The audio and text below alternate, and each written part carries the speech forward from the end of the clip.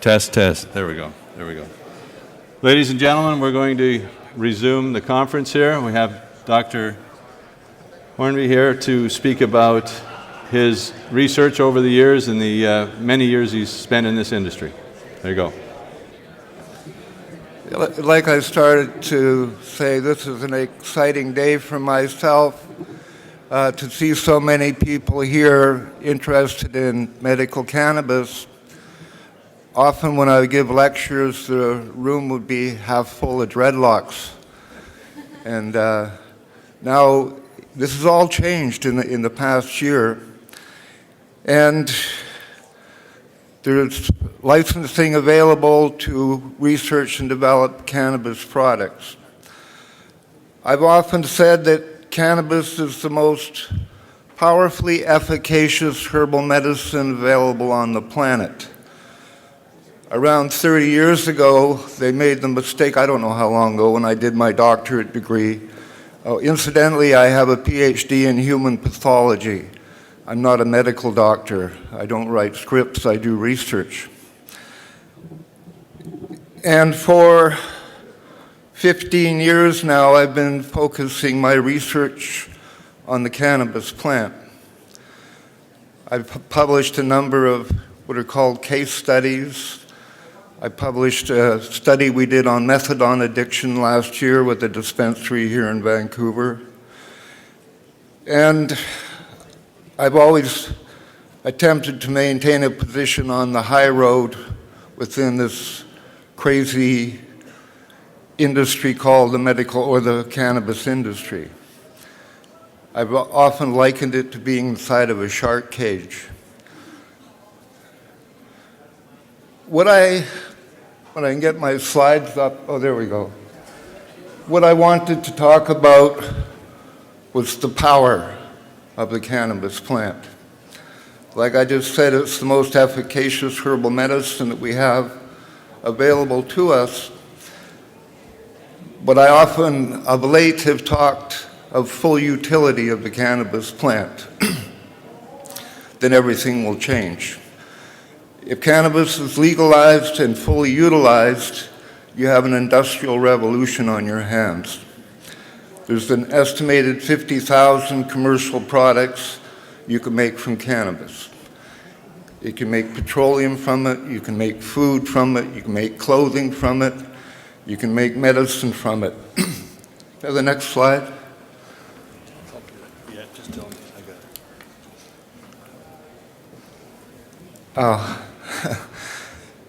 it. I don't want to tell you how much my own money I've spent researching cannabis over the last 15 years. There have been no resources available, no grant money. I've kept the blinds half open, waiting for a yellow stripe on a pant leg to come by. There's always that fear of being busted. But like I say, I would work with the dispensaries and only with people licensed with MMAR licensing, as it was called, and people working with dispensaries. In the dispensary that I had my lab in, I witnessed roughly 4,000 people using cannabis therapeutically. And I got no pictures here. Do you want me to hit it again? Is that where we should be? Yeah, there are pictures that aren't showing up here on the screen. That one? Yeah, that's good. That's chromatography. That is the bread and butter of what I do. It's called high-pressure liquid chromatography or high-price liquid chromatography, depends if you're paying for the instrument. They run about $70,000 new today. They've come down quite a bit in the last few years. And you can lease them for about $1,500 a month.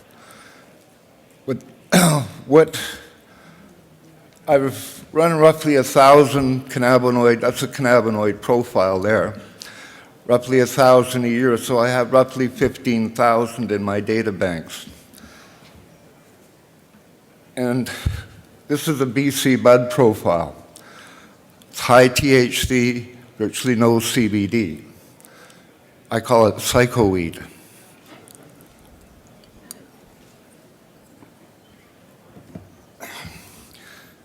I looked at that profile 14,990 times. And then, can I have another slide? Keep going. Oh, stop there. We'll get back to the chromatography in a minute. This is a list of cannabis efficacy. Efficacy meaning the desired effect. And you see it's a pretty long list. There's more than 25 illnesses there. Most of my experience has been around chronic pain. You heard John Burfello speak earlier this morning. I've been working with John for about 8 years. And when he came to me, he came to the club that I was in, and he was full of opiates and a living dead person, and now he only uses cannabis for his pain relief. And he's had 2 operations only using cannabis post-operatively for pain management. John is an incredible guy, and he's come a long way. Now, this list of cannabis efficacy, I've often said, that's why it's illegal. Because that kind of profound range of effectiveness on so many different illnesses competes with the pharmaceutical industry in its anti-inflammatory market, its antidepressant market, its pain relief market. And this is a natural herb. It's a natural product, profoundly useful medicine that's been illegal for about 90 years because it competes. People in the petroleum industry, people in the cotton industry, people in the food industry can come up with very similar lists of the usefulness of the cannabis plant, and they'll also say that's why it's been banned.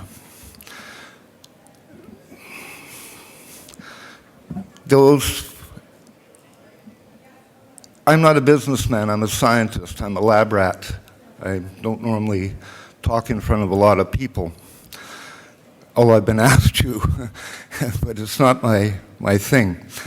But in my simple mind, if I was going to invest in cannabis as a medicine, you can pick any one of those illnesses and you can create a product around treating those illnesses, and you'll have a major seller.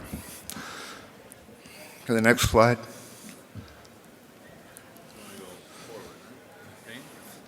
Yeah, there's a good graphic that goes with pain, but that is cannabis's greatest efficacy. Could you go to the next one, please?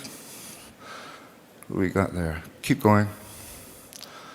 Yeah, now, this also had a picture of a little girl named Haley. Her name is spelled different than the comet, but the strain of cannabis that we named after Haley has an unusual profile. I don't want to flip around in slides, but if you look at the first peak there, that's cannabidiol. In the one I showed you earlier, the BC Bud profile, there's virtually no CBD present. This particular strain came to myself from Vancouver Island, and after looking at BC Bud profiles thousands of times over, and this one came, and the first peak to come out is the cannabidiol, and it started going up, and I got excited because I knew it was going to be a useful medicine, and the hippie kid that brought it to me started to cry. And I guess because I got excited about it, and he knew we would have good medicine, it made him emotional. But within a day, I had this cannabis prepped into an oral capsule prep, and had mom of a 14-year-old girl give it to her, and she was experienced 10 to 16 grand mal epileptic seizures a day, and she didn't have any for 2 weeks, silent. We took her to the Children's Hospital, and definitely a decrease in seizure activity, and they did EEGs on her, and And the positron emission, I believe, was they were looking at with her brain, and the significant reduction in epileptic seizures in a 14-year-old girl that became the youngest at that time NNAR licensee in Canada. I have worked with her for 8 years as well. She wasn't expected to live past 15, and I escorted her, I chaperoned her to her high school graduation a couple of years ago. She's now 21. And that is the result of cannabidiol, that first peak there. I call this a 50-50 strain because there's equal CBD and THC. And then there's a third type of profile, which is what we call hemp, which is virtually all CBD and no THC. I say it is written that the genetics only goes 3 different ways. This is very, very important to understand in developing cannabis medicine, that you'll either get high THC, low CBD, like in VC bud, psychoweed, but not to be discounted. You could get 50-50 strains like Haley's Comet or Canatonic Tsunami, or you can get hemp strains, which are just high CBD, low THC. Now, I've never met a pot plant that wouldn't interbreed. They're all one species. There are different subspecies called ruderalis, indica, and sativa, but they all interbreed. They're all one species. So you can get crosses of the high CBD, low THC with 50-50s and with high THC, low CBD. My mouth's really dry.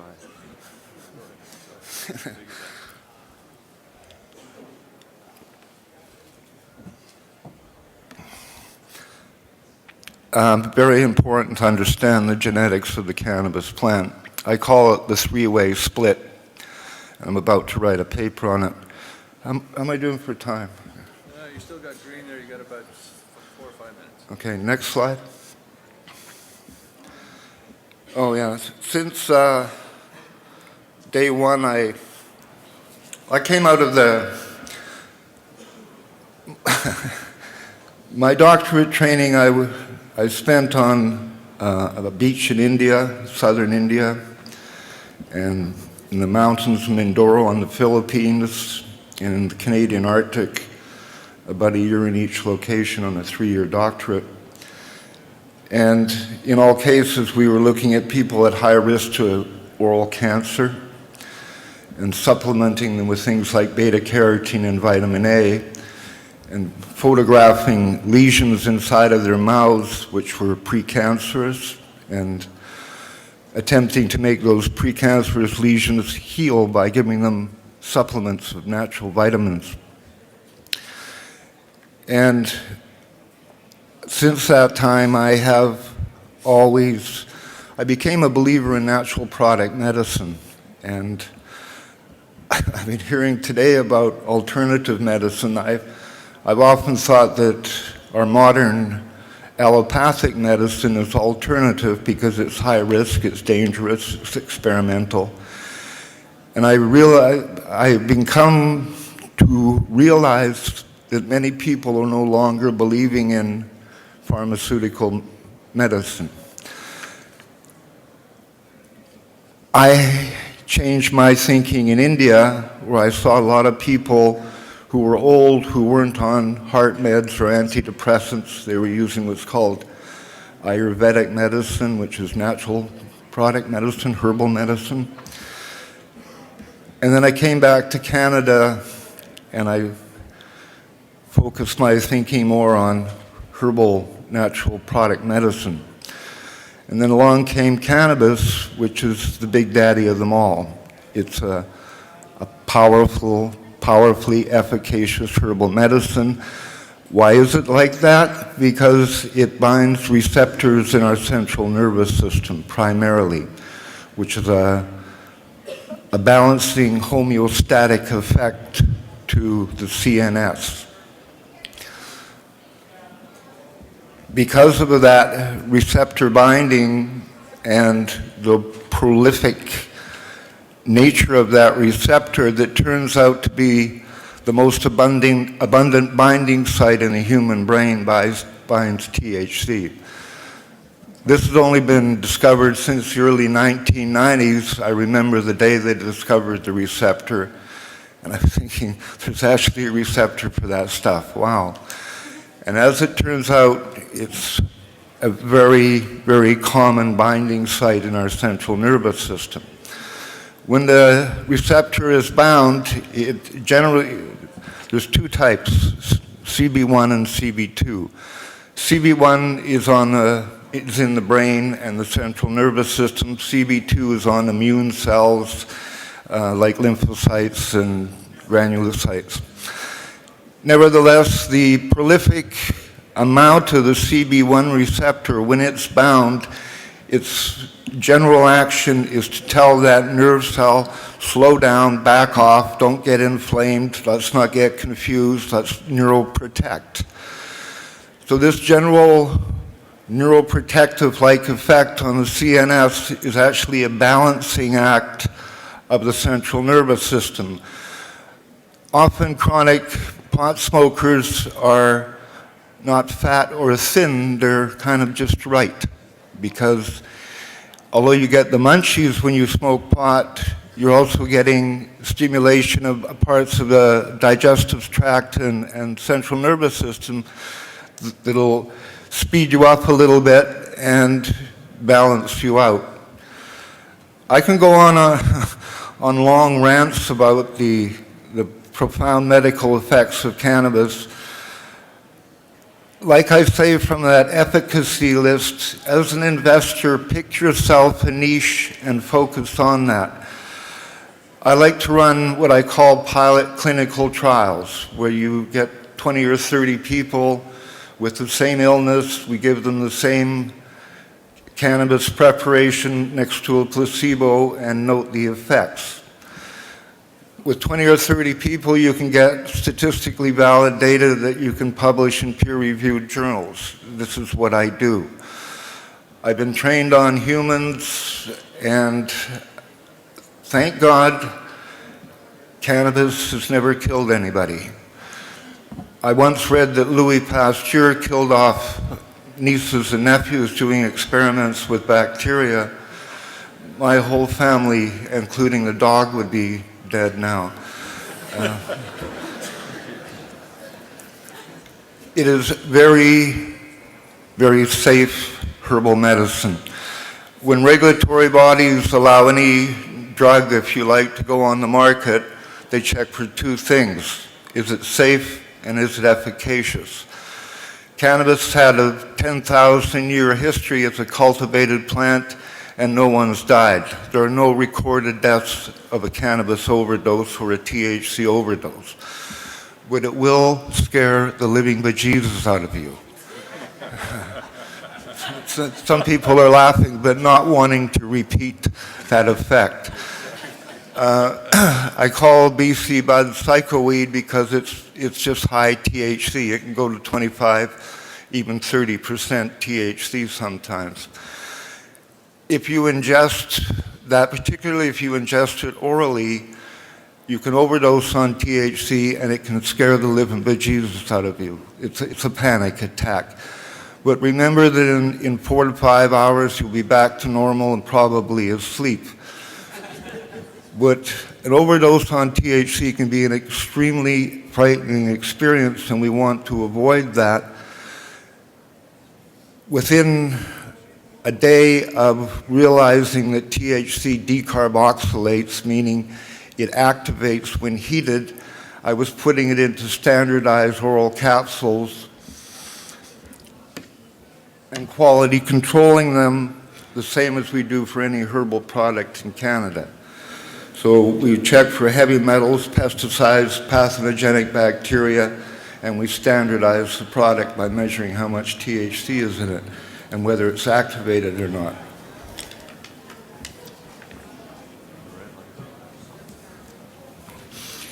So, can I have another slide? That's typical BC bud. That's hemp. And that's not there, so I can't show you the overlay. Keep going. Yeah, keep going. Oh, that's where the medicine is in the trichomes. I've got no video. We got a summary Yeah, slide keep there. going. Though, yeah, leave it there. Yeah, for many years, when I would give lectures, I would end with the rubber bubble, because for the past 15 years since I've been working with medical cannabis, I'd push my arm out, it would slap back, push my leg out, it would snap back. That's because legality was on the other side. Now we can actually get licenses to do this research, and that is tremendously exciting to myself. We can actually do this legally now. This is a huge, huge, powerful plant. I have witnessed miracles with it as a medicine. That's my field, human pathology. I've seen a little old lady set aside a walker and do a dance. I have a photograph of a fellow who spent 13 years on the couch clicking his heels. It is profoundly useful. And like I say, full utility of the plant, everything will change. Petroleum will change, clothing, food. Let's utilize it, and don't be afraid of it. Like I say, the only thing you would fear is an overdose on THC, and we've now standardized cannabis into oral preparations, topicals, suppositories, e-cigarettes, many different administrative routes, and many, many uses. I think I'll end now. Thank you very much for listening. If you have any other lab rats like yourself, bring them to the next conference. Does this man know what he's talking about, ladies and gentlemen? Unreal. Good job. Thank you. Good job. Is Terry here? Terry Roycroft?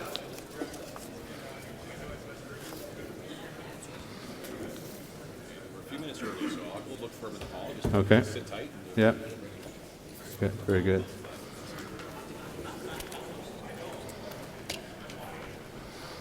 Maybe we could do a couple of questions.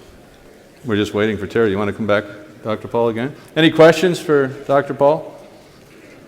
Must be one out there somewhere. Don't be afraid. Yeah.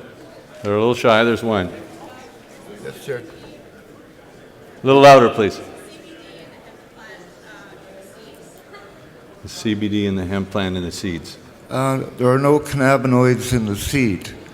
The CBD is on the seed as a contaminant. It comes from the flower. There's no cannabinoids within the hemp seed at all. Okay. Okay. That's it for now, ladies and gentlemen. We have the next speaker on. Okay, one quick one. I was just curious, does the plant become acidic after, is life using the best way to get the medicinal properties out of it? And does it become acidic within 15 minutes after using it? To be consumed right away? Good question. Maybe I can, Just yeah. did you say does the plant become acidic? Yeah, is live juicing the best way to get the medicinal products, and does it need to be consumed right away? The question about juicing, is it the best way to get the medicinal products? Cannabinoids hate water. I had a slide here where I show a juicer with juice coming out the side, pulp coming out the back of the juicer. All the cannabinoids are in the pulp. They'll do anything to get away from the water. But that water is a highly nutritious drink. It's chock full of minerals, vitamins, anti-cancer, phenolics, good stuff for you. So I never discount the juice, but I just inform people where the THC and CBD actually is that's in the pulp. And it's not activated there. You still got to heat that up before it'll be receptor active. Okay? Thank you very much, Dr. So porridge. Thank you. Good job. Next, ladies and gentlemen, we have Terry Roycroft. His company is Medicinal Cannabis Resource Centre. We met Terry last fall, a very knowledgeable man and a good man in this industry. He spent a lot of his life at it, so he's going to definitely tell you a very good story about his life and what he does in this industry. Terry Roycroft. Thanks, Terry. Hello. Nice to see some smiling faces out here. Different crowd than we usually see at these type of events, so it's interesting. My name's Terry Roycroft. I'm with the Medicinal Cannabis Resource Centre. We are a resource center that was founded in 2010 for the purpose of connecting patients with physicians. In 2010, there were very few supportive physicians in the country, and we saw a need for that. Patients were having much difficulty getting the support that they needed, and at that time, the program was only at around 5,000 licensed patients. In the 4 years that have happened since that, we've seen a balloon to almost 40,000 patients. So the MMAR program was instituted in about 2001. Part of the reasons that MCRCI came into effect was to assist those patients in doing that, and we do that by virtue of having doctors within the clinics themselves so that they can support those patients through the licensing as well as through our educated staff and experienced staff to take them through the whole procedures of deciding what strains, what doses are good for them, as well as locations that they can actually get that medicine. So the people that we help are wide-ranging. They range from elderly, seniors with chronic pain, rheumatoid arthritis, things like that, all the way down to younger people that have got epileptic episodes. We've seen a lot of increased interest in that since Sanjay Gupta's documentary on CNN identified some of the benefits of high CBD product and low THC for epileptic and young children. So we help a lot of people. We also work with them through telemedicine, so it allows us to work with people across the country and facilitate their needs as well. So as we move forward in this industry, MCRCI has been working on the old program called the MMAR, the Medicinal Cannabis Access Program. Now this program was implemented, as I said, back in 2000, and that was done because of a lawsuit which forced the government into creating a program that would create ease of access for the product for patients that were medically supported by their physicians. So when this happened back in 2000, it was an early program and really didn't grab any kind of friction until much later. But during that period of time, there had been many changes to the program in regards to the ability for patients to grow for themselves, the amount they can grow, who they could designate to grow product for them, and different situations like that have changed over the years. So as we move forward, what we're looking at is getting into the new program. So through the changes and some of the abuse that was happening in the old program, Health Canada decided rather than to try and fix it and stopgap it as they had been over the last 12 years, they decided to change the program.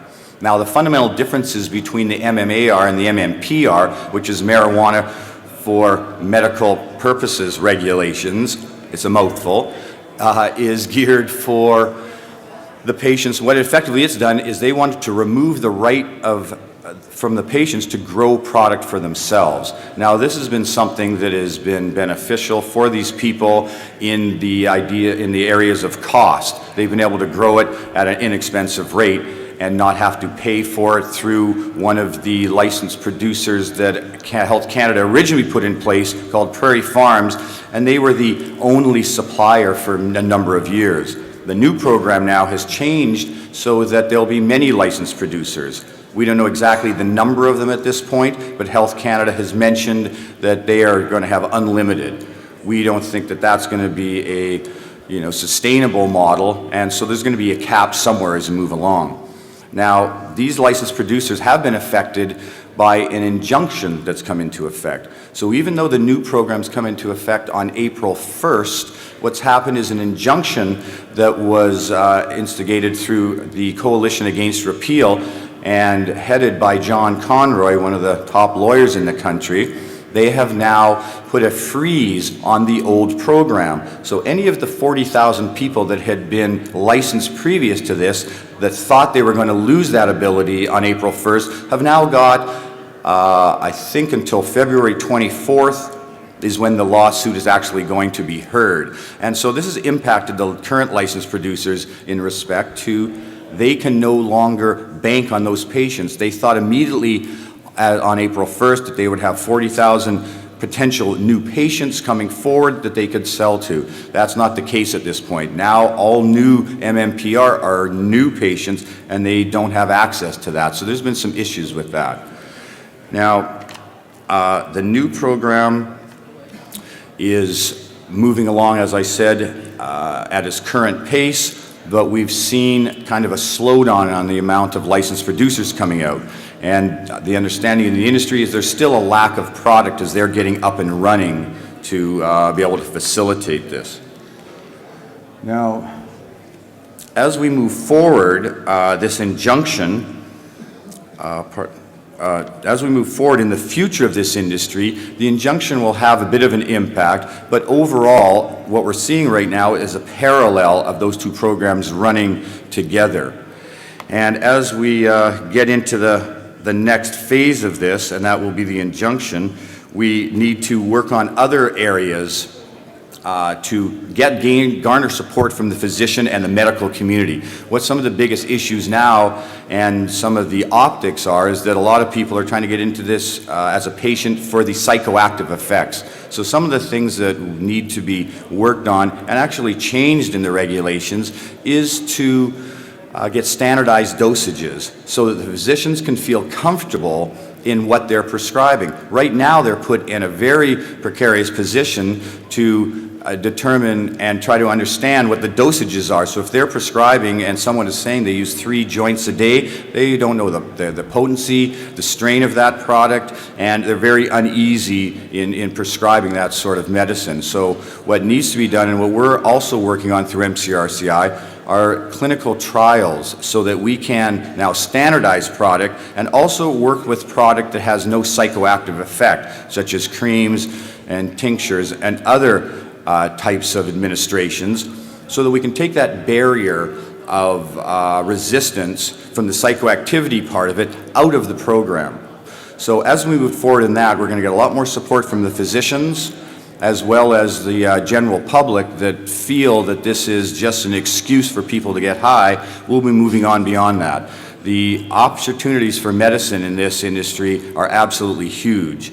One of the other issues that's being talked about quite a bit is the legalization.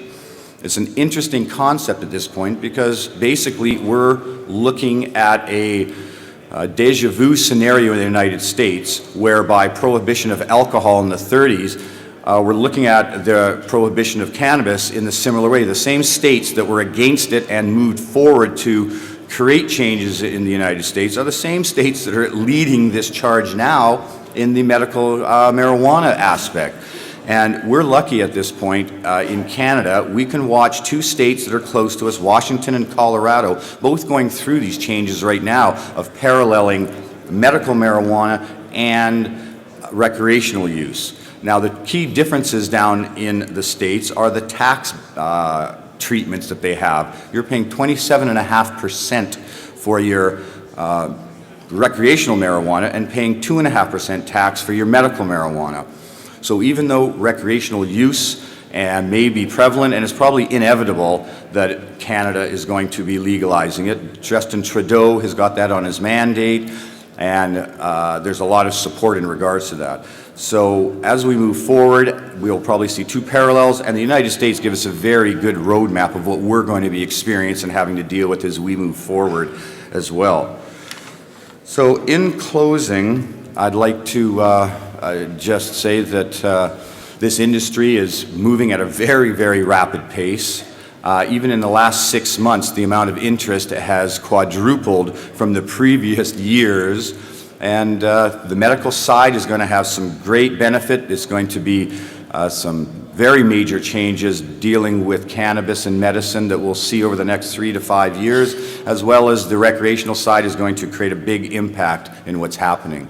So happy investing, and this is going to be quite a wild ride as things continue to move forward. Thank you.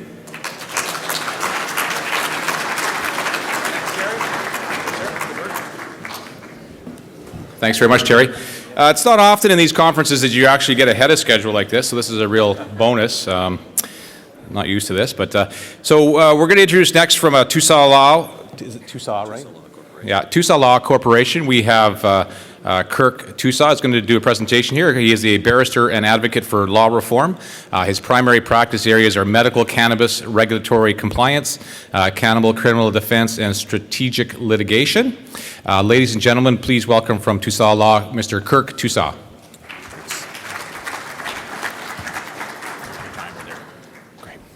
Thanks very much. Appreciate GreenRush Financial Conference giving me the opportunity to come here and talk about a subject that's very near and dear to my heart. I've been practicing in the area of medical cannabis, mostly defending those that are charged with criminal offenses under the old system or the Controlled Drugs and Substances Act for about the last 10 years. I've watched the industry grow from a time here in Vancouver when I virtually knew everybody involved in the dispensary industry to the current scenario where there's a tremendous number of players entering the LP market, as well as it seems like more and more gray market medical cannabis dispensaries opening, at least in Vancouver, every week. It's not often you get the opportunity to speak to such a varied group of people, and I appreciate that opportunity. I've seen people here from virtually every aspect of medical cannabis, from patients all the way right up to investors and companies seeking to enter this sector. I'm going to assume, for the purpose of my remarks today, that because this is a business-oriented conference, most of the people here are already familiar with the general contours of the MMPR, the Marijuana for Medical Purposes regulations.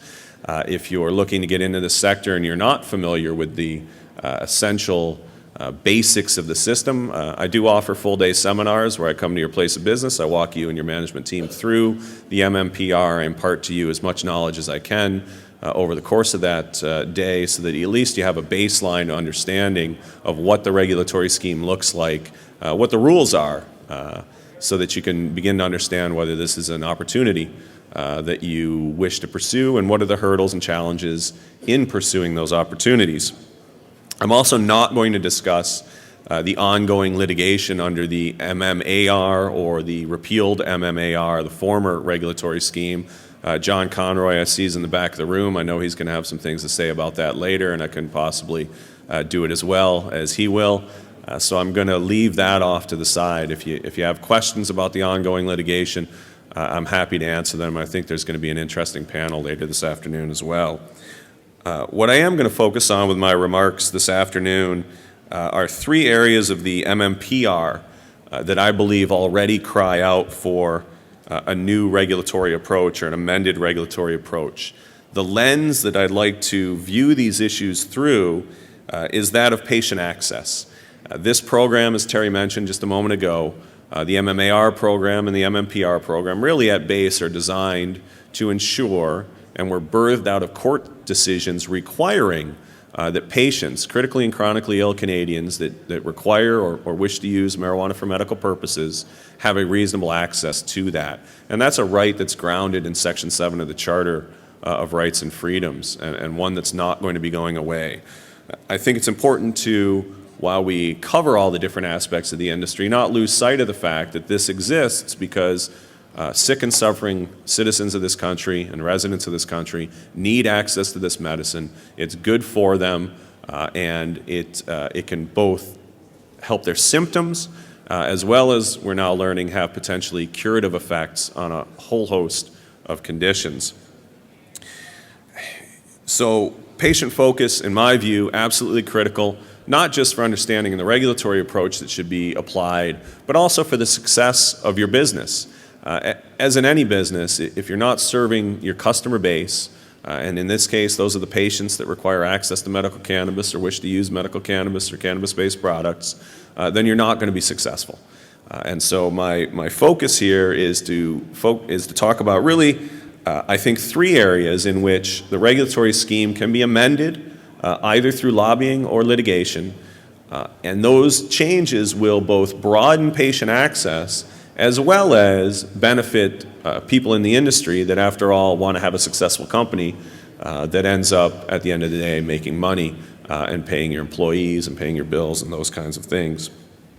So I have 3 general areas I'd like to talk about. The first is, and I think Joy Davies probably talked a bit about this this morning, although I unfortunately missed her presentation, lobbying the provinces for covering the cost of cannabis and cannabis-based medicines.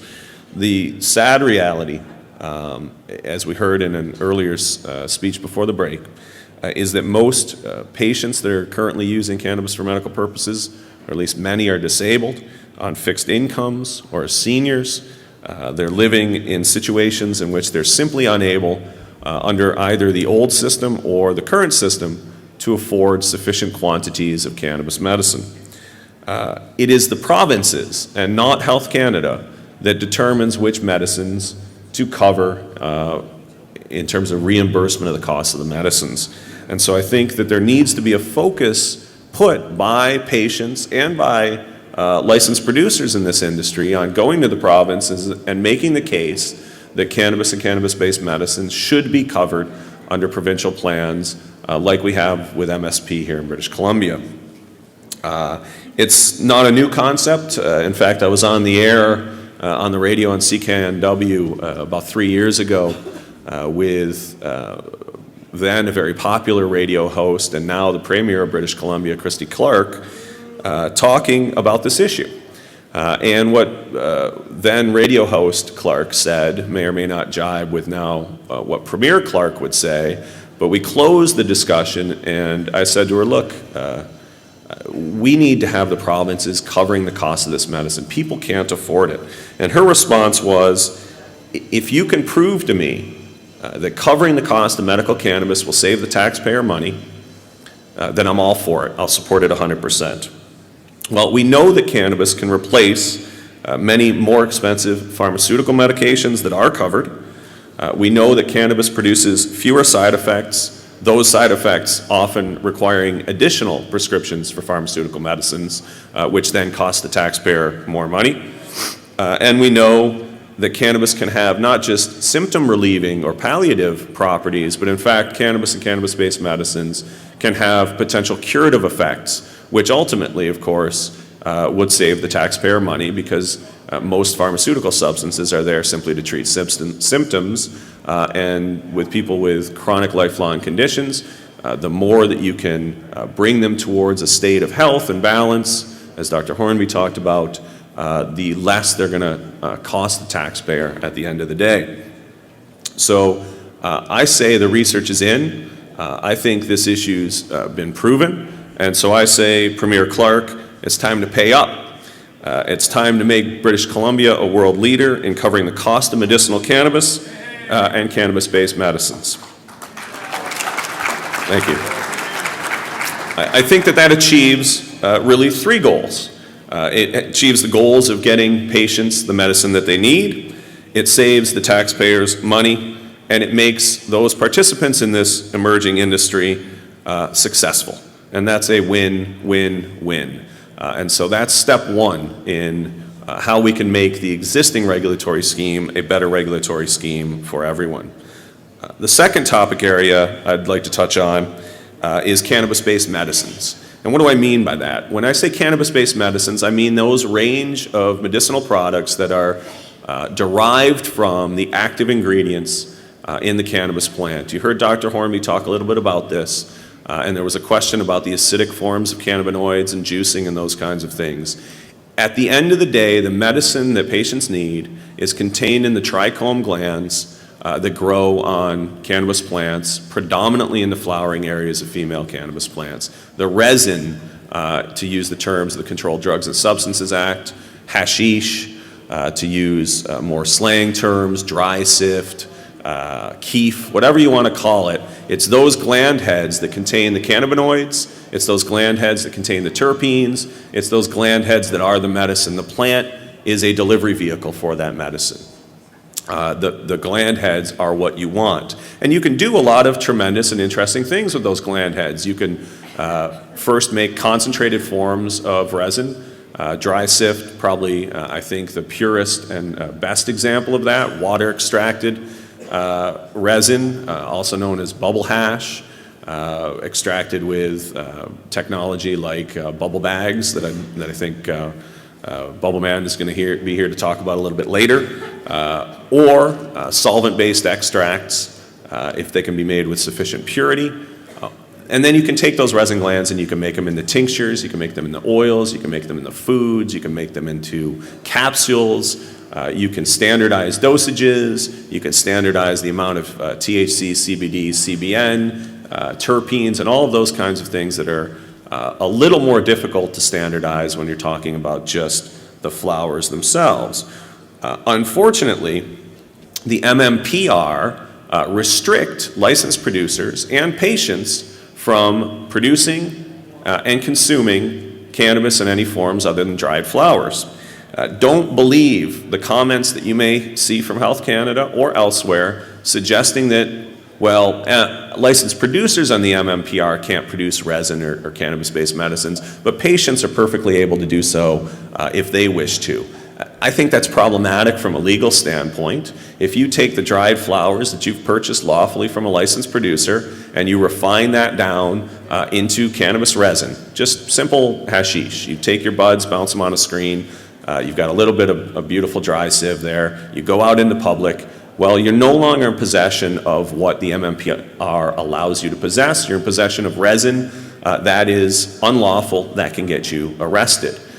By producing the resin, you've violated the Controlled Drugs and Substances Act, and producing resin in the Controlled Drugs and Substances Act carries with it a maximum penalty of 14 years in prison. If you've made edibles or topical products, you are now in possession of THC or CBD, a different offense under the Controlled Drugs and Substances Act. It's illegal, and so patients remain just as at risk as they ever were under the MMPR and its arbitrary restriction to dried flowers only. I say it's arbitrary, and that's not my opinion. That's the opinion of the BC Supreme Court. I litigated this issue in a case called R.V. Smith, successfully advocating for the right of patients to consume cannabis in forms other than dried flowers alone. And a judge of the BC Supreme Court said charter rights of patients in British Columbia require access to these other forms and struck the word dried from the MMAR, the old scheme. So why did the government essentially ignore that in promulgating the MMPR? Well, unfortunately, it's part of a pattern of ignoring what the courts have said about charter rights of patients, but it's something that LPs and patients need to be lobbying the government to change. And they need to be doing it because again, it's a win-win situation. If we provide lawful access to cannabis-based medicines to patients, patients win. And if LPs are entitled to compete with existing gray or black market suppliers of these cannabis-based medicines, then they win. And ultimately, at the end of the day, what we're looking to do is bring all of us out of the darkness and into the light, and to legitimize and make lawful all aspects of medical cannabis industry, and that includes resins and derivative products. Now, I mentioned a moment ago competition with existing gray market suppliers of medical cannabis. These are compassion clubs or medical cannabis dispensaries, and that's my third topic that I'd like to just briefly touch on today before the red light here goes off and they drag me off stage. Although I think somebody said we were ahead of schedule, so I might run on a little past the red light if that's acceptable. But my third topic is we need to lobby the government or litigate to enshrine the right of dispensaries to continue to exist and to distribute medicine to patients in a retail brick and mortar setting. It is unconscionable. And frankly, it makes no sense from a delivery of medicine standpoint to restrict licensed producers to simply producing it and having online or mail order delivery. That puts them at a competitive disadvantage. It's not how we deal with any other medicine in this country or natural health products. If you walk around Vancouver and you want to buy all manner of natural remedies, you go into the store, you look at the quality of the product you're getting, you smell it, you look at it, you talk to the shop owner about it, you can find out where it's sourced from, you can find other patients that have benefited from that particular product. You create social capital in that brick and mortar environment, and dispensaries have been doing this for more than a decade here in Vancouver and across the country. They've been doing it very, very well. They have a ton of institutional knowledge. They have membership bases and lists of patients that are obtaining products from them. And they've done that at tremendous peril to themselves, tremendous legal peril to themselves. And these people are pioneers and heroes. And they've been clamoring for a decade to the government to say, look, we know what we're doing. Bring us into the fold. With reasonable regulations that allow patients to have access at a storefront level. This has a number of benefits. For example, persons that are living on fixed income, if you've got to mail order your cannabis, you've got to pay shipping charges on every package. Well, nobody's buying a gram of cannabis by mail order and paying $15.95 in shipping and handling charges. It doesn't make sense. But if you talk to dispensary operators, you see that much of their client base scrapes together enough money to buy a gram of medicine a day or every 2 days, comes in, buys that gram, consumes it, gets the relief that they need, and then comes back the next day without any of the hassle of and cost and expense of ordering by mail. So how does this turn into a win-win for the industry? It turns into a win-win this way.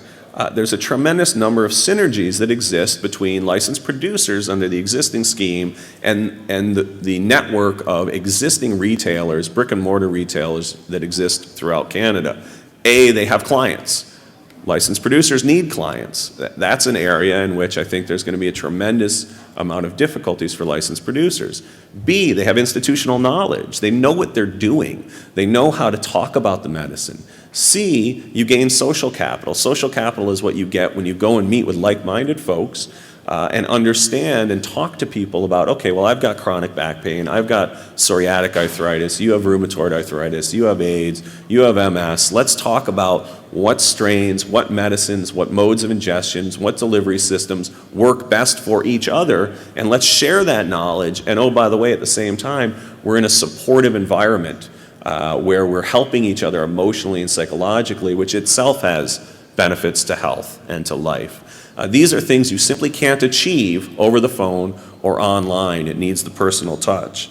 And so by blending the existing network of unlicensed gray market brick and mortar sales with the emerging industry in licensed, standardized, quality controlled production of medicine for patients, we achieve, again, another win-win. LPs get clients and distribution sources, dispensaries get legality and the ability to not worry about the police kicking your door down at night and not just arresting you, because these people are willing to take that risk, but interrupting the supply source for your thousands and thousands of patients who have come to depend on you for the medicine that they need to improve their quality of life. And the patients benefit by getting high quality, standardized medicine in a variety of modes of ingestion in a convenient way to access it.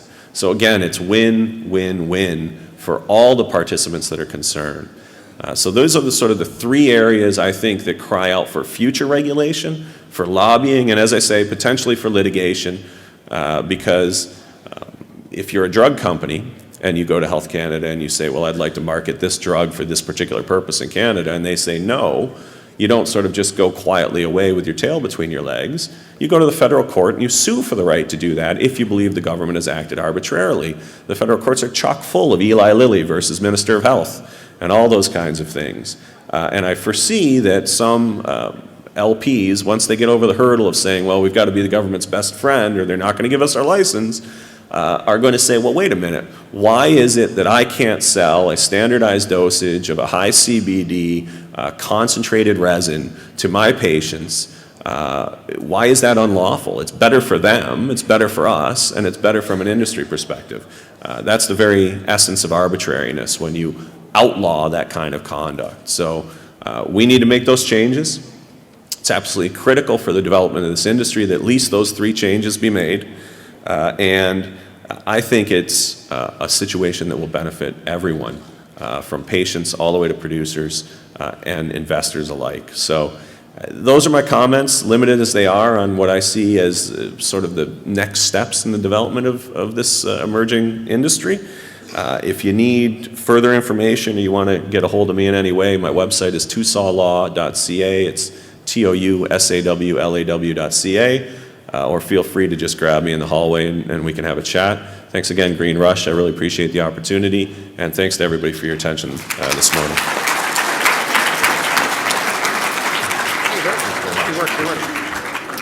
Okay, thanks very much, Kirk. And yeah, we're still slightly ahead of time, so we're going to give our next guest a few more minutes as well. I think most of you are fairly familiar with the name Emery. We have Jody Emery coming up next, of course, the wife of Mark. She is currently the owner and director of Cannabis Culture magazine, Mark Emery's Cannabis Culture headquarters store, Pot TV, and the BC Marijuana Party headquarters. So ladies and gentlemen, please give a warm welcome to Jody Emery. So here's your timer, okay?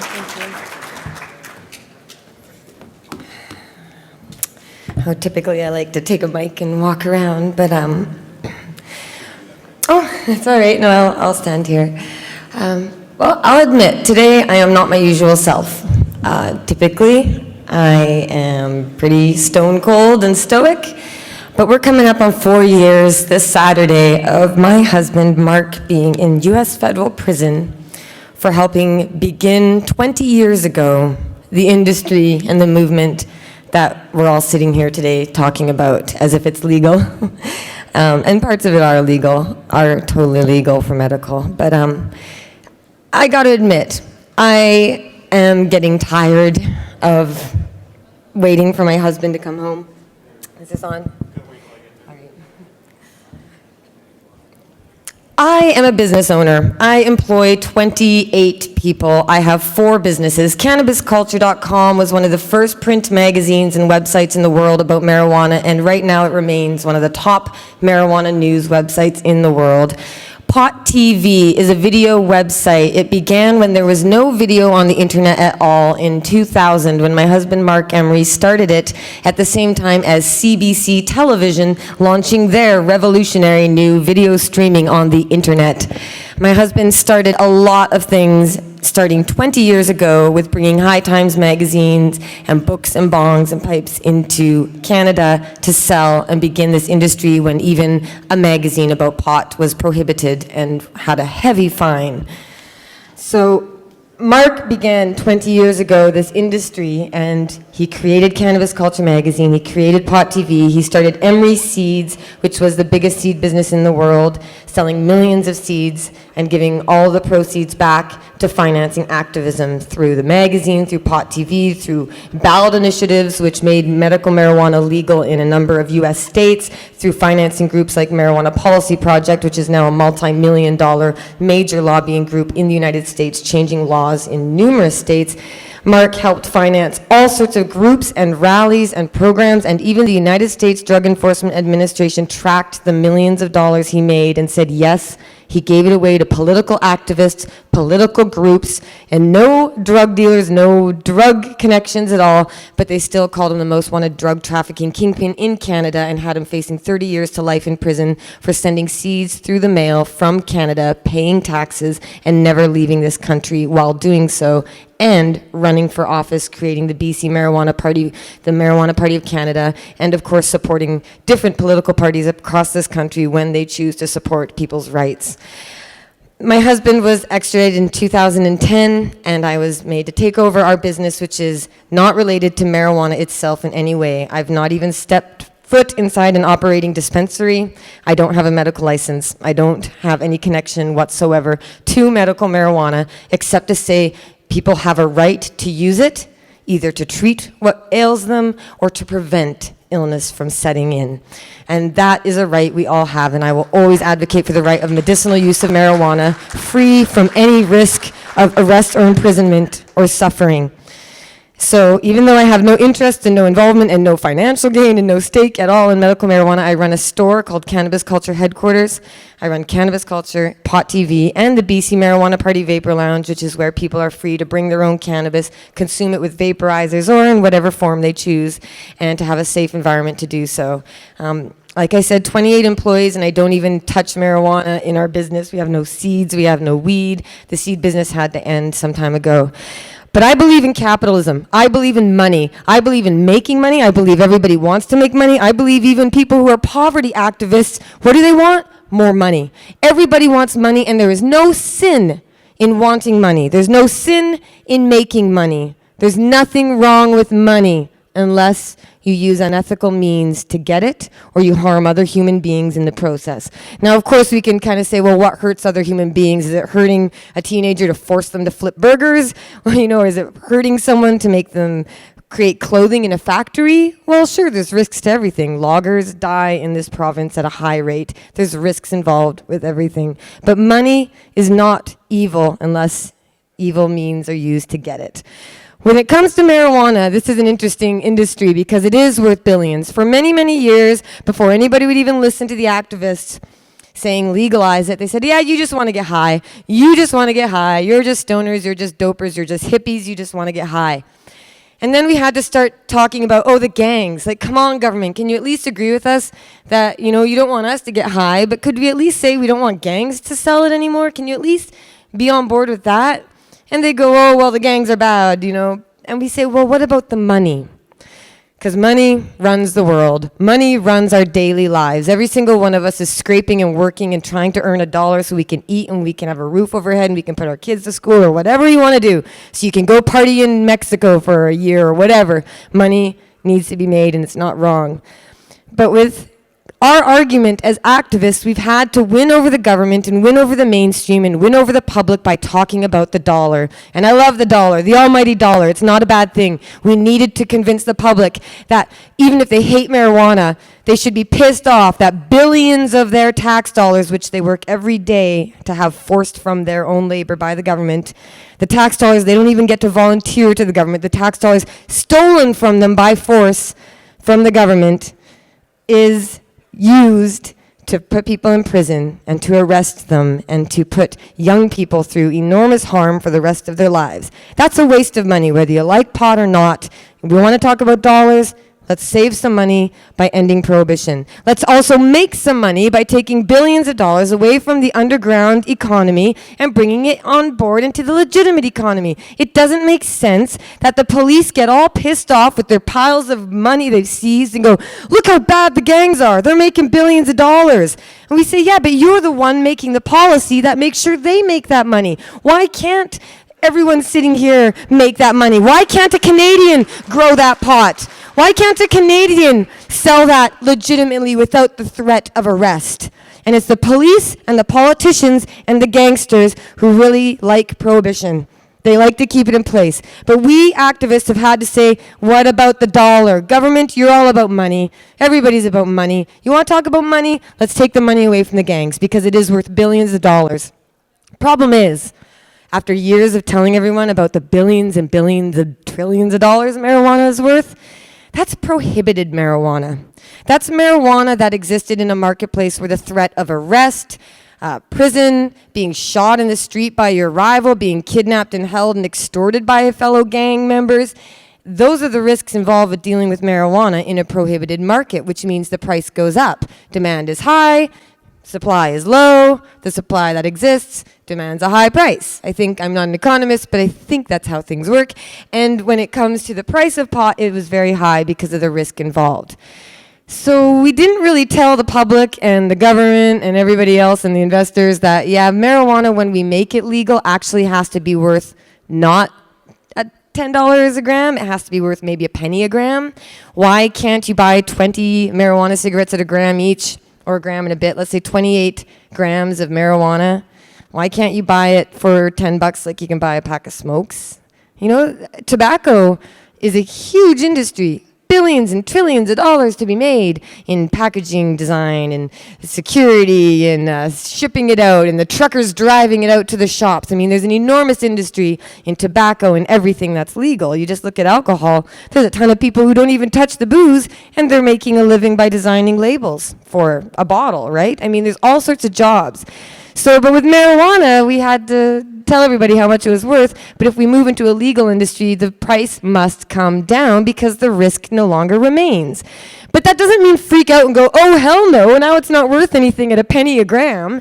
It is worth a lot. Do you know how much pot people smoke?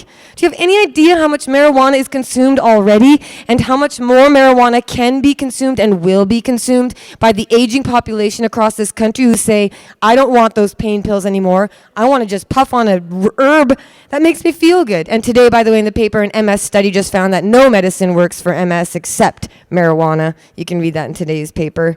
So marijuana is going to be used by a lot of people. And even if it sells for only a penny a gram, there's still tons of money to be made. Again, there's a lot of demand for it, and there are a lot of jobs in the industry. You don't just have the dealer selling it out of a backpack. You've got storefronts. You've got employees hired. You've got all sorts of things involved with the legal industry, but the price must come down. Again, that's not going to mean you make less money. It means that you have a bigger market and there's more money to be made, but it is going to be like the free market. Take a walk downtown, you'll see restaurants that flourish and restaurants that fail. Jacob Clothing Store in Canada, it's a shame, they just are closing down, they're shutting down all their stores across this country. Businesses grow, businesses fail, businesses boom, businesses bust. It's what happens. It's what's going to happen in the marijuana industry too. But I just want to talk quickly about cost and price, a side that I have more intimate knowledge of. Is the human cost. I am all for business, as I've said. I believe in this industry. I want it to be legal so we can all make a ton of money off of it, and I think everyone can be happy doing that. But I kind of get frustrated when, we talk about it as if it is legal. I mean, just sitting here right now, this is it's surreal to me that my own husband is in Mississippi federal prison right now, finishing 85% of the 5-year sentence, so it'll be 4 years and a few months. He'll be out in late July, August this summer. Thank God. But to think of how much has changed in that time is incredible. I celebrate this. I have no qualms or issues with any of this. I think it's phenomenal. Again, capitalist. Oh, and by the way, my title of my talk is supposed to be Compassionate Cannabis Capitalism, because I don't think capitalism is evil. I think capitalism is wonderful, and I think with cannabis we can have a compassionate capitalist cannabis industry. I believe that exists, but human beings are terrible or wonderful in every part of society. You have good teachers, bad teachers. You got all sorts of human nature and values, so that's going to go into businesses. So some businesses will be run by jerks, some will be run by nice people. Happens every day right now, right? I mean, it's not a big deal, but you're going to have a lot of businesses going into this industry, and I want them to just remember it's not legal yet. Today, right now, someone is getting arrested for pot possession. Right now they're going to court. Right now somebody is in court, probably in Ontario, let's pick a province, and they're saying goodbye to their wife and their kids. They're saying goodbye to them because even if they're only going to prison for 3 months or 3 years, that's a cost. That's a human cost. We can put some numbers on that. We can say, oh, he would have earned, 50 grand a year working his job so he could support his wife and kids. So now we're saying, oh, well, that wife now has to support her husband in prison and her kids by herself. So that's a cost. But we also have the cost of the shame on the children who go to school and learn that the police are the good guys and the prisoners are the bad guys. And they have to sit there and go, my daddy's a bad guy? My daddy's a bad guy because he's in jail?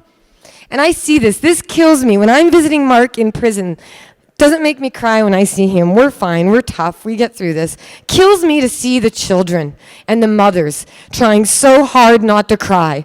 Little 6-year-old girls who come there to see their daddy and have to say goodbye and be so brave. And you see these tough men trying so hard to be so brave. And it's just heartbreaking. Because even the cost of getting to that prison, those are the lucky ones.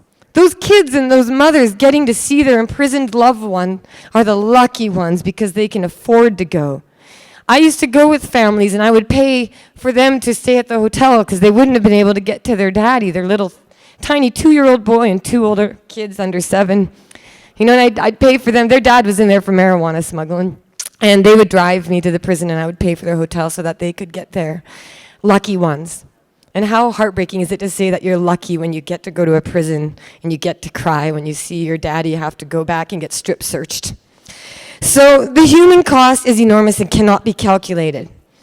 And it still goes on. So while there's money to be made and there's still a lot of businesses opening, and I am blown away personally, even myself, living in the city 10 years, walking down the street going, another dispensary, another head shop, another dispensary, it's incredible and it's wonderful. This is what we want. We've reached that tipping point where we have done what Mark said, to plant the seeds of freedom and overgrow the government. We've overgrown. Public opinion is on our side, business is on our side, industry, science, medicine, even law enforcement, like my husband's own prosecutor, John McCabe, former district attorney of Western Washington, and he helped legalize marijuana in Washington State with me and Mark working with him to legalize it. People are changing sides. Everyone is coming on board except for a lot of cops and a lot of politicians, namely Stephen Harper and the Conservative government. So for everybody here who wants to make money in this new industry, you aren't going to make it, or as much as you could, with Harper. We need a different government. And I'm not going to get partisan yet, but just saying, we need a new industry with a new government, because the medical industry, this is good and all, but I am not in favor of the idea of eliminating home gardens. I am not in favor of any sort of monopoly.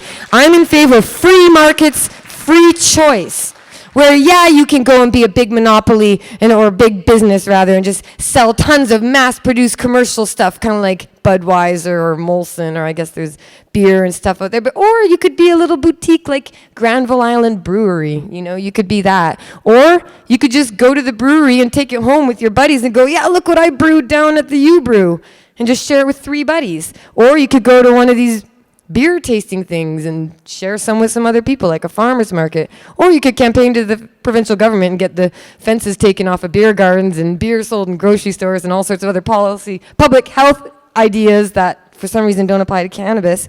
But when we're talking about this new industry that will grow and will exist, remember that it's not legal yet. And as wonderful as it is for the government or Health Canada to create the possibility for many businesses to produce large amounts of marijuana to provide to large numbers of people, that's good. We shouldn't get rid of the home gardens because it's not necessary, because I promise you there are a lot of people who don't want to grow pot and do want to buy it. And they will buy it from whoever can provide it. But it's still illegal. And until we make it legal, you will not reach your maximum market. You will not reach the maximum audience. Your potential clients and customers are still being arrested with your tax dollars that, again, are being forced from your labors by your government at a rate of, I think, 54% of our money goes to taxes in some form or another. Fraser Institute, you can look that up. But you have the government taking your money and wasting it on enforcement and on pot laws that do not benefit the public and do not benefit business and only serve to benefit gangsters.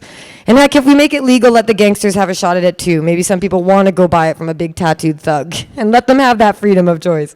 But when we do make it legal, the price will not be that high. There won't be an interest for the underground criminal market to still sell it. It just won't be worth it. There's still a market in contraband tobacco and alcohol. I know these things do exist, but not nearly on the scale as if you made it prohibited. So marijuana is worth a lot of money.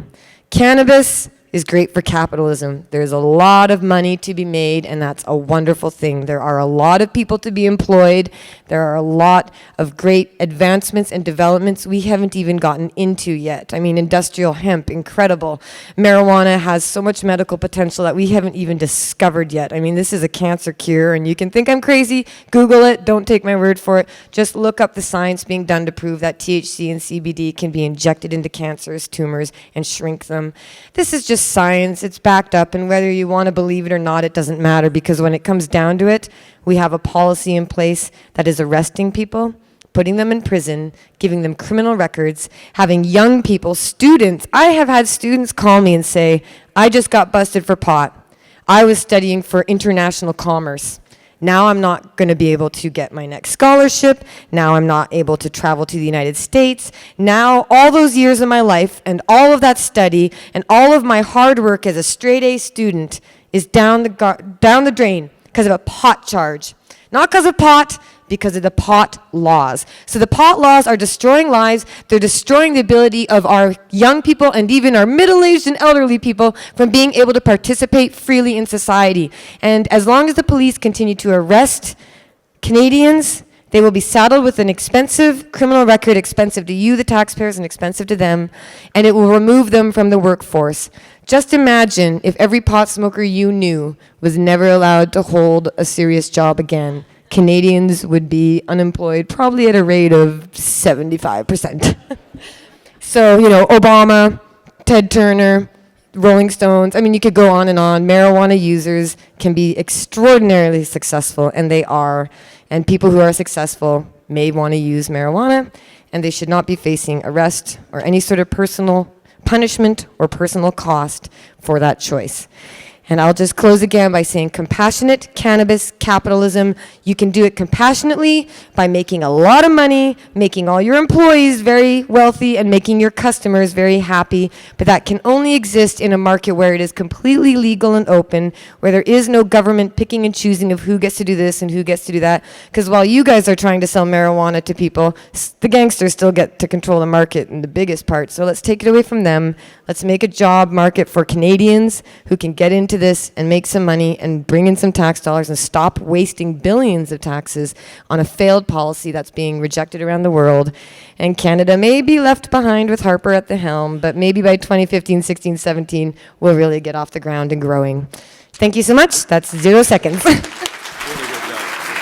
How smart is this young lady? Unbelievable. Thank you. There's a lot. Very good, very good. I'd like to think I'm just about as smart. Who is the next speaker, because I was off the stage here? It's Mark. Sorry, Mark, I missed one. So Mark Richardson coming up. He's with Fresh Headies Limited, Bubble Bags, and it's Cannabis Overview, Medical, Recreational, and Industrial. A gentleman that we met last night, he's been in the industry 15 years. Come on and do it, sir.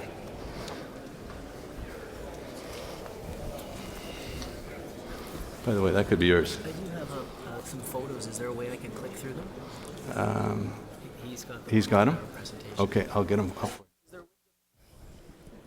Is there a way to get the PowerPoint presentation photos up? The hemp? Yeah, oh great, awesome. All right. There's the little cue. Okay.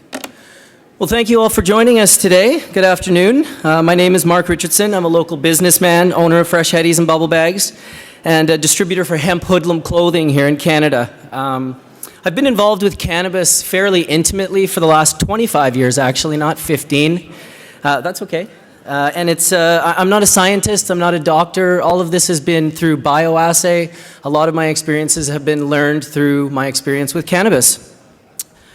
It's nice to see everyone showing an interest in cannabis here in Canada.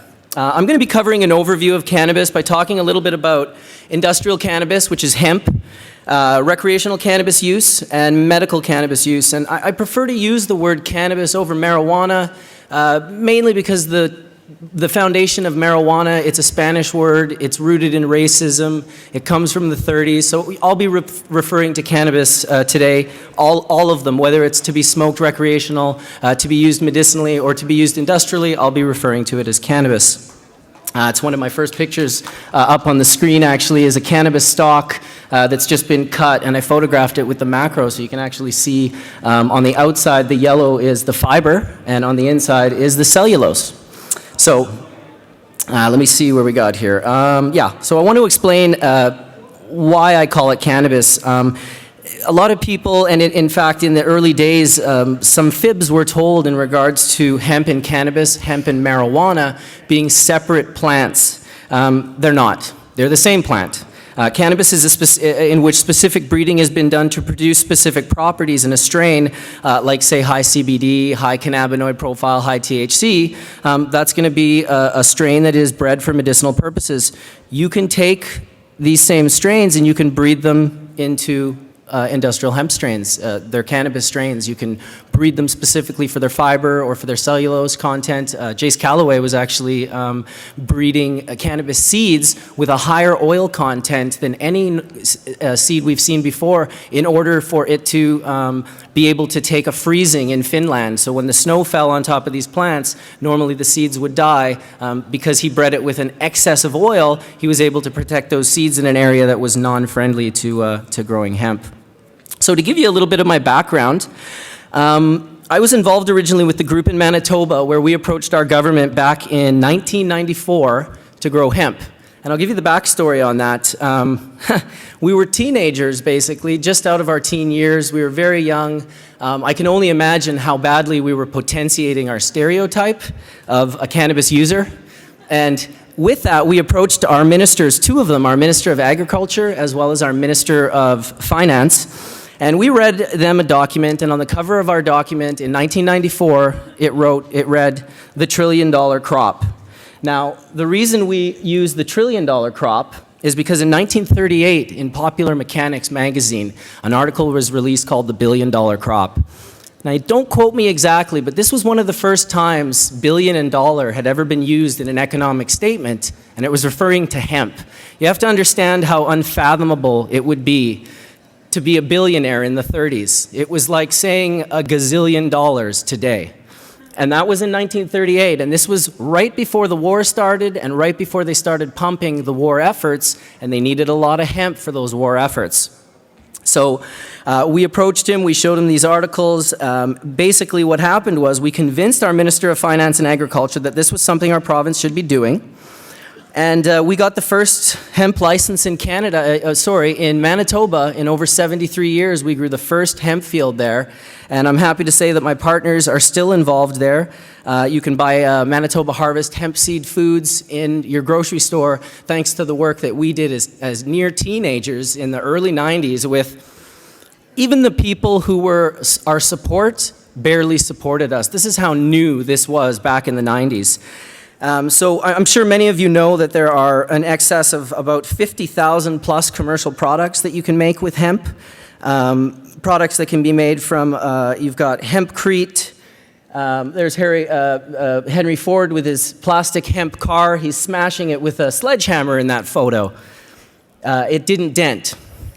There's our hemp oil, extremely high in amino acids. It contains all 8 essential amino acids that your body needs but can't produce, including the 3 that children need. It actually has them, it contains them in the ratios that your body requires to break them down, which is a 3 to 1 GLNA to GLA. We've got from hempcrete, hemp plastics, hemp seed. That's a Manitoba hemp field right there. It's an old picture of us in front of our hemp store. Sorry, some of these pictures didn't work out as good. That's hempcrete. Even futuristic hemp metal. I held hemp metal in my hand in 1999. Stronger than titanium, lighter than aluminum. Carbonized hemp fibers. They're probably making spaceships out of it now. I haven't heard of it since, but it was a 9.8 on the hardness scale and it cut through glass. The only thing on the planet that could cut this metal was diamonds. These are the things that we can make with hemp once we start isolating. And when we use hemp, we've always isolated the one from the whole. If you want to access the fiber, you remove it from the plant. If you want to access the seed oil, you crush it out of the seed. If you want to use the cellulose on the inside of the plant, you extract it. It is always the one from the whole. You can see very, very specific when we grow it. When we grow for fiber, it's very tight and very tall. When you grow for seed oil, they're spread out a little bit more. They want the plants to grow bigger. And so basically, with the medical aspect, you only take the one from the whole. You grow for seed, you're wanting to produce high oil content, you plant extremely close, you want to grow for fiber. This forces the plant into a long cola. When we want to make paper, we separate the cellulose, okay? And although Canada is growing hemp right now for almost 20 years, we really seem to be locked into right now growing for seed oil and really selling it only as a health product in grocery stores. These oils can be used as biomass fuels if they weren't so expensive. And I'm really believing that the future of hemp will be a vast future once the actual infrastructure is put in place to bring hemp to the masses. We know it's tangible, renewable resource that won't leave a damaging footprint behind in its growing or manufacturing, and this is something very few manufacturers can say today. I'm not going to bore you with all the statistics of hemp, but there are many, and it's impressive when you start doing the research. If you check out Jack Herrera's book, The Emperor Wears No Clothes, this is literally the book we used to learn everything we needed to do to convince our ministers to allow us to grow hemp in Manitoba. So check that book out, and yeah, that's hemp. So after starting the hemp growing company with my partners in Manitoba, I moved out to British Columbia in 1996, and I started helping a good friend of mine, Hilary Black, with the BC Compassion Club. And we were producing quality cannabis for their patients. It was definitely not legal. Back then, the only people who really used medicinal cannabis at the clubs were terminally ill people. A lot of these people over the years passed away in our relationships with them. It was very sad. So I started growing for the BC Compassion Club. The club was founded that year. It's been, they just celebrated their 17th year providing medical cannabis to our community, so we should give them a shout out for that. And then within a few years of really focused on growing cannabis and using cannabis and watching the medicinal effects of cannabis, it brought me really into the medical aspect of cannabis. I started my own company, Fresh Headies, which is a company I've run for the past 15 years, and we specialize in glandular trichome isolation. I'll try to get to a picture to give you a little bit of an idea. There's a glandular trichome right there. I took this photo myself. You have two types of trichomes here. A capitate stalked glandular trichome is the tall one, and then the smaller one is a capitate sessile. There are three types of trichomes. There's a third one called a bulbous, which looks exactly like these ones, but it doesn't have a stalk. It's just the head. Here's a picture of a cannabis plant that you can see is just covered in these medicinal aspects. And Kirk touched on it a little bit, as well as I'm sure Dr. Hornby did. All of the medicinal value that we seek, the cannabinoids, THC, the terpenes, the terpenoids, the modulators, they all are produced inside the glandular head of the trichome. So the actual medicine that we're talking about here today is inside those tiny little glands. So what my company does is we've got proprietary technology. We've learned about using water and ice to separate these glands from the rest of the plant matter. It's safe, it's efficient, there's no chemical exposure, there's no footprint left behind in a negative way, and you can extract these resins in a very pure form. So we've been educating people worldwide on how to isolate these medicinal glands from the non-medicinal plant matter, which of course, when the medicine is concentrated as opposed to diluted, you can get a much more powerful effect from it. And I'm not talking about euphoric feelings, i.e. getting high. I'm talking about shrinking cancer tumors and removing hundreds of seizures daily from children with Dravet syndrome.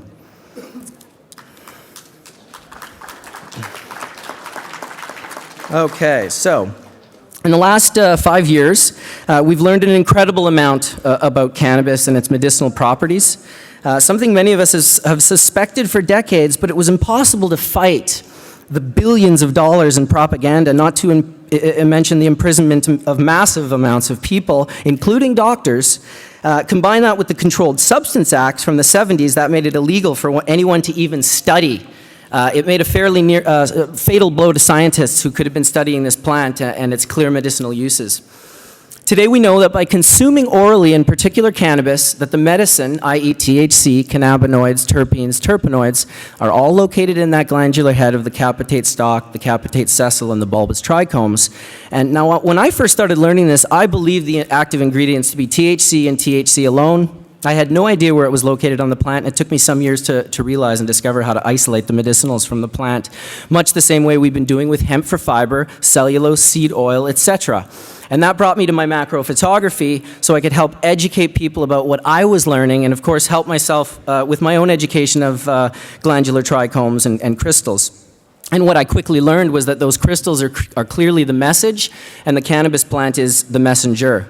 I personally look forward to the day when LPs can make and sell concentrates, as well as compassion clubs, and as well as personal production. To give you a quick education on the glandular trichome, I've shared a photo here, and you can see that the capitate stalk is non-glandular, it's non-active. Often it will be filled with a purple, I can't really go backwards on this, so it's only letting me go in one direction. It's all good. Sometimes a purple color will go up the stalk of the cannabis plant. That's an anthocyanin. It's an antioxidant. It's not used medicinally in the inhalation or the oral, but it is there. And so they want us to buy the diluted raw product and figure out the extracts ourselves right now with how it works in Canada. Could you imagine buying hemp paper and getting hemp stalks in the mail? Or wanting hemp seed oil and just getting like a huge bud that is full of seed, and you have to remove the seed and you have to crush the seed and you have to do all that work. Well, it's the same with the resin. I don't want people, I mean, it's basically akin to Health Canada making us order a pizza and then eat the box with the pizza. The plant matter itself has many properties throughout, but each one from the whole is how it works. The resin produces the cannabinoids that we have found to feed our endocannabinoid system. And I wanted to tell you guys just a little bit about the endocannabinoid system. I'm personally not a doctor, but I've been learning a lot from the doctors that I know and studying. And so the system, the endocannabinoid system, or the ECS, is a system that each and every one of you here today has, a system that helps regulate the biological functions in your body. Now, in the 90s, we discovered receptors in our brains called CB1, and later discovered a second receptor called CB2, which are found primarily in the immune system, the GI tract, liver, spleen, bones, heart and kidney, and peripheral nervous system.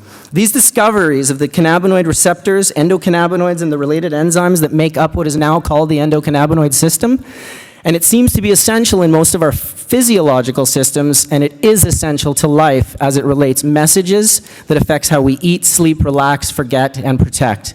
These receptors protect proteins include endocannabinoids, synthetic cannabinoids, and of course phytocannabinoids, which are the ones found in cannabis.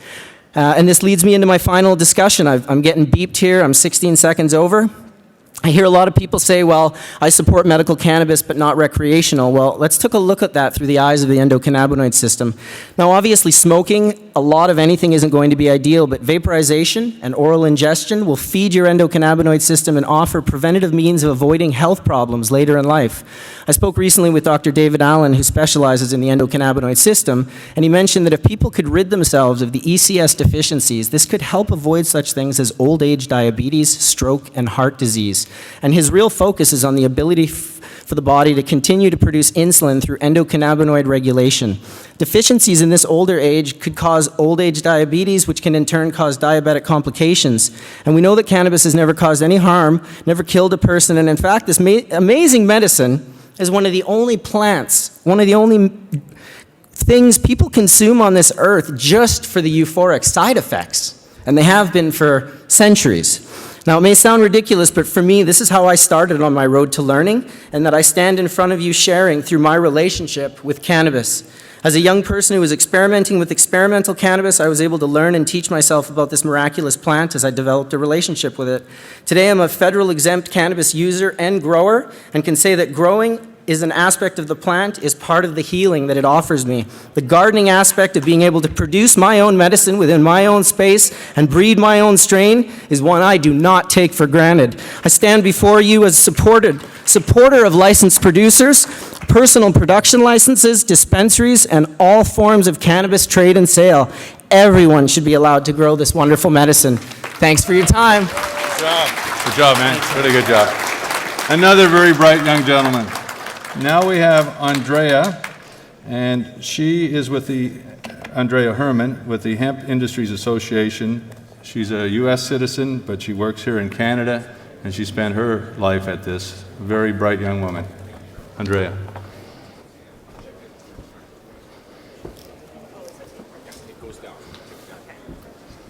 Okay, so there's your... Yeah.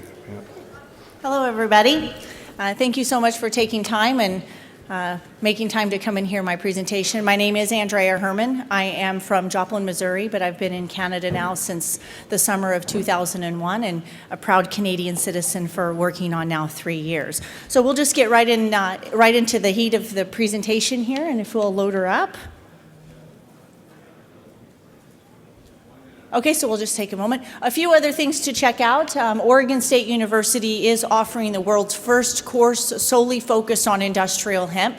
So if you yourself or a student you know would like to take a course learning about hemp, it's a 10-week course. I am the professor of that course. You can take it from anywhere in the world because it's an e-campus course.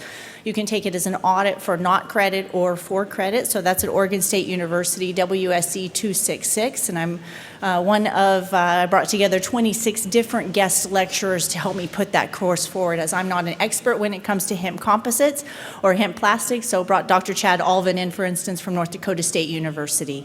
So we have lots of,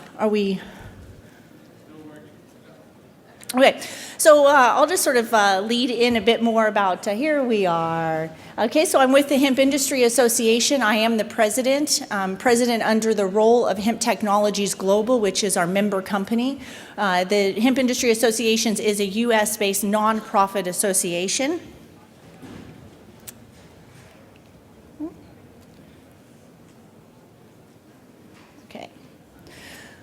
So as I said, we are a nonprofit. The goal of the Hemp Industry Association is principally focused about education and working with our member groups and our member companies to actually advocate for the rights of American farmers and producers and consumers in the United States to be able to access industrial hemp food products and body care products, fashion, and composite products. So a little bit about our corporate office. Myself, as I said, president of the association. Larry Serban with Hemp Traders, which is also here at the booth with us if you'd like to visit with him, as our vice president. Steve Levine is our CFO and treasurer and our ex-president, and then our executive director, Erica Steenstra. So here's just a list of our quick board. As Mark was talking about Manitoba Harvest before in the last presentation, they're one of the leaders in our industry. And this just sort of gives you an idea. Everything from a fashion to soap to hemp decortication to fiber processing and food processing combines our board. And so here's some of us. One of the things that we do is working directly with Vote Hemp, and I will be sharing more about the work of Vote Hemp here in just a moment. But here we are with some of our members as we were up on Washington, D.C. for our lobby day. This was a full organized lobby day where we were in the offices of our congressional leaders, and I will explain a little bit more about why we are on Capitol Hill and why our lobby days are so important to us.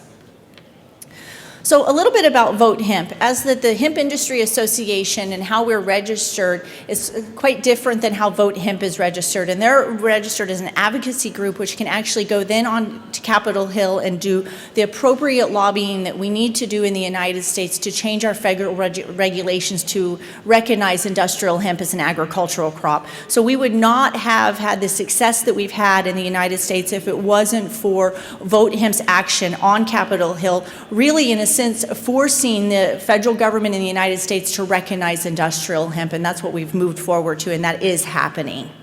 And that's Ben Droz up there at the top, and he's our lead guy up on the hill, so everybody on the hill knows Ben, and they say if you're in the new position holding the ag folder, having a visit for Ben is sort of a rite of passage.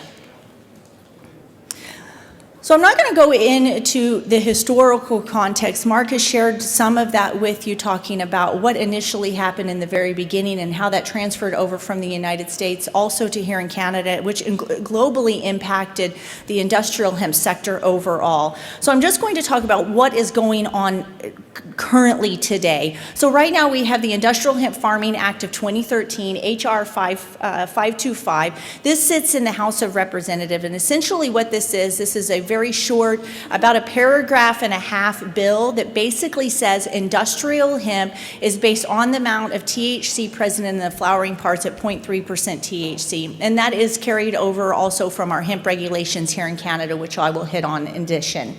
This was brought forward by Representative Massey out of Kentucky and Schrader out of Oregon. They have been very bipartisan backing all across our bills federally. And in addition to the bill being introduced in the House of Representatives Representative, we had the companion bill shortly introduced afterward in the Senate. So right now, our big push is to push into the Senate bill. And believe it or not, the Senate bill actually has more power overall than our House bill. And we have less co-sponsors for our Senate bill.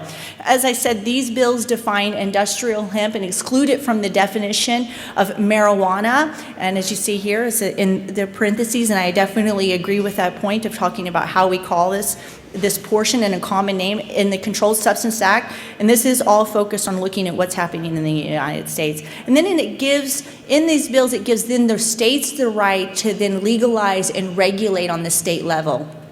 I have some concerns about this. Now, thankfully here in Canada, we have a federal legislation, so no matter where you're operating at in this country, you're operating underneath the same regulations, which makes a very nice, even playing field and a sound understanding about what those regulations are. And it also gives us an opportunity as a country to lobby for regulatory change, which the Canadian Hemp Trade Alliance is currently doing.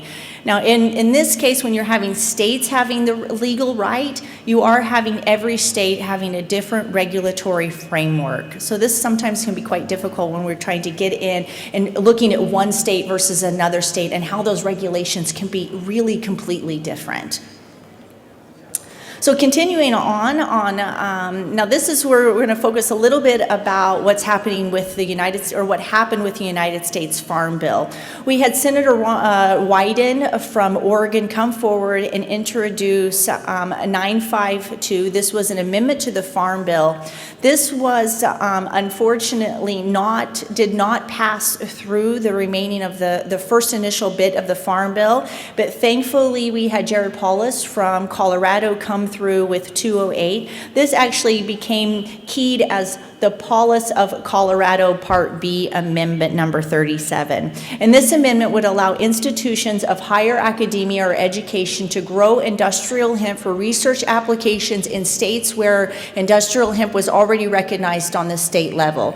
So this was a massive move forward for the hemp industry in the United States, because essentially what this meant was now that the federal government. Now, this Farm Bill was only one little bit in the entire mass of the Farm Bill. And the Farm Bill has in itself lots of sort of troubled areas, people will say. But this amendment part pushed forward, and so it had to pass through both the House and the Senate, then move on for complete approval of the Farm Bill. And it happened. So now in the United States, if you are in a state that has legal cultivation underneath the state law, you are thus allowed underneath the amendment of the Farm Bill to facilitate agronomic research. So for me, this is huge, because the federal government now does say that industrial hemp is an agricultural crop, and they are going to allow the farming base to start doing some agronomic trials, which is what we have to do.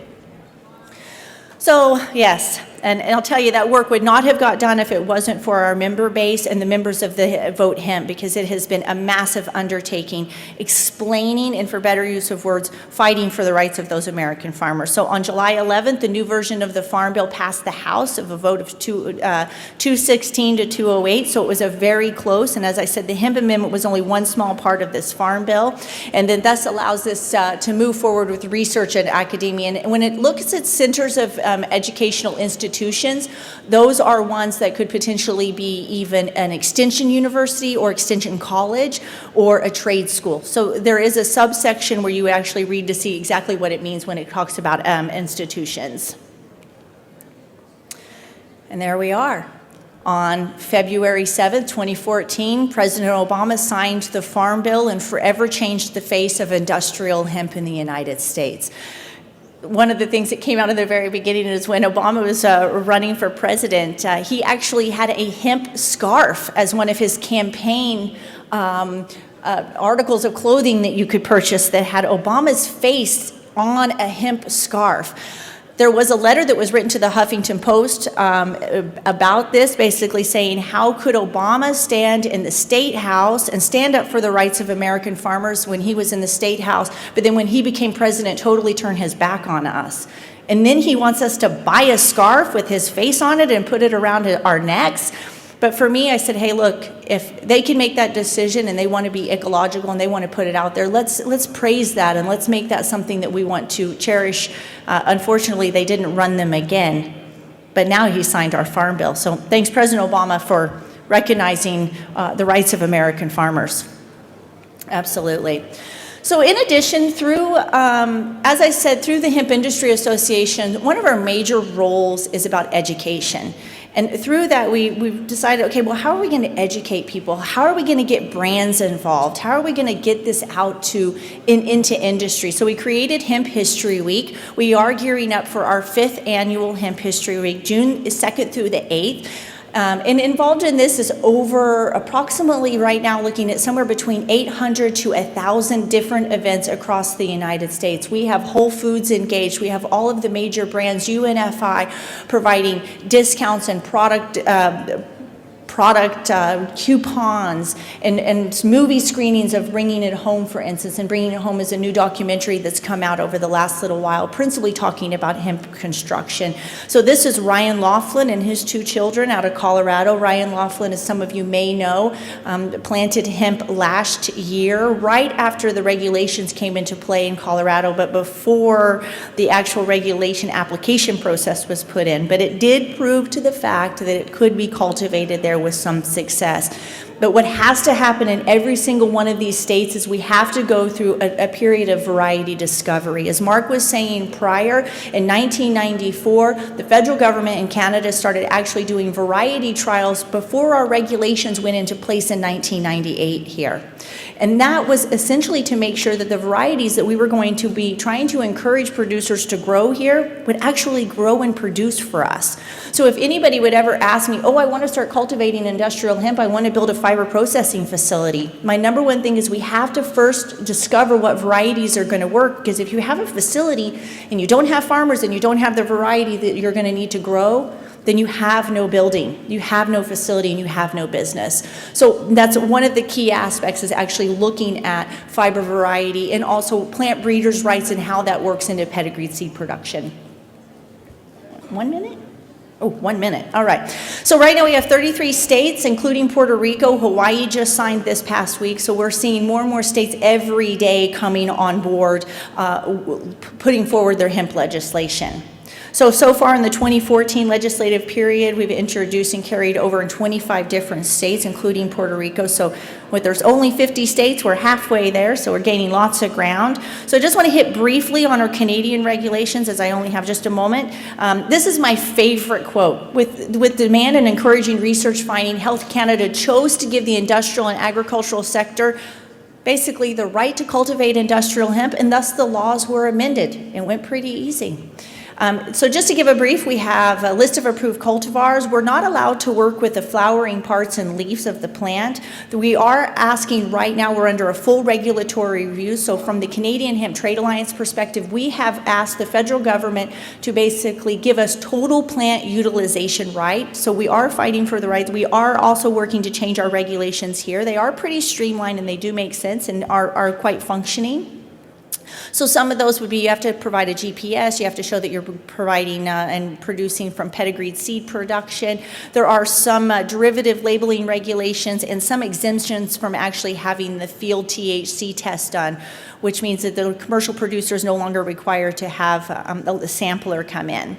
And just to base on agronomics, as I said, our regulations here in Canada came into play in 1998. We're seeing over a 20% growth. Some profits are aiming up that $200 to $300 per acre. It is, this is a grain crop. This isn't a rotational crop. You do need nitrogen, so it can grow anywhere, but you definitely want to give it the nutrients that it's going to need so that you've got successful production.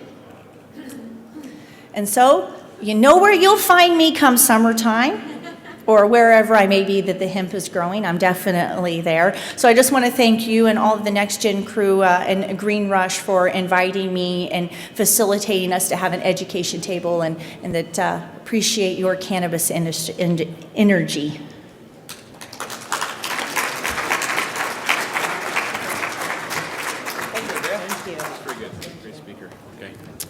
Thanks very much, Andrea. And of course, you will have a chance, if you'd like to meet with Andrea at any point. She'll be out in the exhibit hall there all day long. Moving along here, we have up next Marcus New. Marcus, of course, is no stranger to most of you that are involved in the Vancouver financial investment community. Former CEO, current chairman of stockhouse.com with over 1 million visitors per month. Marcus has embarked and launched a new venture, InvestX Capital, which is an equity crowdfunding platform that was incubated on Stockhouse. So, ladies and gentlemen, please welcome from InvestX Capital, Marcus New. Thank you. It's coming up. How exciting. So welcome. I know I'm sitting between you and lunch, but hopefully I'll tell you a little bit of information, hopefully educate you on what's happening from the regulatory framework and the opportunities that are being created in the equity crowdfunding area. So to start off, did you know that private equity, that actually as an investment class, is one of the best performing classes of assets, returning on average 26% a year? Did you also know that only 3% of retail investors today can actually invest in private equity? And that's because laws that are 80 years old have been preventing the other 97% of retail investors who are non-accredited to actually invest in private equity and generate those returns, leaving only professional investors to actually access those returns in their portfolio, leaving you really out. Well, imagine a time when the laws changed and there was a platform that could connect the other 97% of us to actually access private equity companies and returns for our portfolios just like professionals. Well, that day's happened. InvestX is a cross-border equity crowdfunding platform that, because of the recent law changes happening in the US and Canada and more than 20 countries, now enables retail investors to access private equity companies. So in order to give you some context for that, what I want to do is tell you 3 things. One is tell you a little bit about what crowdfunding is. Number 2 is to show you how the platform works. And then number 3, show you how it benefits you as an investor.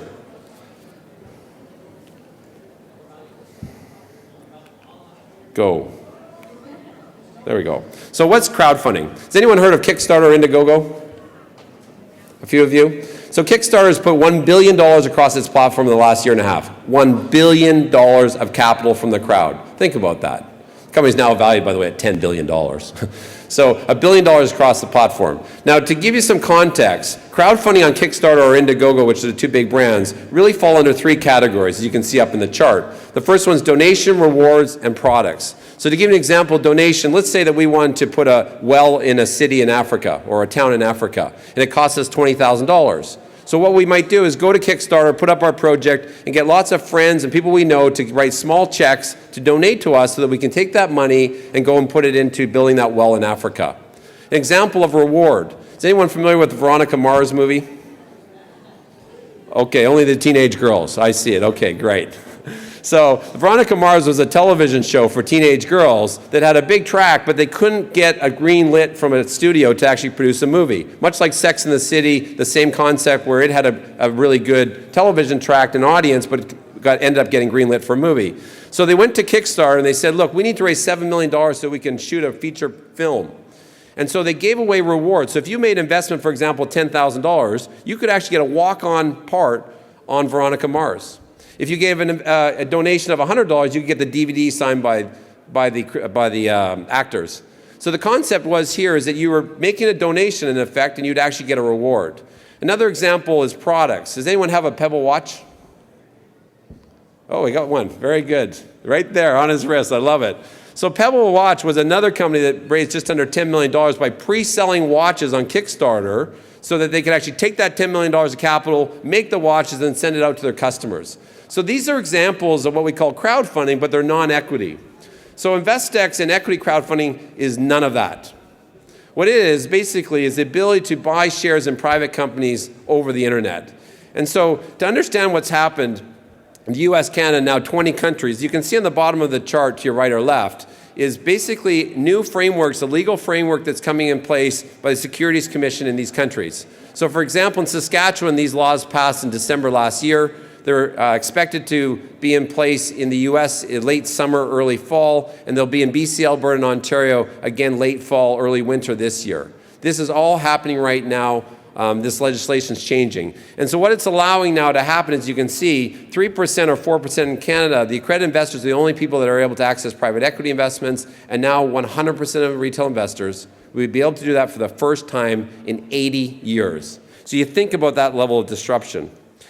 So to understand the context here as a retail investor, number one is you have to have laws changed that allow you to actually legally invest. But the second thing that you need is you actually need to have access. Just because you can write a $5,000 check to a private company doesn't mean that they want your money. Because most private companies don't want 1,000 small shareholders writing small amounts of checks. And so again, the professional investors get the advantage because they write $5, $10, $20 million checks, whereas you want to write $500 or $1,000 or $5,000 check and no one wants your money. So let me explain to you the power of the crowd though and how we change that environment by showing you this. So this just gives you an example of different types of crowdsourcing. So for example, San Antonio is a city in Texas. They put out an offering that said, a prize basically said for $500,000, that if you could help us figure out how to get more technology companies to come to San Antonio instead of going across the border of Mexico, you could actually get $500,000 prize. So think of what's happening for the crowd. They have all these government workers who have great ideas, but now they're getting the power of the intellectual capacity and experiences of the crowd to actually create better solutions for big, big problems.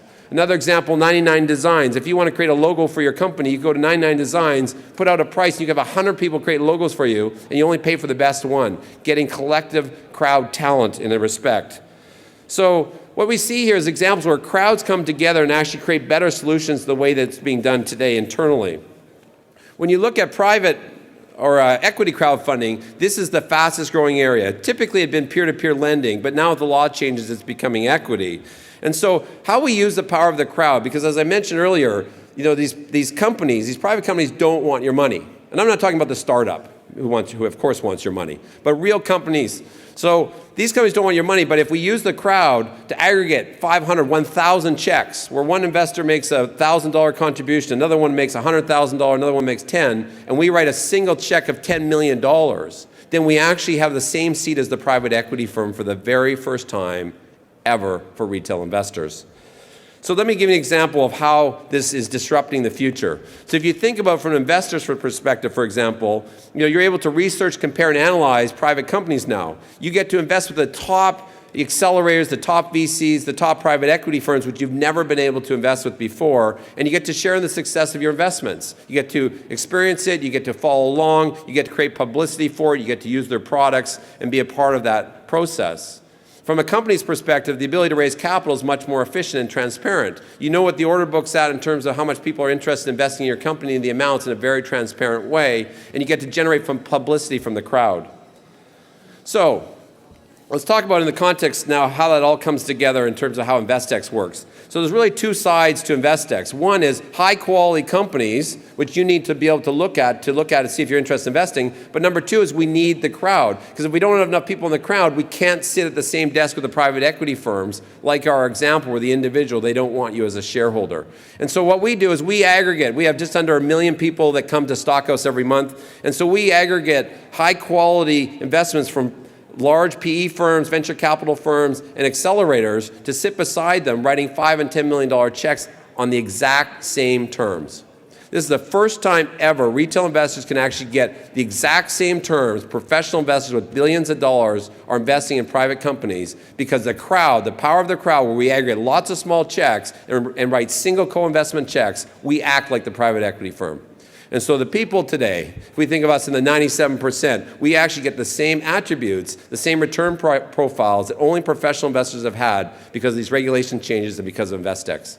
So InvestX is a registered platform with the Securities Commission in the US and Canada, and registered and complies with all the regulations across the states and provinces. So the big benefit, if you're an investment firm or you're a company, obviously we bring a crowd, large pools of capital. We make the due diligence process much more efficient. We take friction out of your syndication process.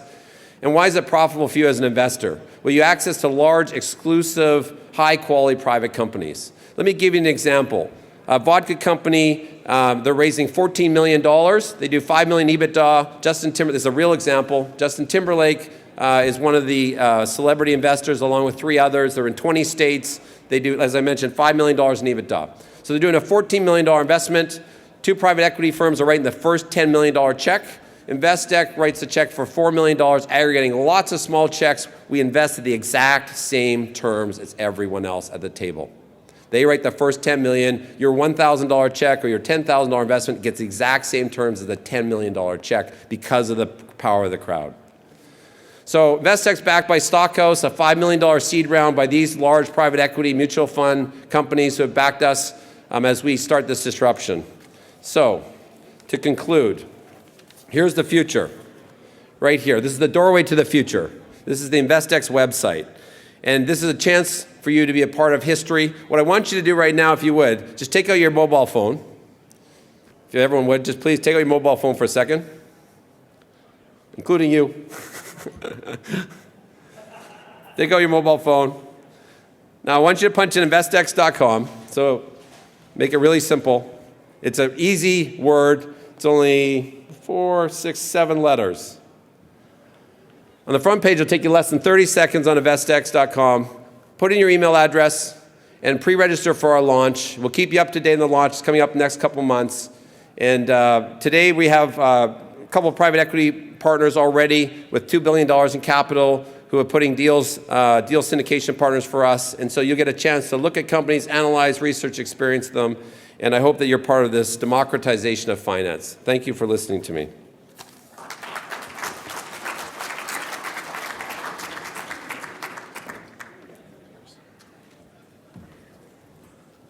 Okay, thank you very much, Marcus. We're going to move along now. We have up from the Cannabis FN Network, which is Cannabis Financial Network, Frank Lane. Frank will be taking the podium here. Cannabis FN is a leading financial network in the cannabis industry, which serves as a corporate communications platform for public companies in the space. Frank will give you a better picture of their platform. So please welcome from Cannabis FN, Frank Lane. Thanks, Howard. Okay, thanks, you got it. Thank you, Howard. What an exciting day this has been, meeting everyone in the business side, investment side, and the corporation side. I'm Frank Lane, president of Cannabis FN. We are the leading financial network dedicated to the cannabis industry. We serve as a corporate communication platform for companies in the space. There's a lot of misinformation and stigma attached to the industry, so we help these companies tell their story so investors can really see their true value. I'm also the vice president of the parent company, TDM Financial, and so I'm going to say a few words about that, talk about the industry and the landscape, and really the catalysts that are in place now and upcoming that are going to continue to grow the industry. That's the key part. The role of financial media, and then how Cannabis FN is addressing that. So very quickly, we're a financial media and digital IR firm. Our core competency, we build and operate financial networks, and they all have the same mission to engage the best and broadest audience possible in each industry. We've been in this for a long time. SEC Filings is our flagship property, over 10 years old, 600,000 subscribers. These are investors from institutions, retail analysts, really the full gamut of the investment community. And we launched Cannabis FN in November, and we were able to move very quickly and ramp up because of our expertise. We have our own journalists, writers, designers, and producers. And the model is the same for our networks. They're free for investors and offered as a corporate communication platform to public companies. We also have ancillary services. We do all digital marketing, SEC compliant, social media and websites, funding introductions. So let's get to the market. That looks like a great chart, looking at that now. Health Canada has Canada at $1.3 billion by 2024, and a recent report has the U.S. recreational and medical marijuana market growing to $8 billion in 5 years. Many are calling it the next great American industry. You can see this year, last year actually, 64% growth rate. And again, in the next 5 years, there's going to be a handful of states that are going to come online and allow medical marijuana legally. And ArcView expects the market to go as high as $10 billion. Some are even saying it could eclipse the wine industry at $35 billion if the U.S. legalizes medical marijuana federally. So these rapid growth rates, they're bringing in a lot of investors. and offering high multiples. As the industry continues to legitimize, you're going to see more professionals, funding, and technology flow into the market. So you're going to have improved business models, new opportunities, and ancillary services.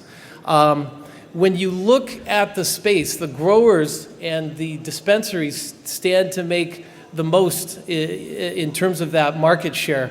But you've got seed developers that could have high multiples as they create new strains that will yield specific CBD to THC levels to address specific medical indications. That's really the opportunity there. But it's the ancillary services. If you think where the real value is going to come on the recreational side, if you're a company that's dedicated to being consumer-oriented, you're going to do well. And that is making products so that users can actually ingest the recreational marijuana. On the medical side, if you act like a caregiver, you'll be successful. There are now 60 international health agencies that are advocating patient access to cannabis, medical cannabis, and it's only going to grow.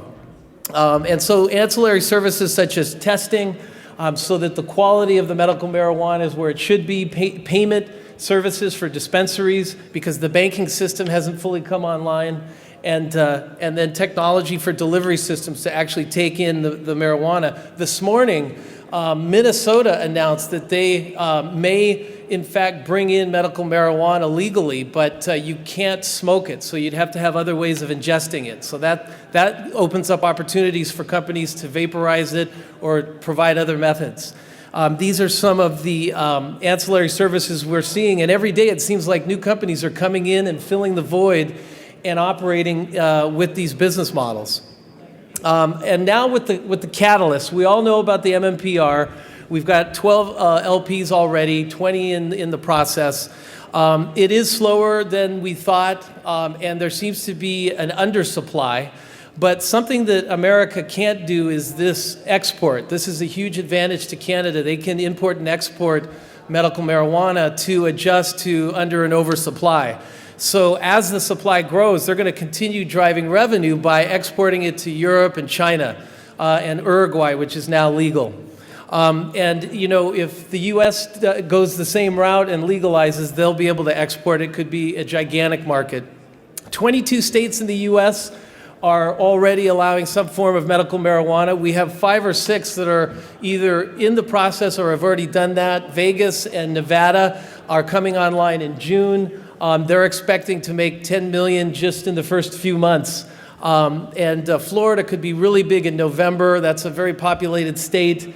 And of course, 2 allow it recreationally, the state I'm from, Washington, and Colorado.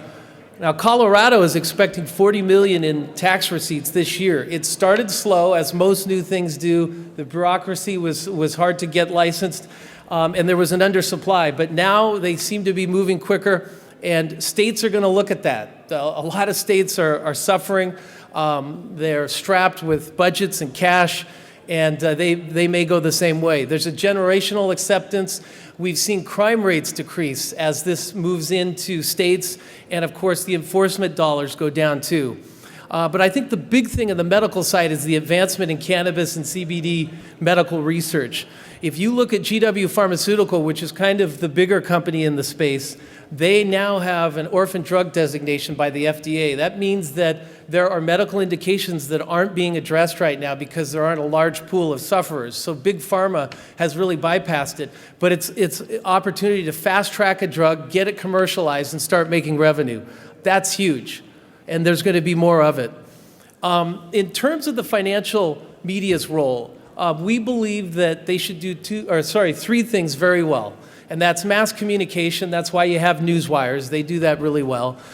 Fostering transparency and accuracy. That is separating the facts from the hype. You know, investors today, they just want to know what the disclosed information is, what that means to the company, and what action they should take.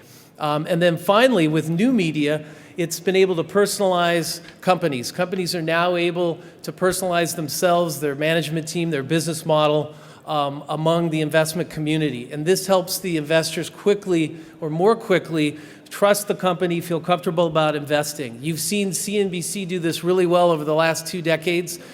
Jim Cramer, he'll interview CEOs, heads of companies. It's really helpful to investors. With new media, you can interact with the CEOs through social media and forums and really understand that they're not only real people, but they've got a mission and they've got commitment and passion. So with Cannabis FN, we realized we had to develop a single portal, which is really a network, that will help not only investors, business leaders, but heads of companies. And we offer market-moving news, regulatory coverage, industry thought leaders, and really profile the market-defining companies, the companies that are going to have the best chance to move forward in the industry. In terms of our reach, we're able to get really everywhere the investors are. We've got the Medical Marijuana Index, the 420 Investor, which is the best community I've seen out there. They have over 2,000 dedicated investors. And then, of course, mainstream sites like Yahoo Finance right in the news feeds of other marijuana stocks, and then we can email it to our own community. So we're really a vast network that will get messaging in front of the right audience. In terms of accurate information, everything we do is fact-checked. It's based on publicly disclosed information, no hype, and it's interviewing the management team and writing articles, so we're really educating the investors so that they feel more comfortable about the company and their story. It's really designed, like I said, to educate investors. So finally, and I do have a video, so I was moving quickly to see if we could play that. But the final thing that media should do, again, is to personalize these companies and to allow investors to engage with them directly through social media and forums and other methods. And so we're doing that. We shoot video. We get it out so that people can see that this is a real company with real passion and vision.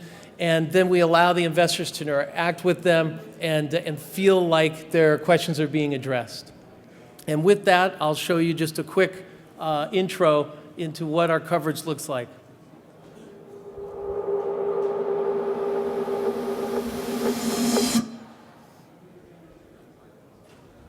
Hi, this is Mike Elliott, and you're watching the Cannabis Financial Network's Executive Interview Series.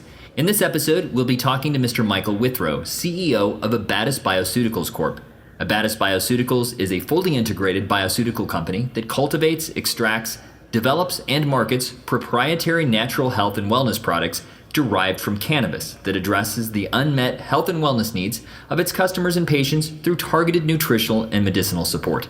Abatis is a publicly traded company listed on the US OTC under ticker symbol ATTBF and on the Canadian CSE under the symbol ATT. Good afternoon, Mike. Thanks for joining us. Yes, thank you, Mike. Good to be here. For those who aren't yet familiar with Abatis, could you give us a quick overview of your business model and how your approach to providing shareholder value differs from other cannabis plays in your space? Yeah, I'd love to do that. Our company has taken the approach of hedging itself in the sense that we have licenses to cultivate marijuana that we've applied for across Canada to create a national strategy. And in Canada, we can operate in a federal jurisdiction and do it legally. Whereas in the US, we have assembled products which we can sell that don't actually go hands-on the cannabis, and as it becomes legal at a federal level there, then we can start working with partnerships with the people that we set up with the type of cultivation equipment and nutrients and other technologies that we own to partner with them and grow our business that way. And you alluded to this a little bit. Many of our investors may not be familiar with the differences in the legal environment for medical marijuana between. Very good. So that company Abatis is actually based in Vancouver, and they have really a wonderful story. And through that kind of media, investors saw the actual vision, the commitment, and passion of the company. And so with that, I'd like to close and thank you all for listening. And I hope you enjoy the rest of the show and the party that follows. And thank you very much.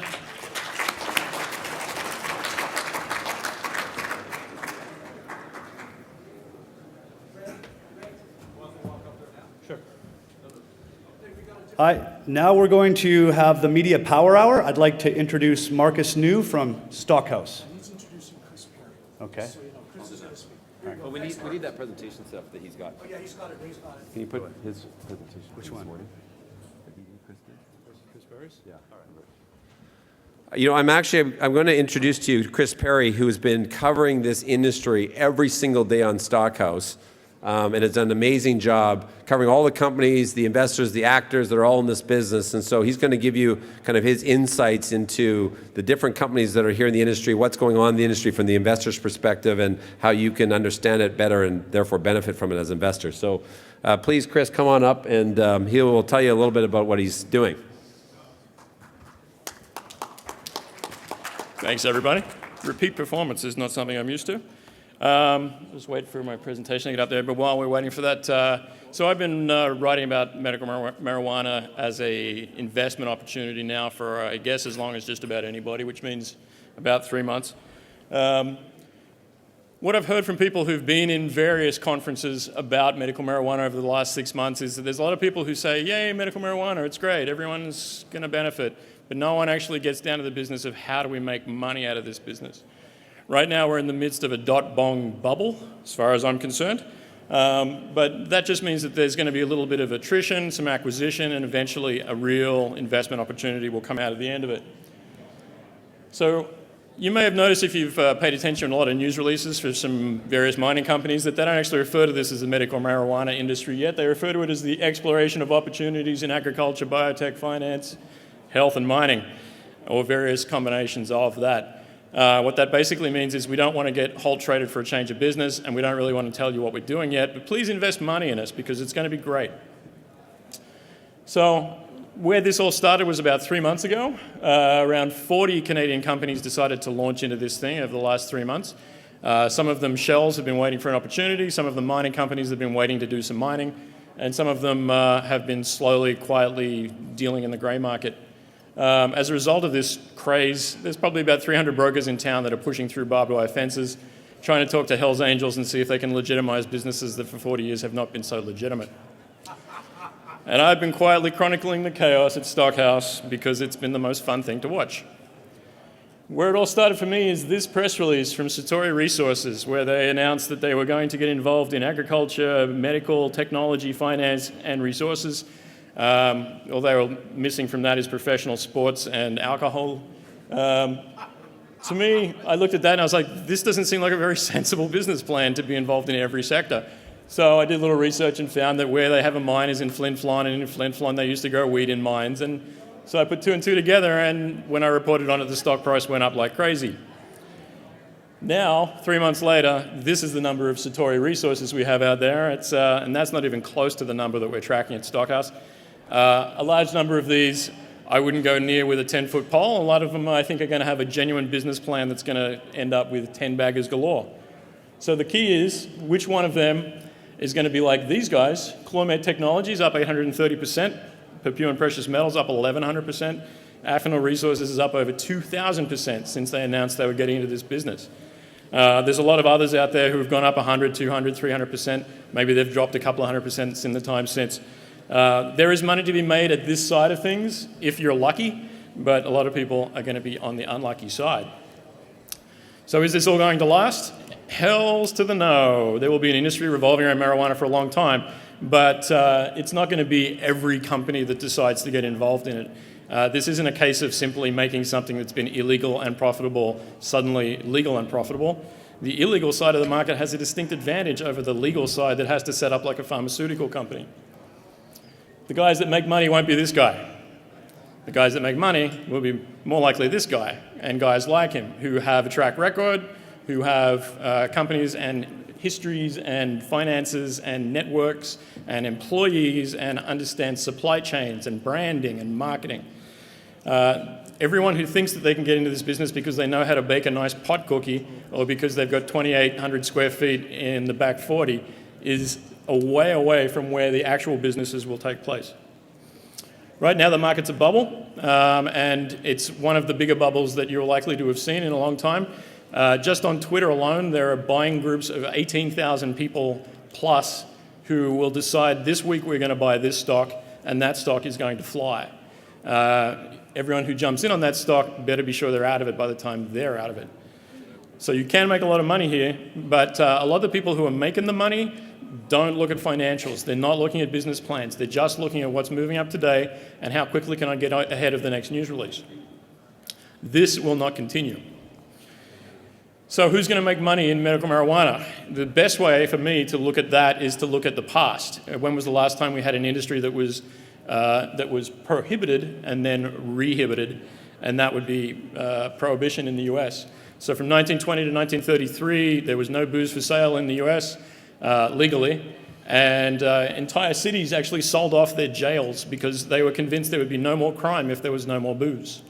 This didn't turn out to be the case. So when Prohibition left, who made money from it? It wasn't the Al Capones of the world. It wasn't the guys who have the speakeasies. It wasn't the guys who are doing the rot gut. It was guys like this. This would be John F. Kennedy's dad, Joe Kennedy Sr., who cornered the market in European exotic brands like Gordon's Gin and Dewar's Whiskey before Prohibition ended. And when alcohol sales started, he had warehouses full of the stuff that he jacked up the prices to many hundreds of %.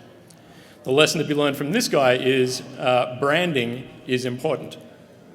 Also, distribution is important. Anheuser-Busch, before Prohibition, was a nothing company. There was one of maybe 12 breweries in St. Louis.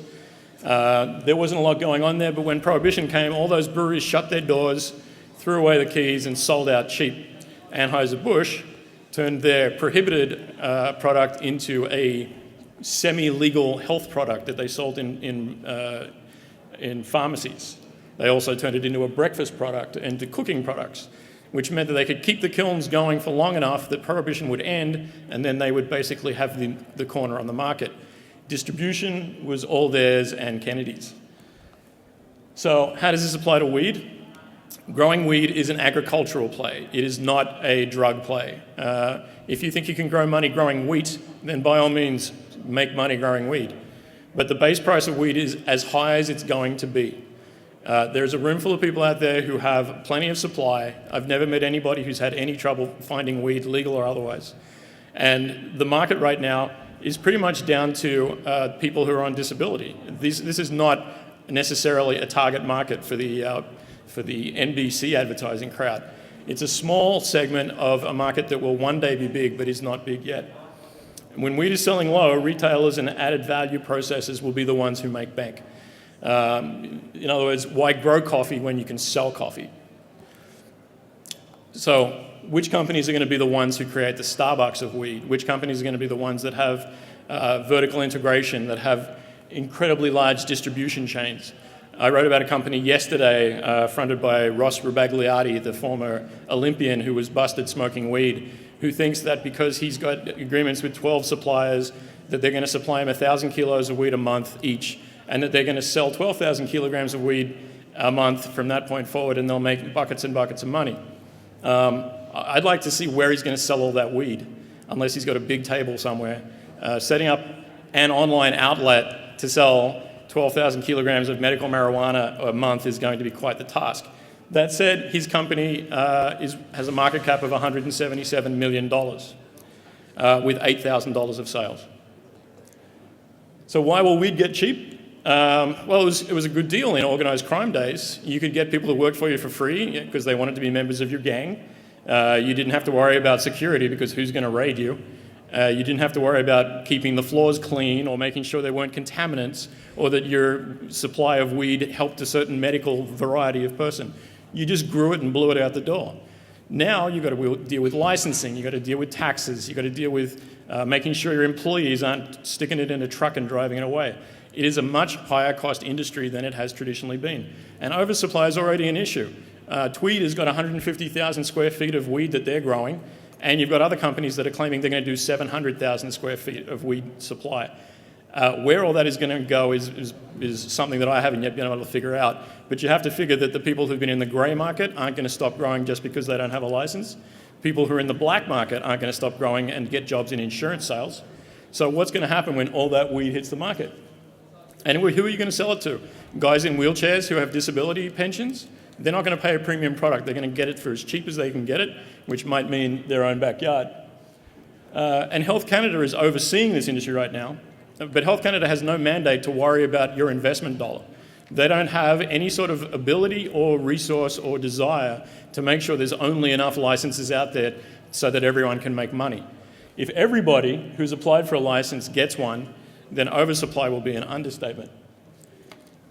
For me, the weed plays that have potential, and do your own due diligence because you can't get money out of me because I'm a journalist, and I don't make any. Vertical integration is going to be key. Abatis and Creative Edge have got this sort of business plan right now.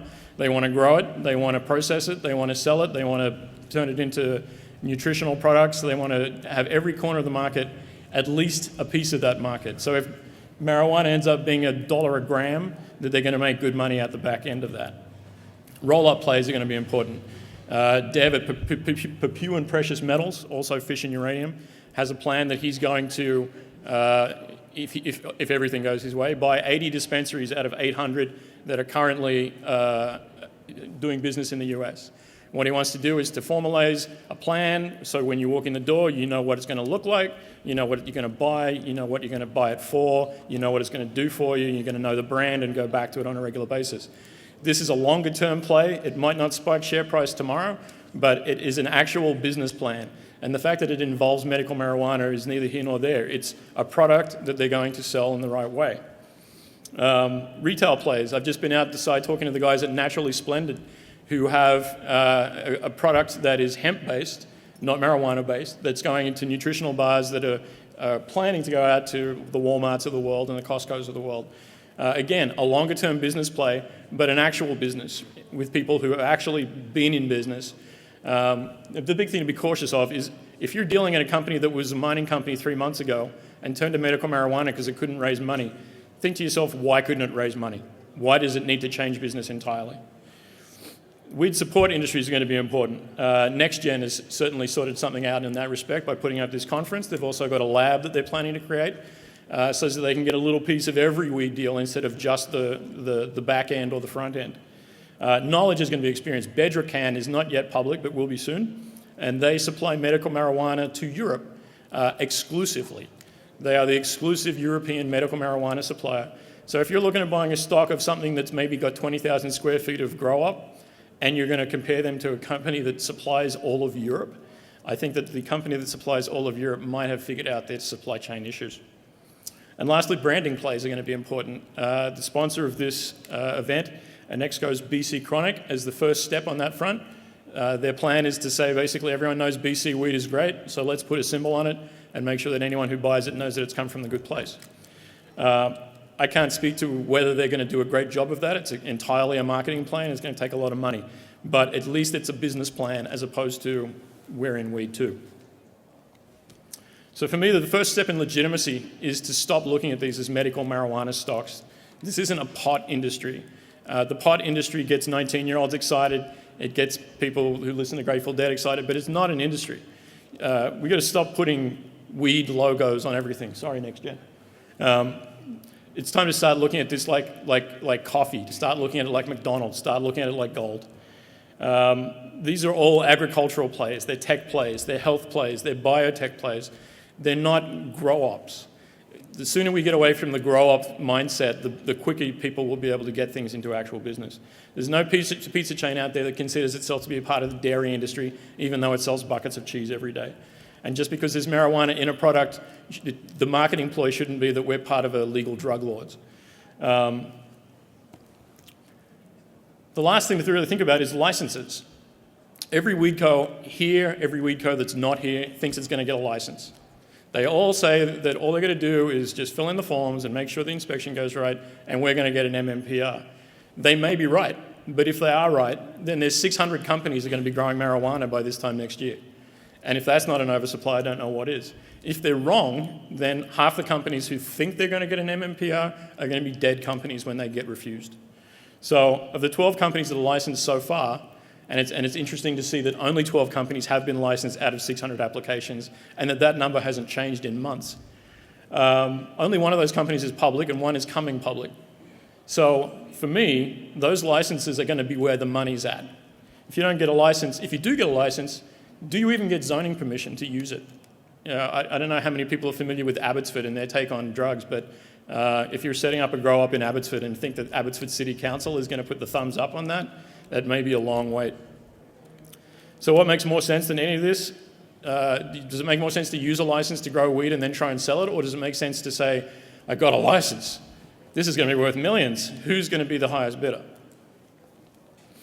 This is a transformational industry, and the form guide for it changes every day. I've written this speech 9 times in the last 2 weeks, and I've had to keep rewriting it because it changes constantly. Even just talking to some people out there, I think now I should rewrite this thing all over again. If you're looking for a long bet, you do what you do with any other industry: gold, coal, tin, paper. You look for the fundamentals. Is the management experienced? Do they have a track record of turning investments into big dollars? Are they just me tooing it, or do they have a clear plan to build a business that is different from every other business on the floor out there? And is your stock moving up because it's being day traded, or is it moving up because there's actually a long-term business plan in place? There's a lot of day trading going on, less than there was 2 weeks ago. But once these licenses start rolling out, if you think you've seen a spike so far, it's going to be a much larger one. So in summary, we're barely getting started in this industry. If you ask me about this stuff in 3 months' time, it'll be a completely different speech. But you can read my updates daily at stockhouse.com. And if you're a weed company needing to get the word out on your unique opportunity, we're standing out there at the Stockhouse booth and getting stories out is what we do. I would advise coming and saying hi, or even if you're thinking about it, if you're a private company that's looking to maybe one day go public, Marcus is here, and I'm here, and all of our guys are here, and we'll do what we can to help you out. Thank you very much.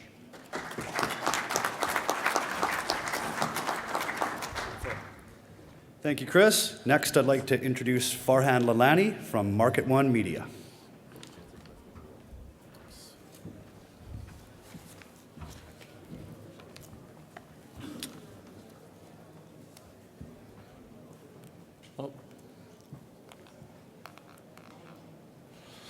Thank you. My name is Farhan Lalani. I'm the CEO of Market One Media Group. And I've been asked today to discuss how some of the companies in this room can get some additional eyeballs on their story. So, who is Market One Media Group? Market One provides media and marketing solutions for public and private companies throughout all market sectors. Our marketing programs include editorial coverage, television coverage, email distribution, SEO, social media, and several other aspects. Market One has partnerships and relationships with the world's most trusted and established media outlets. Our premier partnership is with Post Media. Now, Post Media owns the Financial Post, the National Post, the Vancouver Sun, Ottawa Citizen, Calgary Herald, and several other newspaper publications. We also work with the Globe and Mail in Canada, and our relationships with these groups allow us to provide business content across all of their platforms, including print, online, and mobile. And that really sets us apart from some of our competitors here. In the US, we also work with such groups as Barron's and the Wall Street Journal, and internationally with China Daily and Hindustan Times. The China Daily has 20 million readers per day. So you're attracting a very big audience when you're working with a group like that. As I mentioned, in addition to print editorial coverage, our unique relationship with Post Media allows us to run a content module on the Financial Post investing page. Now that page gets traffic 30 to 50,000 times per day. That means that your story could potentially be read by that audience every single day.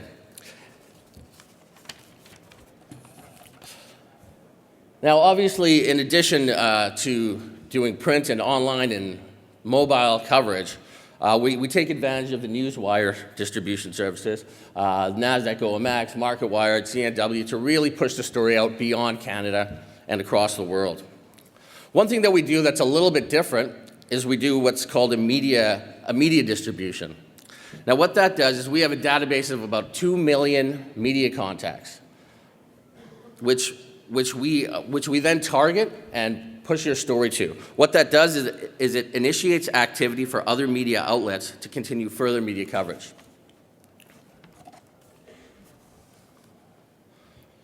Email marketing is an important part of our distribution.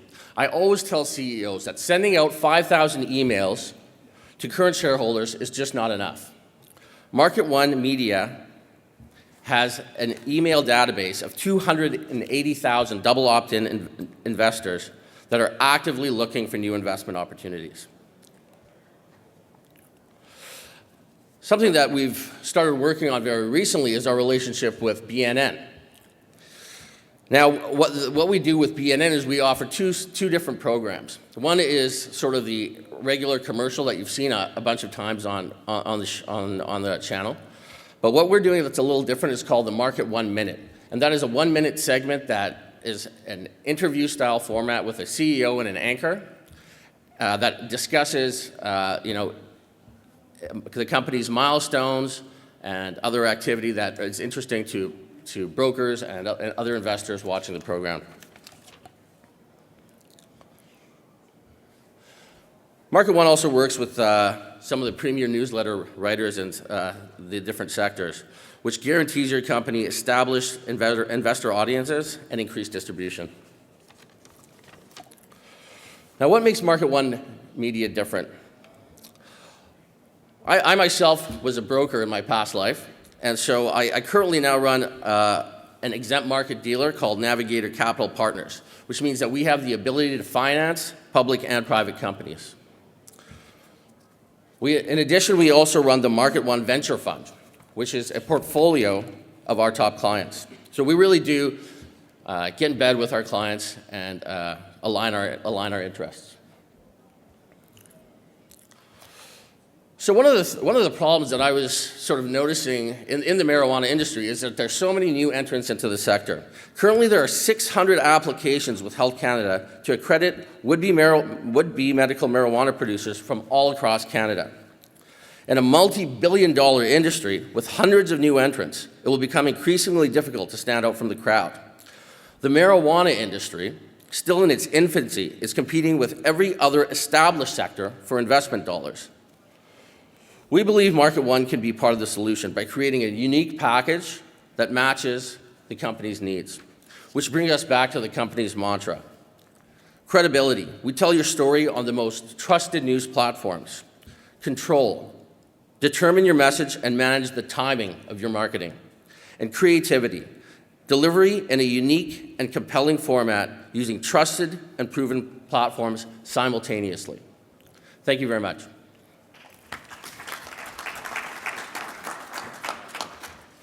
Thank you, Farhan. Next, I'll be introducing Bob Beattie from Financial Press and Vantage Wire.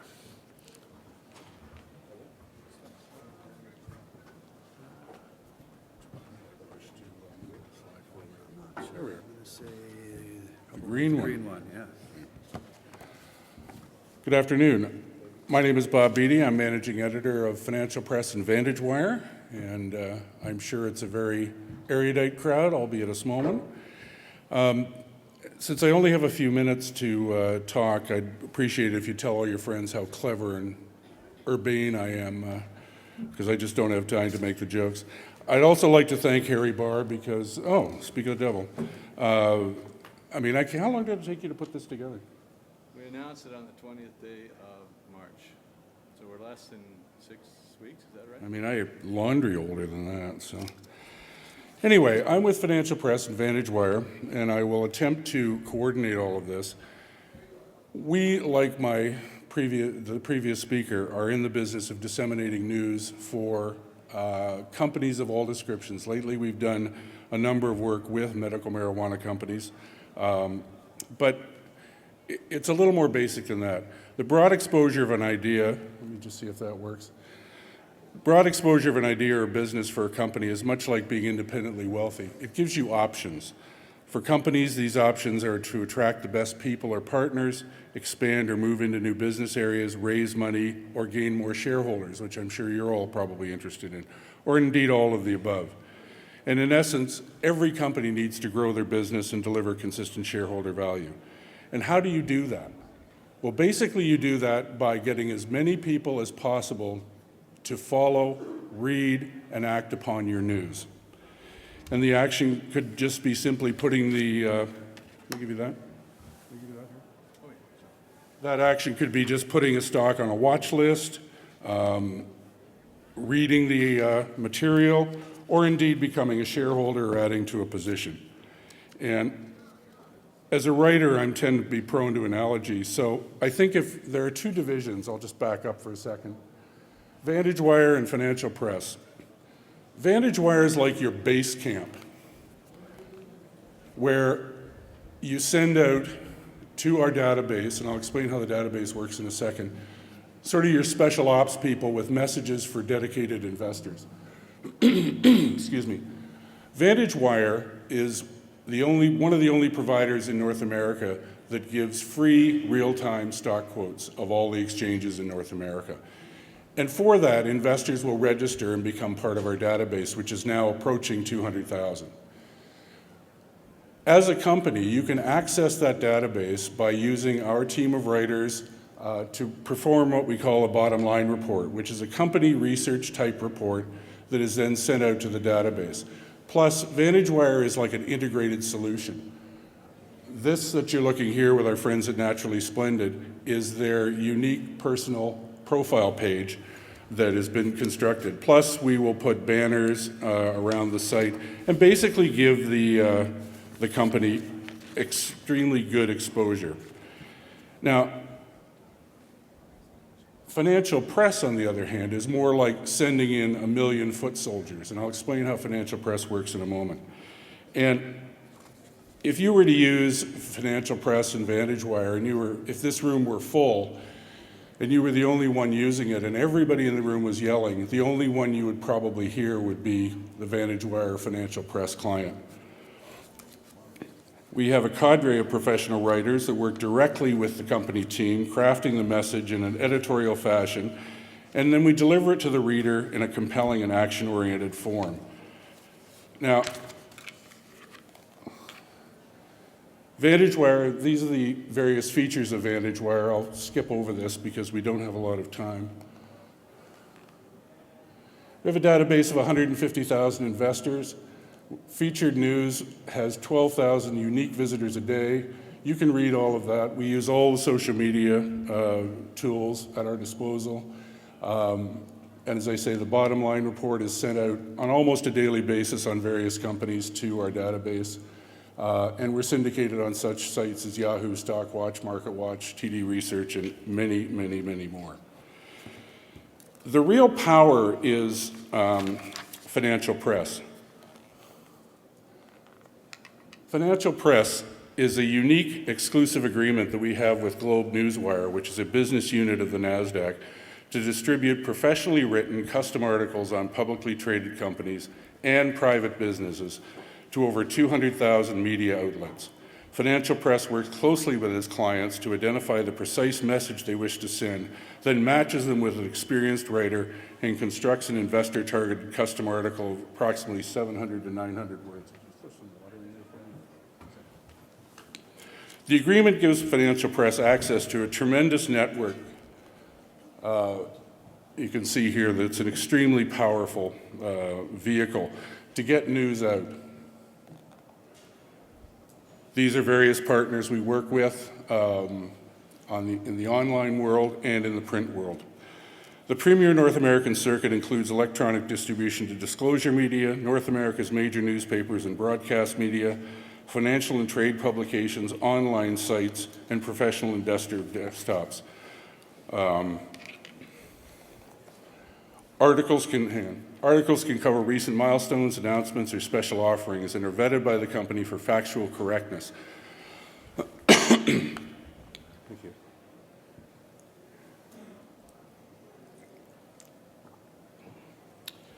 What this means to a company and an investor is they're going to get the most up-to-date information in a form that is not just a recitation of facts, but an extremely readable, professionally written article. You hear a lot about content management. Content management means you take your content, try and repurpose it wherever you can. Financial Press is the ultimate in contact management because with our large distribution network through our exclusive arrangement with NASDAQ Globe Newswire, we send it to 200,000 different media outlets. Routinely, it's picked up by Barron's, Financial Post, Globe and Mail, who else? Help me. That's okay. Reuters, things like that. And you can see here that we have two charts, one of NextGen, our host company, and one of Supreme Pharmaceuticals. Sorry, I didn't see that. Both of which you'll see when the articles came out and the activity. We're not in the business of raising stock prices. What we're in the business of doing is bringing information to the attention of investors.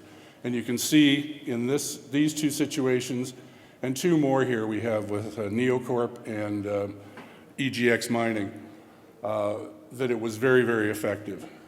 As a matter of fact, Supreme Pharmaceuticals, I think today it's the 4th day or 5th day in a row that they've been the volume leader on the Canadian Stock Exchange. Those professionally written articles are also your property to keep, use in your investor kits or anything of that nature that you need in your marketing. And here we have examples of print articles. We also do custom print articles, which are routinely in the Globe and Mail, Barron's, and as you can see, the Province. We do them in the Calgary Herald, right across the country and into the U.S. So basically, in conclusion, it is a short chat. Just posting an article on a static web page or, reading a message board or something of that nature is not, A, going to provide the investor with the information he needs, nor is it going to give the company the exposure they need. Using Financial Press and VantageWire, you get that exposure in a cost-effective manner, and we would look forward to chatting with you. And if you have any questions, you can either chat to me here, email me at bob@financialpress.com, and I thank you for your attention.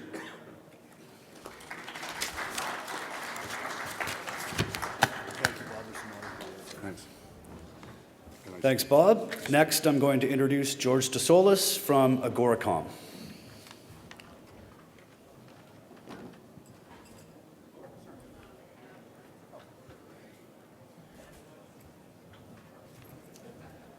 Slide flipped already. All right, good afternoon, folks. I'm George Schultz of Agoracom. I got some good news for you. I'm not going to provide you with a service list or anything like that. I tailored my conversation a little bit, my presentation to be more of a conversation, a little bit interactive. Unfortunately, very many people left the room, but here are my observations.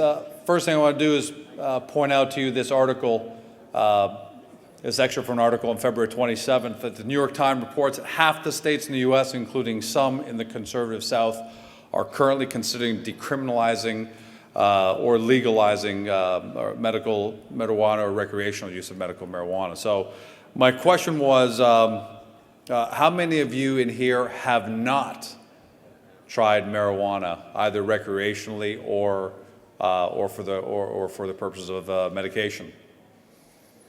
So all of you are marijuana users. How many have not? How many of you have not tried marijuana in any way, shape, or form? All right, so we got a good customer base.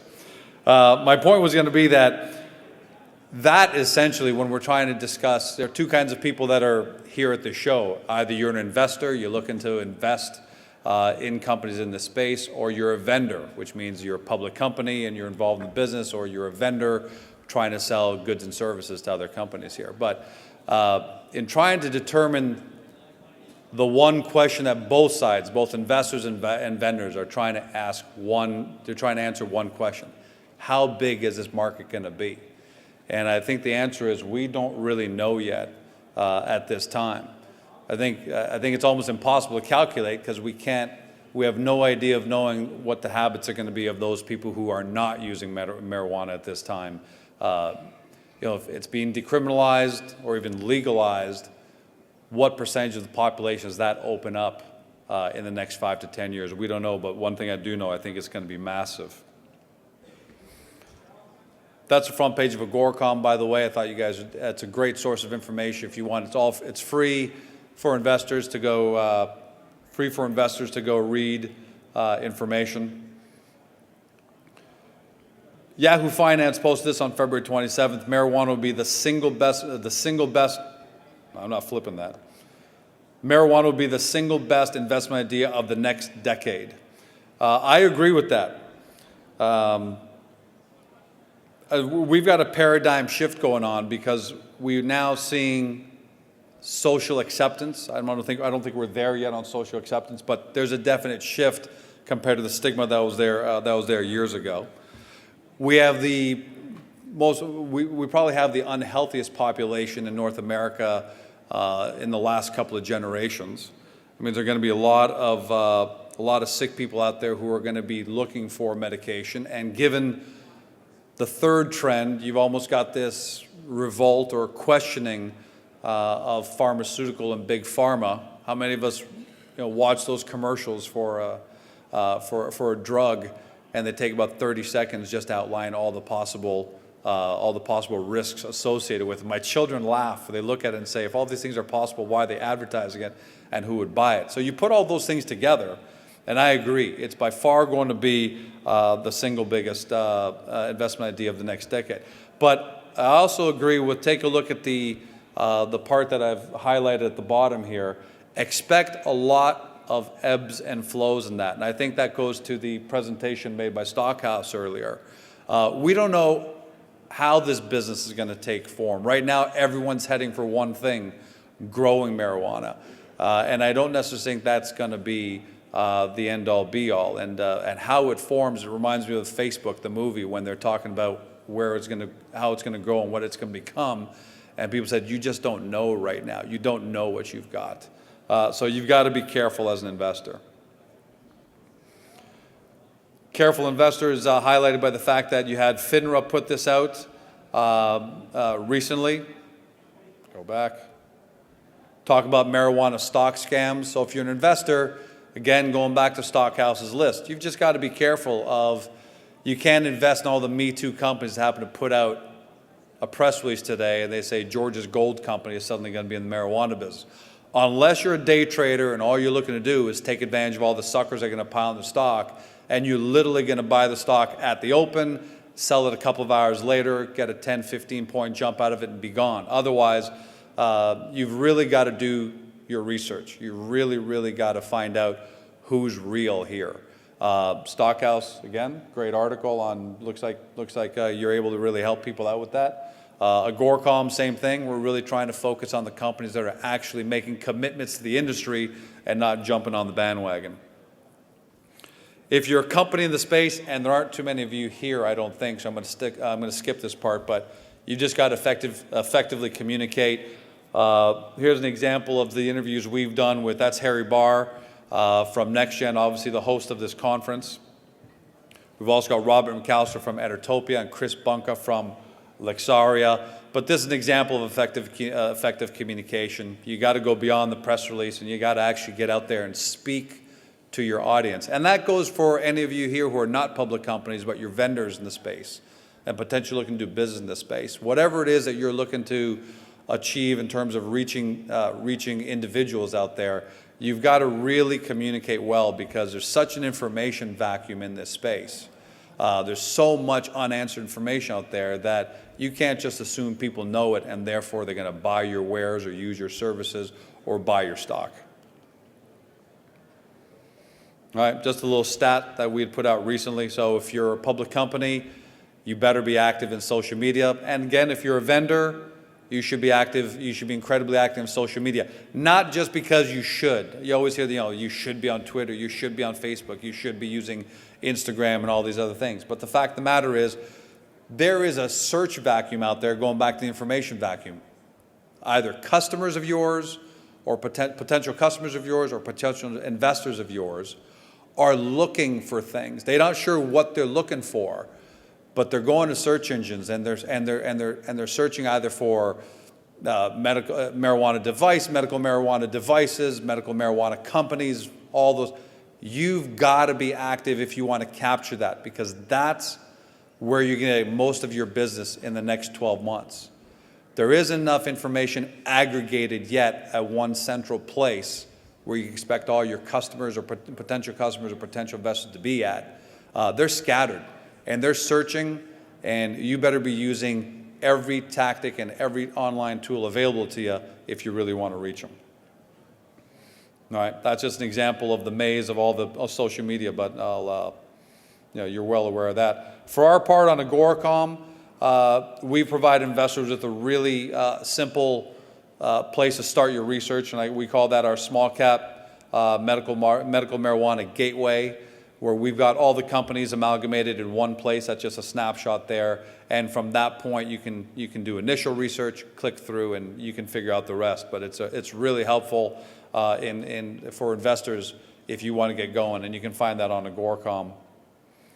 We've got mobile, so for those of you on iPhone, I think it's down right now for some updates and all that, but get it on your phone. And more than just lip service, this is you can see the date right there. That's April 25th. That's a generic Google search. That's a generic Google search that I did for the term small cap medical marijuana stocks. See, because Agoracom is effectively using gateways, videos, blogs, all forms of social media. So a search of small cap medical marijuana stocks brought 1, 2, 3, 4. So we own the top 6 spots. And that's how effective our campaign is. And if you want to be, if you want to be equally as effective for whatever it is that you're selling or whatever it is you're providing, I suggest you do the same. And if you don't know how to do it, give me a call. Okay? It doesn't matter if you're a public company. It doesn't matter if you're selling services. It doesn't matter if you're selling goods. If I'm able to do this for my company in the first couple of months, I'm pretty sure I can do it for yours. That's it. That's Agoracom. Hopefully I provide you some good generic information about things you should be thinking about, and I'd be happy to speak to anybody in our booth later on. Thanks, everyone. Have a great day, and hope to see you all at the party afterwards, because there's some great booths out there and great information. Thank you, George. Next, we're going to have a conclusion talk from Harry Barr.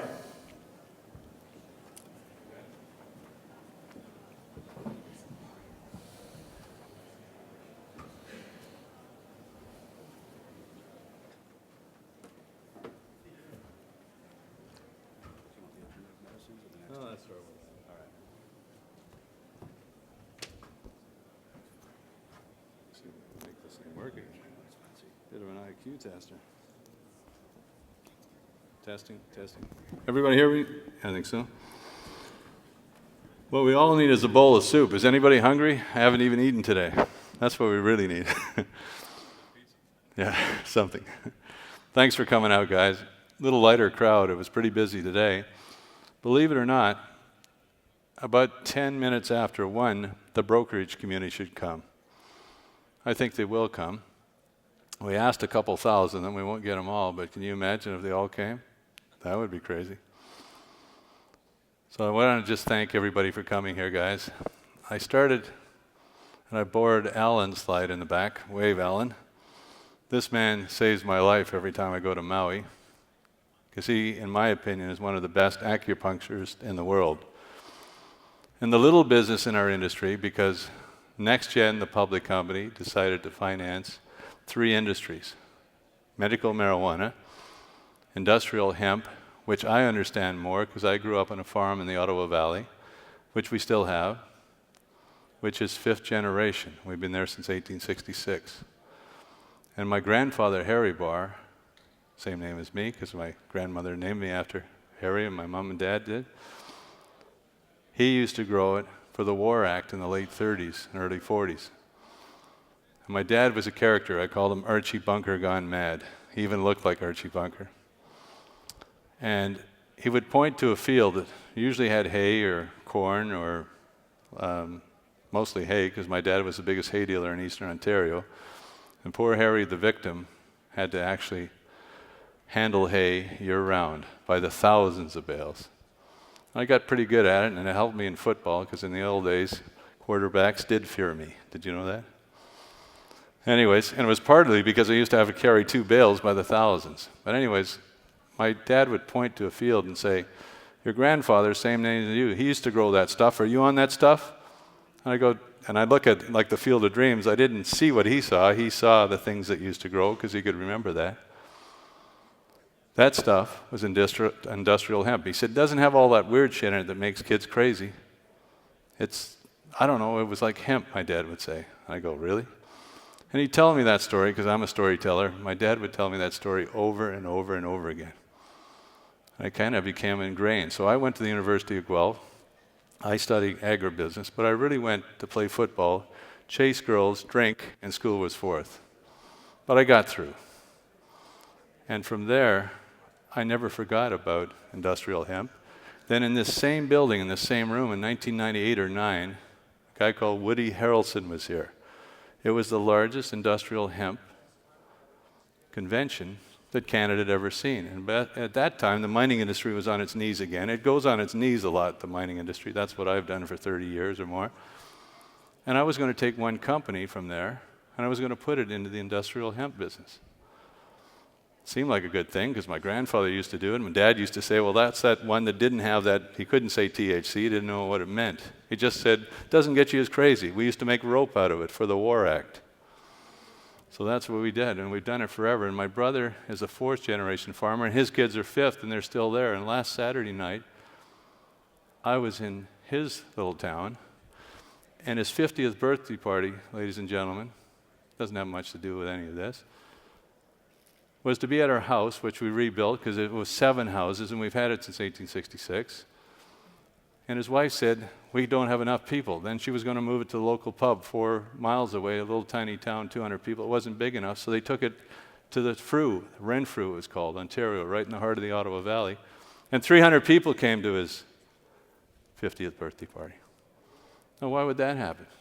Because he's been there, and the Barr family's been there. We live on the Barr line where people went in with axes in 1866. Then I read about it because I was supposed to speak, but they didn't let me go that night.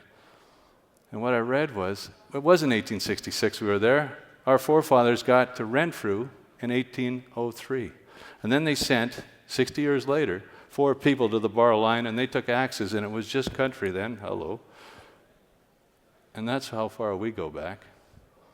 And I have never had a holiday. I've been in this town for 30 years. I've never had a holiday in British Columbia in the summertime. I go back to the family farm, and I go back to where my roots were. So people say, why is a mining guy in this business? Well, you know what? I think I'm a bit of an agricultural guy. I went to one of the biggest schools. Yeah, I was better at football than I was at school. It's just the way it worked out. But that's why I went. And the toughest thing I had to tell my dad when I was 21, and I remember he had a pitchfork, and luckily I grew a lot bigger than him because he was tough. The toughest thing I had to tell my dad was I wasn't coming back to that farm. We both cried that day. I said, Dad, I can't. I've been farming for 21 years. I just want to get out and see the world. Luckily, they had a brother. I had a brother who was almost 10 years younger, and he stayed. And his kids, 3 girls, can drive every piece of equipment, and they can do industrial hemp or whatever they want because they're good. So what does that have to do with any of this? I just thought I'd tell you a story because that's what I do. Let's go to the next slide here. Now we're going to go to my farm. Doesn't have a, by the way, NextGen owns 100% of this conference, and all day earlier there were a lot more people in the room, and there's going to be a lot more later, so I appreciate you guys listening. Now there's a guy who's pretty happy on his farm. That's my farm in Maui. I first went to Maui, my old dad, Archie Bunker, gone mad, said, son, you bought a condo? He said, what's a condo? My old farmer dad didn't know what a condominium was in Maui. And Dad said, you don't have a pot to piss in or a window to throw it out of. How did you buy a condo in Maui? I said, well, Dad, I borrowed $5,000 in about 1994, and I bought a condo. And guys, I've been buying real estate there ever since. This is my most precious piece of real estate. Now, if you can imagine 21 acres, I'll show you. You look out to the ocean all day long, and if you look to the left, you see the other side of that island, and it's very beautiful. And I bought this farm in a crisis. Mining's in a crisis right now.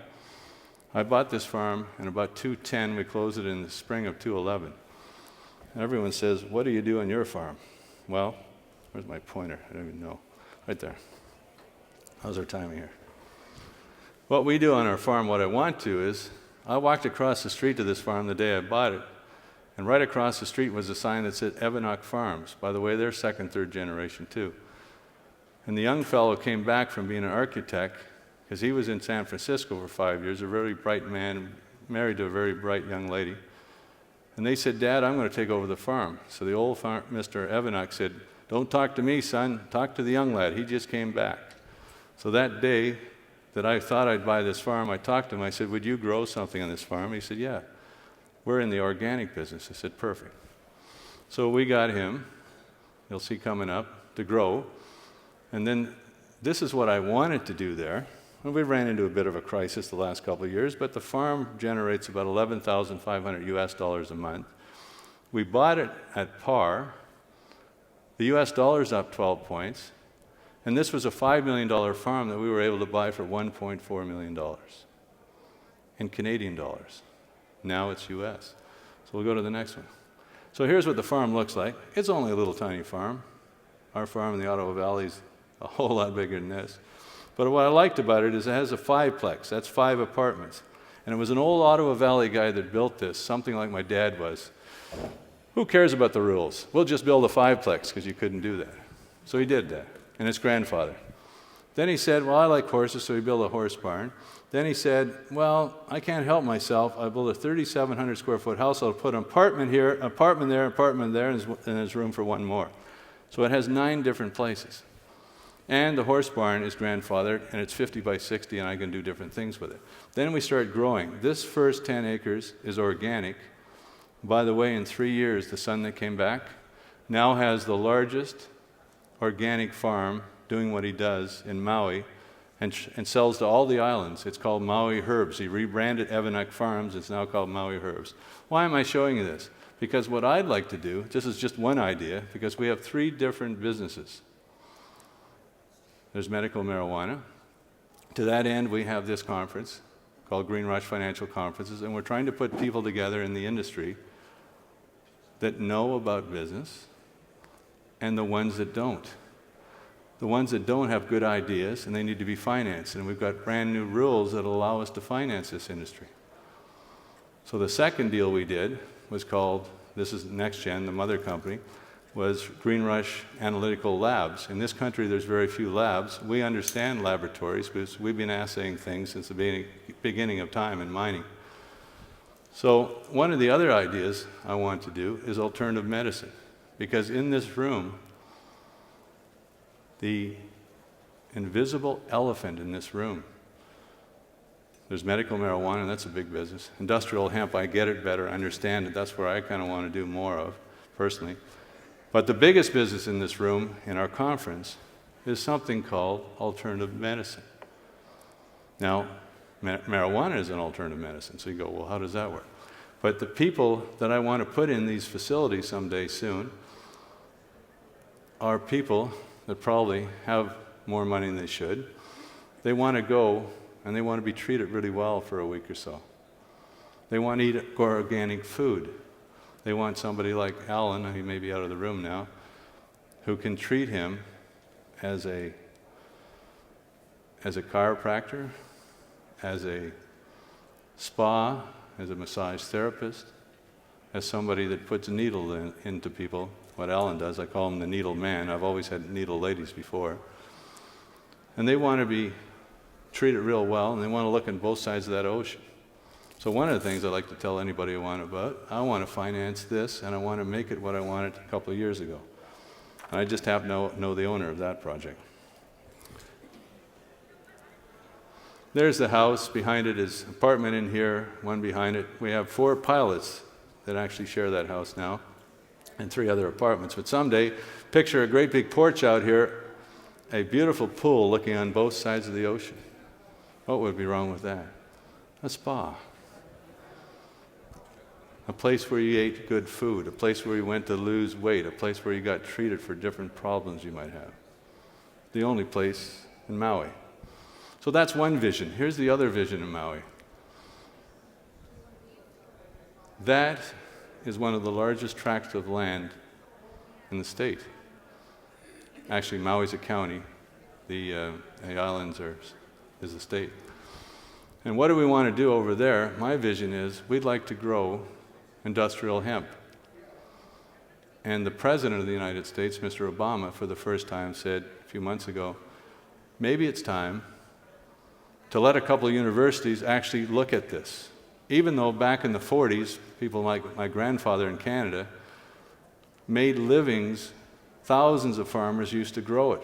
And then about 1940, 41, they said, hey, shut it down. You lose all of that. Lose your house, lose everything. And then the War Act came, and we just got a couple of old War Act kind of movies the other day sent to us. In 41, 2, and 3, they said, wait a minute, start it up again. We need that product. We need to have rope so that our soldiers can do whatever they had to do. And then they got the guys going again, and then they shut it down again and ruined families all over America. But someday, it's going to be legal again. And why I like the Thousand Islands, that's my other home, why I like these islands, it's beautiful. Young people there have to work 2 jobs. They can't make a decent living. That's why my apartments are full all the time. As soon as one goes out, I even pay the electricity. I give them a little bit more than I should. They can't afford homes, and families have to work 2 jobs just to make a living because it's so expensive there. Anyways, what are we going to do here? I want someone to help finance this because the pineapple business isn't working anymore. Dole sold the island across years ago. The other big business there, sugarcane, is being subsidized to the tune of 30 to 50% in the islands. And if we took industrial hemp to these islands, we would help change the Hawaiian Islands. And people would have good jobs, and we would get fully integrated, and they would build houses from the material, and they'd build rope again, and they would have medicines. They would have foods. What would be wrong with that? There's my second vision. In a beautiful place, because when people say when you go to the Thousand Islands, I have a home in the Thousand Islands, guys, too, and it's in Ontario. When you go to these islands, people need work. Sugarcane isn't working anymore, and the pineapples aren't either. Maybe this would work. Okay, what's next? Okay, it's time. Should we make an announcement or something? Did everybody just go away, or is there a way to do that? Went to lunch. Okay. They'll start filtering back in here. Do we have Russ? Russ Crawford? Russ, we can get you up to the podium, please. And we'll get out there and start rustling up the traffic here, okay? So. Okay. And we're still on time? Yeah, we're starting right now, 1 o'clock. Yeah. Yeah, come, let's go get a bowl of soup or something. Okay, Russ, you have a, where's the slide thing right there? Harry, pass it over. Okay, please go arrow forward, okay, backwards, and this is the pointer. Come on, I don't need a pointer. Okay, good. Okay, we're going to start the afternoon session now, and we would like to bring to the podium here Mr. Russ Crawford. Russ is with the Canadian Hemp Trade Alliance, and Russ is going to give you an industrial hemp overview, so please welcome Russ Crawford. Thanks very much. I think the crowd is indicative of why people are here. They want to learn about medical marijuana, but not so much about industrial hemp. But in respect to the people that are in the room, I thank you for being here, and I think that actually the story on industrial hemp is a very fascinating one, and the opportunities probably exceed that of the medical marijuana industry. So I'll go over that a bit over the course of these slides. So my name is Russ Crawford. I'm a consultant. I work out of Calgary. I've been in agriculture for quite a while. I'm a director of a company called Naturally Splendid Enterprises, which is a hemp food company, and you'll be hearing from them shortly. I'm also the current president of the Canadian Hemp Trade Alliance. The Hemp Trade Alliance is an association of people in the industrial hemp sector in Canada that represent producers, processors, researchers, R&D, government, academics. It's a cluster of the industry, all working towards the same goals. And those goals are basically to do some market research, product development, and education. Those are our primary goals. Andrea mentioned the association a little bit earlier. She's been a member for most of the existence of the hemp industry in Canada. And we all work together for common interests in helping develop the industry. I can share with you, as probably many of you know, it's illegal to, it has been illegal to grow hemp in Canada for over 60 years. So while other crops developed and expanded with respect to their research and development and acceptance in the industries and finding markets, hemp was basically on the sidelines. It was left to in obscurity, basically, and really nothing happened. And so it's coming from behind. It remains illegal to grow hemp in the United States. I know there have been some recent legislations, particularly at the state level, but at the federal level, it's still much controlled by the DEA, much as our industry is controlled by Health Canada. So as a controlled substance, it's still mired in a lot of regulatory hurdles. And so for that reason, the industry hasn't grown as much or as quickly as we would like to have seen it. You heard Marcus talk earlier about the work they did in the mid-90s. And that did get the ball rolling, but it's been a long time and it's a slow road.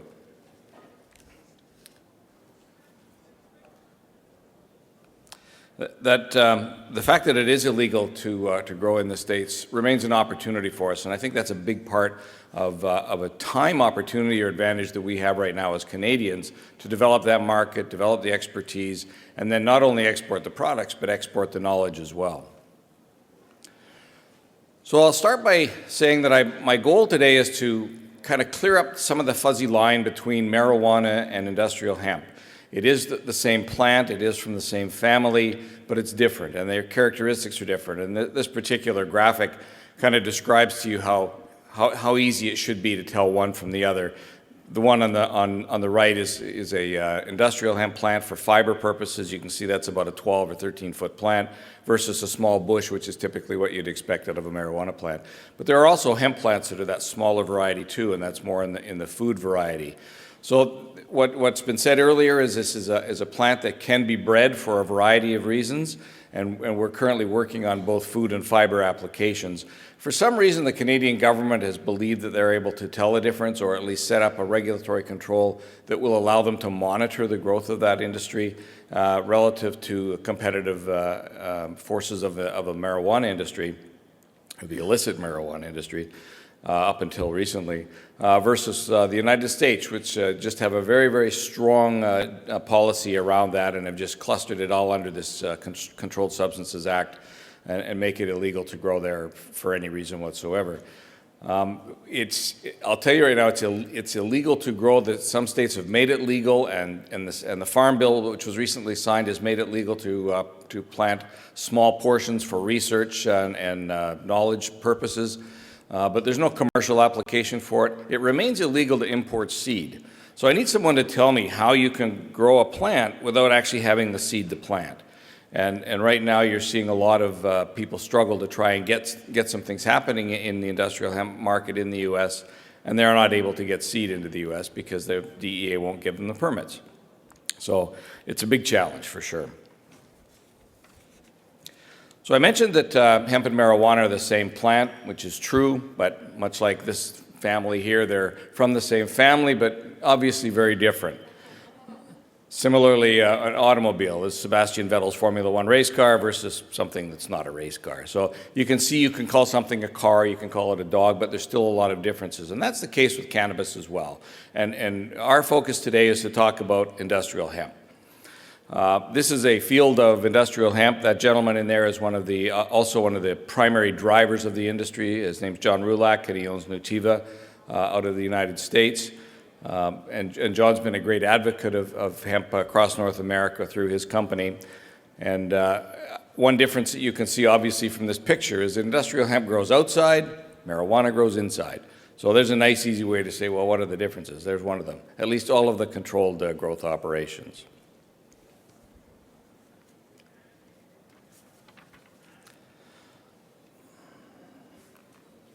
So I'll talk briefly about some of the uses of the product.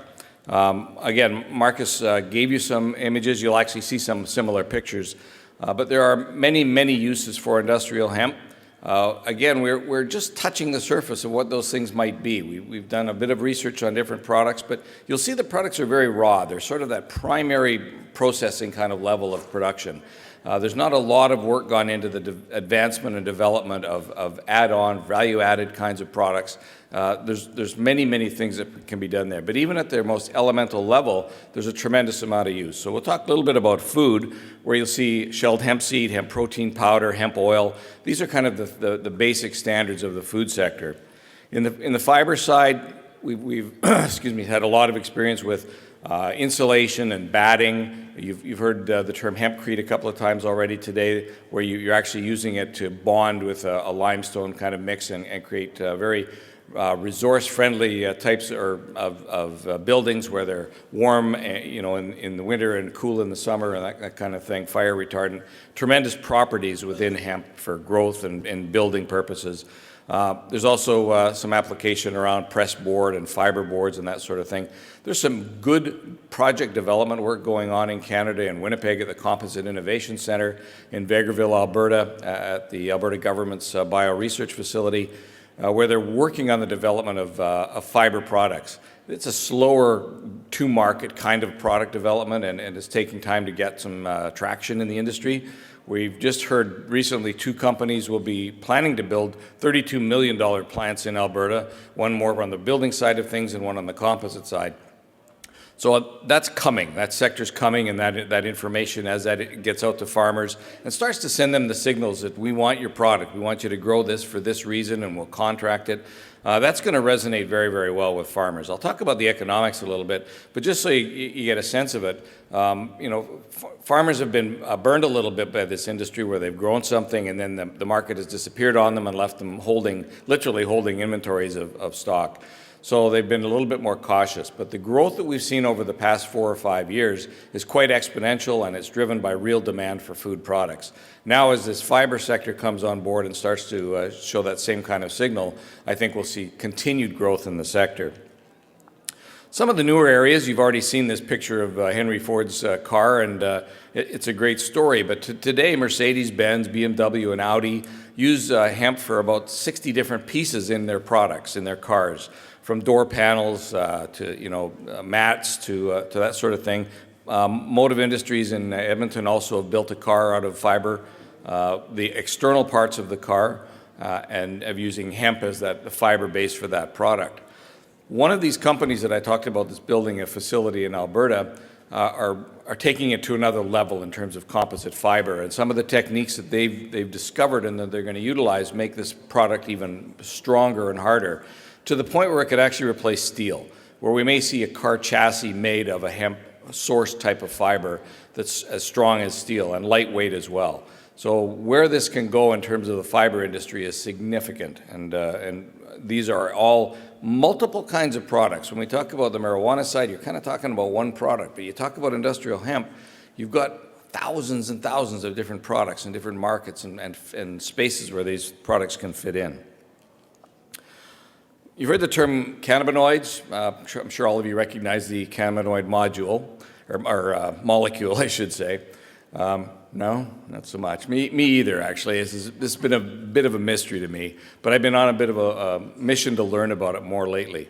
And what I've learned is that it forms a large portion of the plant itself. It's not part of the food.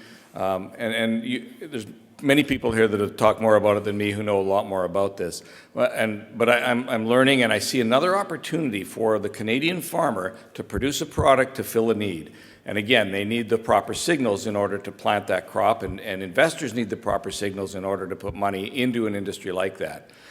Sadly to say, it's illegal to do this in Canada. So you talk to Health Canada, which I have a lot lately, about CBDs. You can't test it, you can't own it, you can't even pick it up off the field. So there's a real dichotomy of law here, because in the United States it's legal to do that, but not legal to grow the plant. So they can import the stock, and they can import the product, and they can do the testing and product development on CBDs, but they can't do it on industrial hemp. So it doesn't, I don't understand it. And what I have learned is that, the regulatory agencies hold to the letter of the law. So until the law changes, they're standing very rigidly around what's in that letter of the law. And so we need to see the laws change, quite frankly. That's really the only way. Andrea mentioned that we're lobbying the federal government to have some changes made. That's not correct. I don't like the word lobbying. We're not lobbyists. We are advocating for hemp to be removed from the jurisdiction of Health Canada and move it over to Agriculture and Agri-Food Canada. If it were treated as a crop instead of as a drug, it would be looked at entirely differently. And frankly, all of our problems would go away. with respect to the challenges of growing it, the monitoring and the regulatory control and the legislation. So we felt that was probably the most expeditious and prudent way to do it. Now, having said that, it's not simple, but at least we have that process in motion. We're in contact and dialogue with different departments of the government and trying to move that process along. Andrea mentioned there is a regulatory review underway. Unfortunately, they move at glacial speed, and we need faster recognition of the requests that we're making. So we're pushing hard to get them to make some better decisions based on good judgment rather than just incremental kinds of tweaking to the law. But it takes time.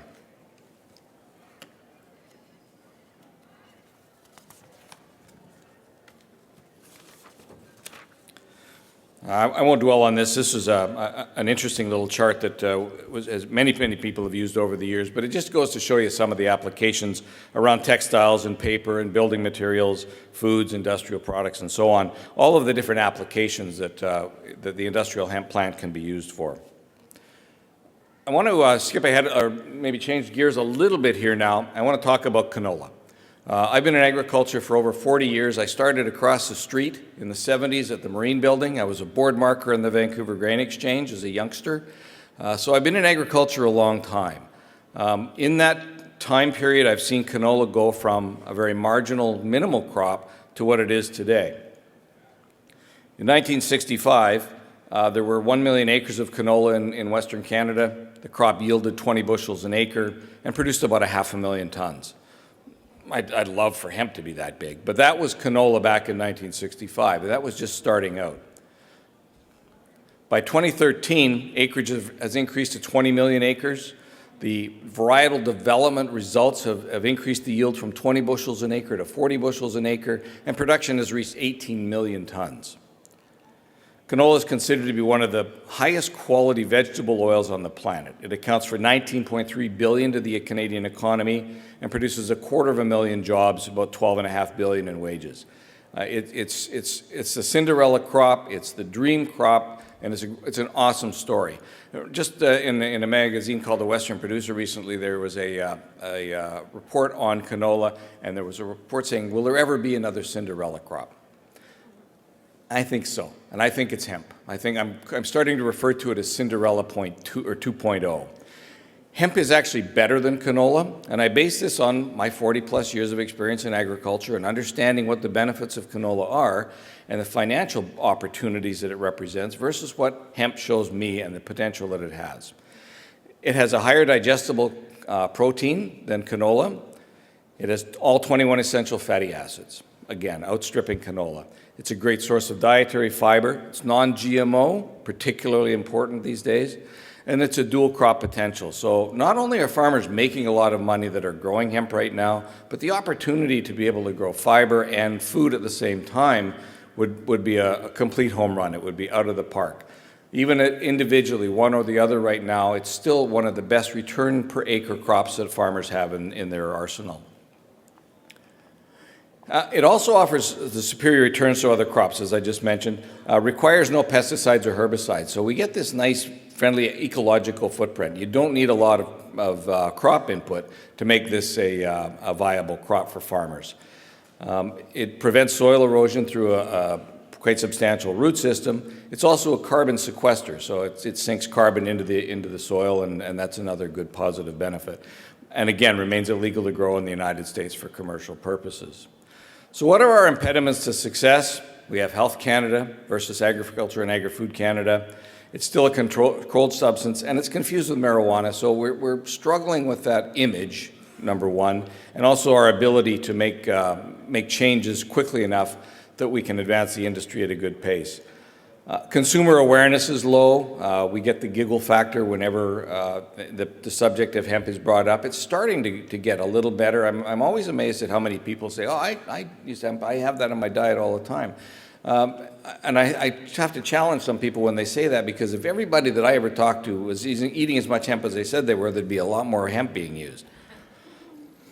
Nevertheless, and we're also finding that there are investment companies now that are starting to come into this space and saying, hey, we're a hemp company, but really we're medical marijuana. And they're trying to build on the value and the knowledge of hemp in the industry and to their own benefit to build their own industries. So Where's the growth? It's in that processing sector, marketing, R&D, and production and land aggregation. So all of these investment opportunities are present somewhere in the marketplace right now, and I think that's a lot about what NextGen is about, is trying to identify those particular marketing opportunities and present them to you. Where's the risk? Companies with no products, companies with no history, marijuana interests that are using hemp for that legitimacy that I referred to, and the heel dragging of Health Canada and the DEA. And the industry will keep putting pressure on those folks to try and make that happen. But I encourage you to do your homework. There's other people that have talked about the best choices in terms of where you would make your investment decisions for a variety of different reasons, but follow these guidelines with respect to looking at the hemp companies that are available. Thank you.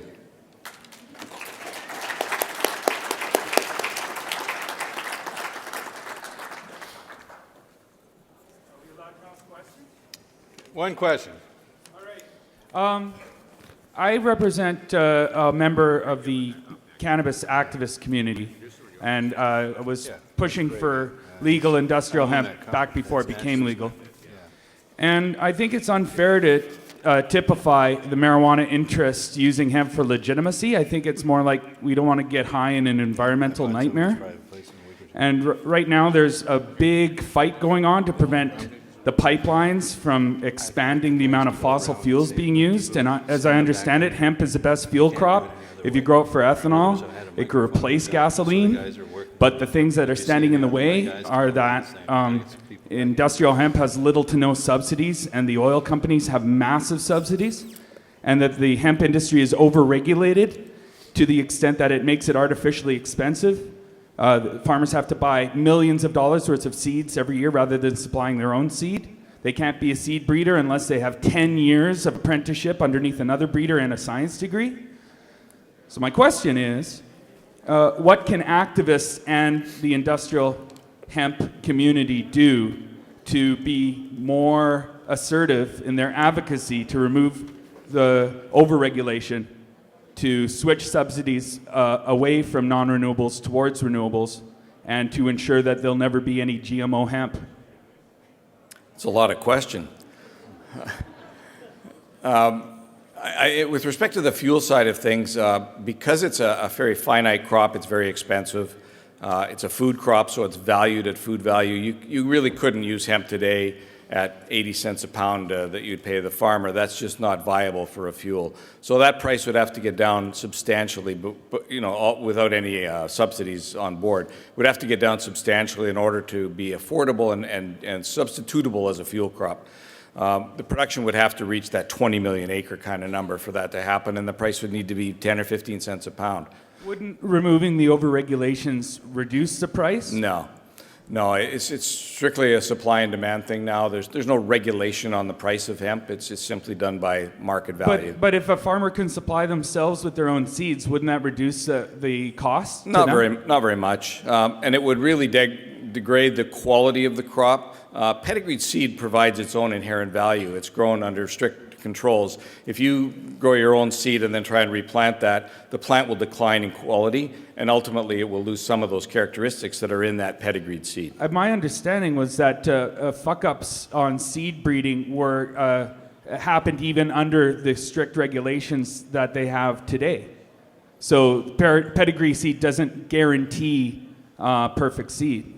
We've got a long way to go to reach that kind of quality in research and development. It takes decades. Well, don't you agree that justice would demand that hemp does not have to meet any criteria that other crops don't have to meet? I'm sorry, I don't understand the question. Well, you don't Why have don't we to talk be offline here, because I'm taking up the next speaker's Farmers can supply themselves with their own soy seeds and their own canola seeds. Why should hemp be any different? And why aren't you pushing so that that is the case, that hemp doesn't have to meet any different criteria than any other crops? Well, you know, it's the pedigreed seed industry really that would be the spokesperson for that. It's not the CHTA. But if you guys don't mind talking online, good questions, very good questions. Okay, thanks a lot. Good job. All right, next. That's very up, Anthony. Now, next we have a company I just made an investment in here last week or so. We have Craig Goodwin of Naturally Splendid Enterprises. I'm going to let him tell his story because it's a good one. I put my money in this deal.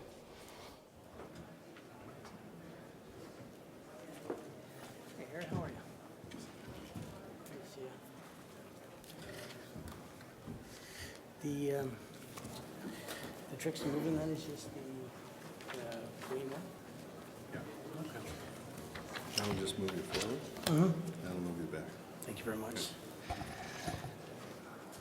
Good afternoon. Thank you very much for your time today.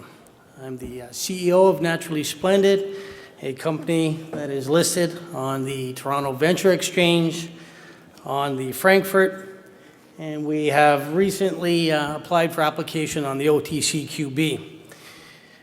We recently completed a $1.37 million financing on the 29th of April. That's going towards a number of activities in the company, including expansion of our inventories for new demand that we're receiving practically every day now. Our company is focused in two areas. It's a biotech food innovation division that has exclusive North American rights for hemp-based omega products. We also have a retail line of hemp food products that was launched in October of 2013. And we do receive government support. So we would like to see more support, of course. I know I've heard somebody in the audience just recently asking questions about support. I'm pleased to tell you that the Canadian government does look for companies like Naturally Splendid and does support us. We have received funding towards the research and development of new hemp-based superfood products. And the company has, in fact, received financial support from the National Research Council of Canada to assist with the cost of product development on proprietary hemp oil omega products. They've also helped us with the feasibility study. The company received provincial funding for a strategic study to assess the feasibility of vertical integration, a very important component to the growth of this industry, obviously. And success with these programs has opened the door for many more opportunities within the government. With the biotech food division, we are really dealing with groundbreaking science. And Naturally Splendid has secured the rights to market a proprietary, patent-pending, plant-based omega product. And this product utilizes both microencapsulation and liposomal technology in the delivery process to the digestive system, thus maximizing the effectiveness. And this technology, this science, is developed by a company called Boreal Technologies, who are located on the grounds of the University of British Columbia. And in layman's terms, this technology converts omega-rich plant oils into water-soluble powders and aqueous solutions, thus maximizing commercial potential and application. It is, in fact, an exclusive sales agreement with Boreal Technologies to market and distribute their full complement of plant-based omega products in Canada and the United States. In addition to hemp omega, there's also H2 omega, as well as chia omega, flax omega, canola omega. And the distribution channels are multiple. We have an opportunity to market products for human consumption, for pet food products, as well as for feedstock. The opportunities are practically endless.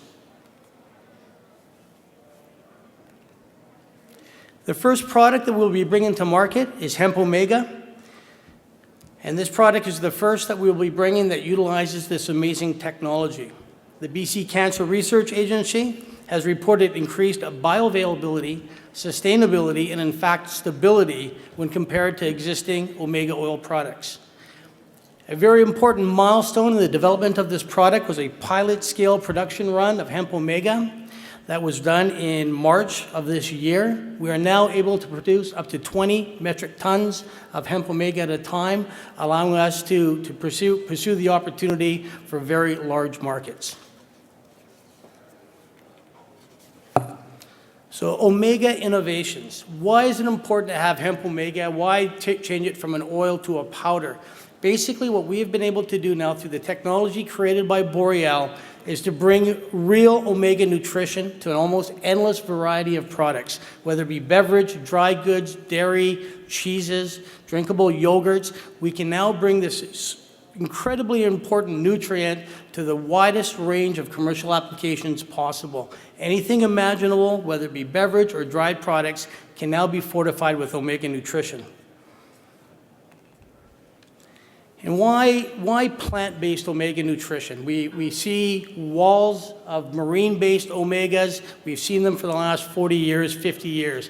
In fact, marine-based omegas are the most successful supplement in the history of supplements. You see walls of marine-based omega products. Well, we believe that the plant-based omega-3 production value will grow twice as fast as marine value over the next 5 years. And as a result, by 2018, plant-based omegas will in fact make up more than half the production value. We don't have to be marine biologists to know there is less fish in the ocean today than there was 20 years ago. And it's very likely, and sadly it will be, that there will be less fish in the ocean 20 years from now and 20 years after that.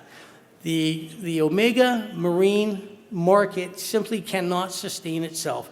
Omega demands continue to increase while the marine omegas continue to decline. The opportunity that Naturally Splendid has through the technologies that Boreal has created is truly amazing, and we are positioned perfectly to take advantage of this opportunity. So these omega opportunities, well, why is it important to get it into breads and pastas and yogurts? It's a noble cause. While 80% of Canadians are influenced to buy products if it contains omega-3.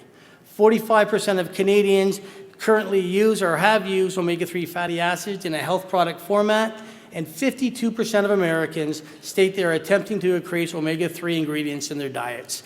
Okay, this market, as I just stated, is growing at an incredibly robust level. So we need to have a distribution strategy. We have great product, we have commercial viability, so how are we going to get this product to market? We can use it first as an ingredient in proprietary or private label products that Naturally Splendid creates. We can provide omegas as ingredients to major brands. You saw Jiffy or other yogurt companies that we could perhaps add the omega products that we create or that Boreal Technology creates with us to add to their formulations. We can collaborate with ingredient suppliers who in turn can take these formulations to their clients for the widest amount of distribution in the shortest amount of time. And of course, the food service industry. We see real fruit smoothies by McDonald's. With all due respect, there's a lot of sugar in those products. How about real fruit smoothies with real omega nutrition? I think the opportunities are practically endless. The other division of our company is a superfood product line that we launched in October of 2013. We launched this line at the Canadian Health Food Association. We've branded it Natera. It is based in industrial hemp food. Hemp itself has the most digestible protein of any plant on earth. It has the perfect balance of omega-3 and 6. It's high in fiber. It truly is a superfood powerhouse. And our goal is to get this into as many products and as wide as distribution as possible. In that area, we've created 2 product lines to start off with, hemp seeds and hemp protein powders. Both are created with a number of nutritional profiles. Our distribution is overseen by New Age Marketing. They've got over 15 years in developing brands like Natera. Purity Life, which is Canada's largest natural product distributor, has recently picked up our line. They service over 7,000 stores in Canada. Planet Foods, another national distributor, has taken on our line and is now actively and aggressively marketing our products across Canada. They service in excess of 5,000 stores. And our first distributor is Summit Specialty Foods, who concentrates in Western Canada. Collectively, these 3 distributors and our broker cover in excess of 14,000 retail outlets here in Canada, and we are aggressively marketing to as wide a range as we possibly can. This morning, Naturally Splendid was very pleased to announce our very first U.S. distributor. This is a significant development in the growth of Naturally Splendid. The United States of America remain the biggest consumers of hemp food products in the world, and Naturally Splendid now has access to them. This is an incredibly pivotal point for Naturally Splendid. Our distributor that we're using for the United States is Sonray. They're a Vancouver-based international broker with over 40 years of experience in the grocery business with brands such as Be Made Honey and Cocoa Rose. So they're very experienced at servicing a wide clientele. They have over 5,500 clients in the United States, and we have just announced this exciting news this morning, and we'll be developing our U.S. market hand in hand with Sonray over the months to come. The retail outlets that you'll see Naturally Splendid in Canada, most of you will recognize some or all of these. Although we may not have chain-wide representation in all of these outlets, we do have products in some of these stores of each banner that you see. Our goal, of course, is to be in 100% of the banners that you see above us. So to clarify, we are in all of these stores, but we're looking for 100% representation in every single one of these stores. So these major food and beverage makers have taken notice, and the reasons why are dollars generated. $8 billion in sports nutrition estimated in 2016. Where is all this demand coming from? Well, here it is. It's increased demand by parents, people like myself, like yourself with children.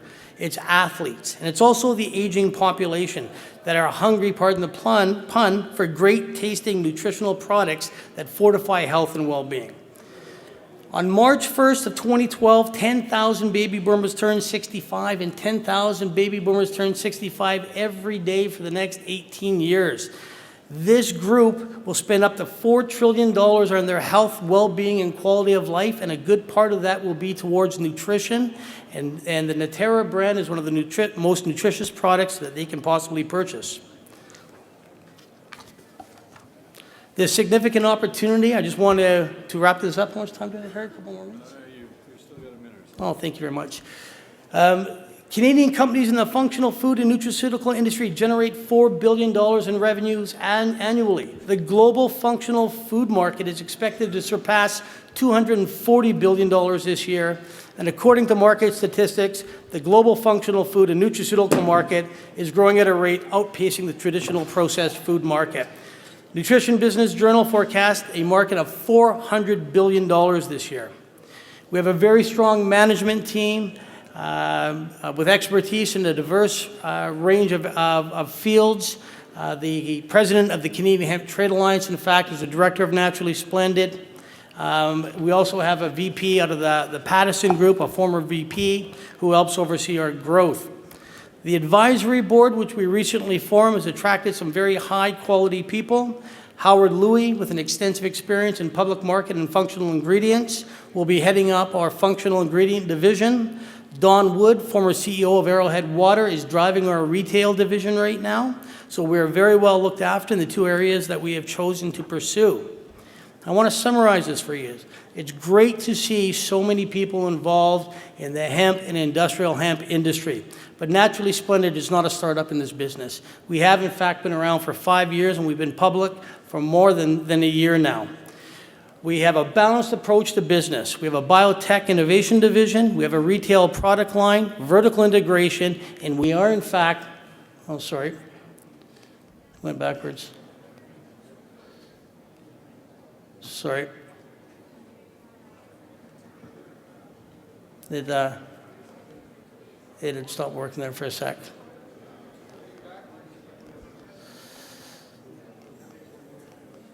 Just want to get to the last summary page. You know what? I'm not going to worry about it.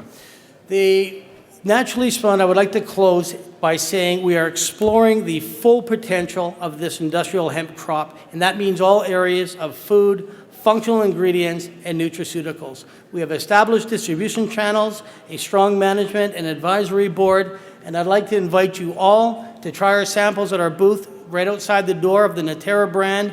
You're more than welcome to come by. It would be my pleasure in providing product for you. So thank you very much. We have a team over there. Yep. You want to sit on it with us? Sure. That's around 4 something. You can see why I bought this stock. I just wish I would have bought a lot more. Going to have to do it. What price does your stock trade at these days? It's up 20% today. It's 34 cents. Up 20% to 34 cents, guys. Do you hear that number? 20% is good. 34 cents is so reasonable, it's ridiculous. That's the kind of company, in my opinion, you want to buy when you come here. Okay, now we've got another very, very interesting character coming up here. We talked a lot. Well, you're from the Ottawa Valley indirectly. So am I. This gentleman changed Canadian history in this industry a couple of weeks ago with his team when they did the first $15 million bought deal with institutions. He also was the first company on the Toronto Venture Exchange. And we don't know each other yet, but what we share in common is a lake that we used to go to and an Ottawa Valley that his dad was from. And he's going to tell you about, this is Mr. Bruce Linton of Tweed Marijuana Inc. Thank you. Thanks, Harry. In fact, I've enjoyed many of the presentations. I've sat through, I think, 5 or 6, and some terrific ones, really quite helpful to me. I apologize, however, I'm going to be of limited value today. And anybody who's watched Tweed knows that there's nothing I love more than a microphone. I don't know if you've ever seen anything from English language Al Jazeera, who we hosted, to the Lang O'Leary show, but we really do embrace the media, and the media have been very helpful to us. But the reason I can't be overly helpful today is that we were fortunate in that when we entered the market, we were well received, we were traded well, and quite quickly our underwriters moved to offer us a bought deal. And that's not a normal course thing for a company which is a venture listing to be offered a $15 million bought deal after trading for about 22 days. Because a bought deal says that there's an awful lot of institutional interest in what is happening, and they would like to put the stock into those hands. And when you do that, you have to file one of these, which is an inappropriately named short form prospectus. It's 27 pages plus attachments. And you file that on CEDAR, and we filed that on the 30th. And once you file that, you have to do what my lawyers have told me to do, which is not to be helpful in a public setting describing your company, which kills me, because there's a lot I'd love to tell you. What I can do, though, is I'll walk through a couple slides, and anyone and everyone who would like to have a discussion or question, I'm going to go in the hall after and be happy to have a bunch of side conversations. I've had probably 10 folks approach and had great discussions up to now, and I'd love to do more of that. Well, the disclaimer, you've all read it thoroughly. I put the first page up. I told my lawyer I thought that if I was truthfully taking his advice, I would begin by reading a copy of this preliminary short form prospectus has been filed, but it would be the most boring presentation ever. So I just put a quick snap up. The company spent, I can give you one thing, we spent one evening named Can Remedy. We'd worked with an agency. They were a very good agency. They took quite a bit of our money in about 3 weeks and came back to us and said, your company should be called Can Remedy. Went to bed, woke up in the morning, said, I don't think we should be called Can Remedy. And so we spent another 4 weeks on becoming Tweed.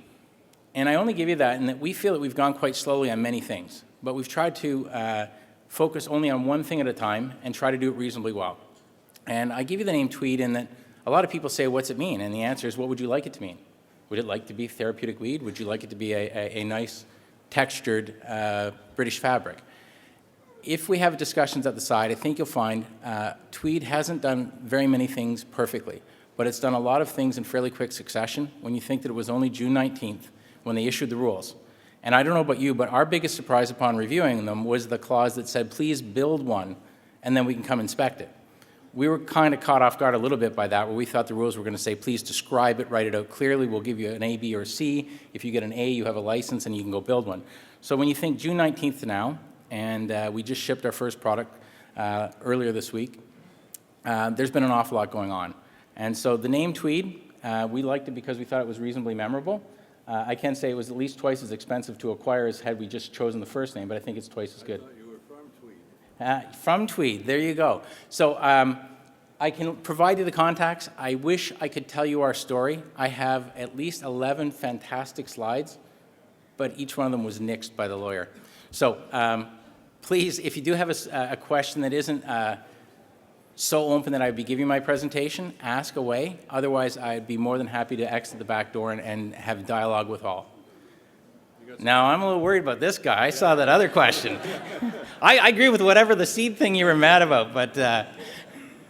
My question is, in a recent interview, you or someone from your company mentioned mandatory minimums as a selling point of your company, why investors would want to invest, because your competition, your black market competition, might be facing mandatory minimums, years in jail for trying to undercut you. Do you see any ethical problems with endorsing a system that inflicts suffering on harmless people as a selling point to your company? Now, when you present it that, when you present it that way, it certainly is. What we've tried to do is describe the rules that have been evolved without offering a view as to whether or not they're appropriate or suitable, but that we're trying to react to them. And so when people ask us what has occurred, is if someone thinks that the only thing that has changed is a former chocolate factory now produces marijuana, we do need to describe to them there were at least two other aspects of that huge omnibus legislation which related to the topic of medical marijuana. The other being the method of access, and the third being the method of enforcement. I'm the guy who goes to the 100-mile Green Party diet fundraiser, to the Liberal fundraiser, the Tory. I don't get involved in the decision process. I just try to make sure we follow it. Would you be interested in maybe exchanging an activist endorsement of your company for a promise to invest in the removal of those mandatory minimums? I would be all over that. Okay, let's talk after. I've got a question. Yeah. I've got a question. It's a laboratory question. How does it work in terms of analytical laboratories and what you have to do from growing to get it to the customer? So it works slower than we expected is the first answer. So when the crop is harvested, in our case, we're still constructing our lab to be a certified tested lab on our premise, which means that we take a portion of the product, we send it first to a lab in New Brunswick, from Ottawa, Smiths Falls. They tell us how that product looks in terms of everything from active ingredients to undesirable contents. Then you go through the final drying process, you send another sample to New Brunswick. They take their time again and send back to us the result. If there's any requirement to deal anything with any levels of mold, mildew, you have to take secondary steps, retest again. So one of the things that we've put in a public release was that we wish to have the capital necessary to build the lab facility on our own premise, because this shuttling back and forth across the eastern portion of the country doesn't add to a very efficient time turnaround. Now, the thing about that, though, can you, like in mining, you can have your own lab. Yep. But you still need a third party. Will you not always need a third party? No, there's a methodology to actually have your own lab and have it certified and have technicians who operate it in a function that would be deemed, in a sense, controlled or arm's length. So Health Canada would say that? Yeah, and it physically is in the back portion of our building, which is relatively closer than New Brunswick. Well, that's good.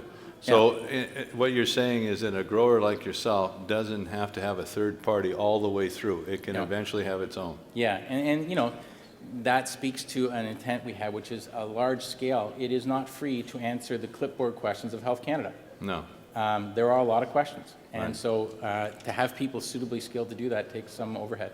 Do you see somewhere down the road, like I know they've done this in mining, we used to be able to do that, and all of a sudden, no, you have to have a third party, and you have to have a third party endorsement, and it has to be, I almost think that that's where they're going. I suspect somebody falling out of a helicopter in, was it Indonesia? That might somehow be related to... He might not even been in that helicopter. They're making that movie now. But I imagine until someone falls out of a helicopter in the Health Canada world, we'll probably be able to continue down a path that... But do you see a lot of changes there? I don't know. I think one of the presentations, a couple of them reference where the evolution of what we can offer.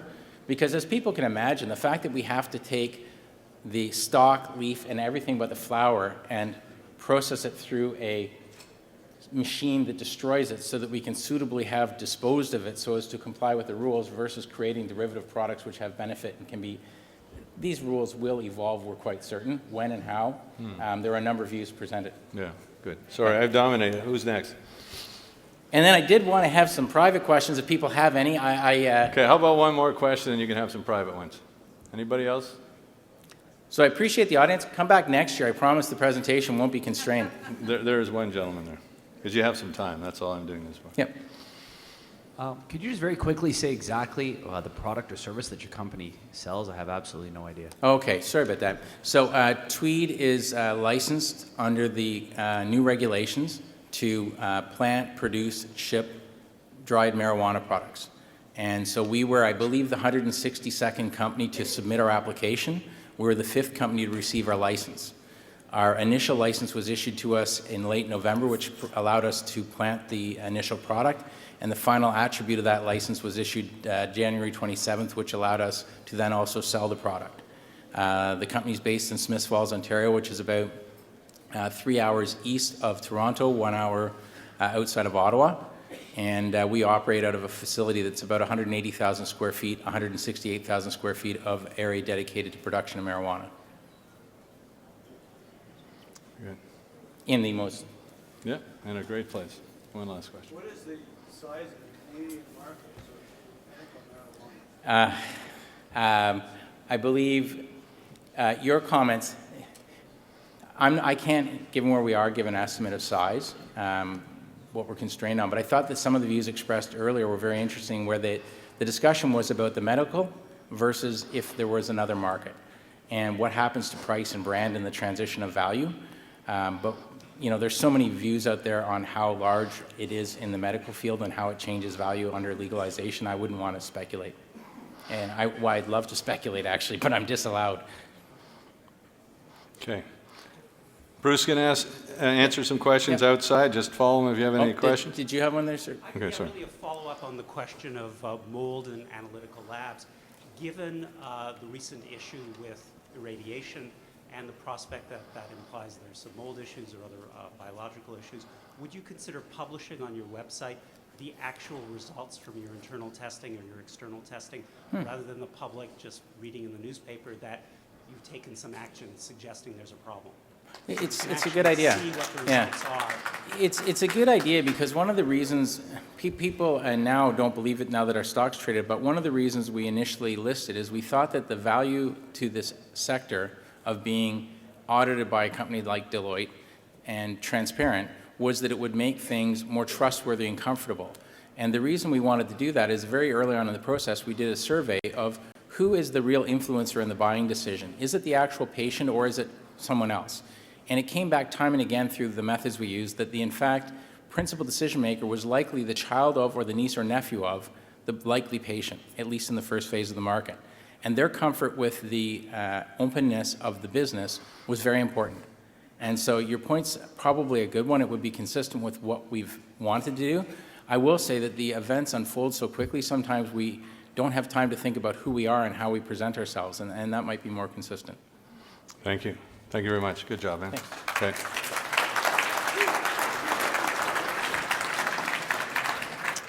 Bruce just brought up Deloitte. Our next speaker is Daniel Kisselback, and he's talking about establishing a medical marijuana business, top business, and regulatory issues.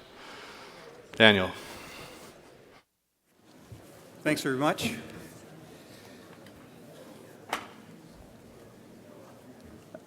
As mentioned, Deloitte has been involved in this particular area for a while and has a team of people that deal with medical marijuana businesses. I'm a lawyer practicing in Deloitte tax law, which is affiliated with Deloitte, and speak on behalf of Deloitte tax law. The point of this little presentation is a brief on what critical issues might be considered by a person that wants to start up this type of a business.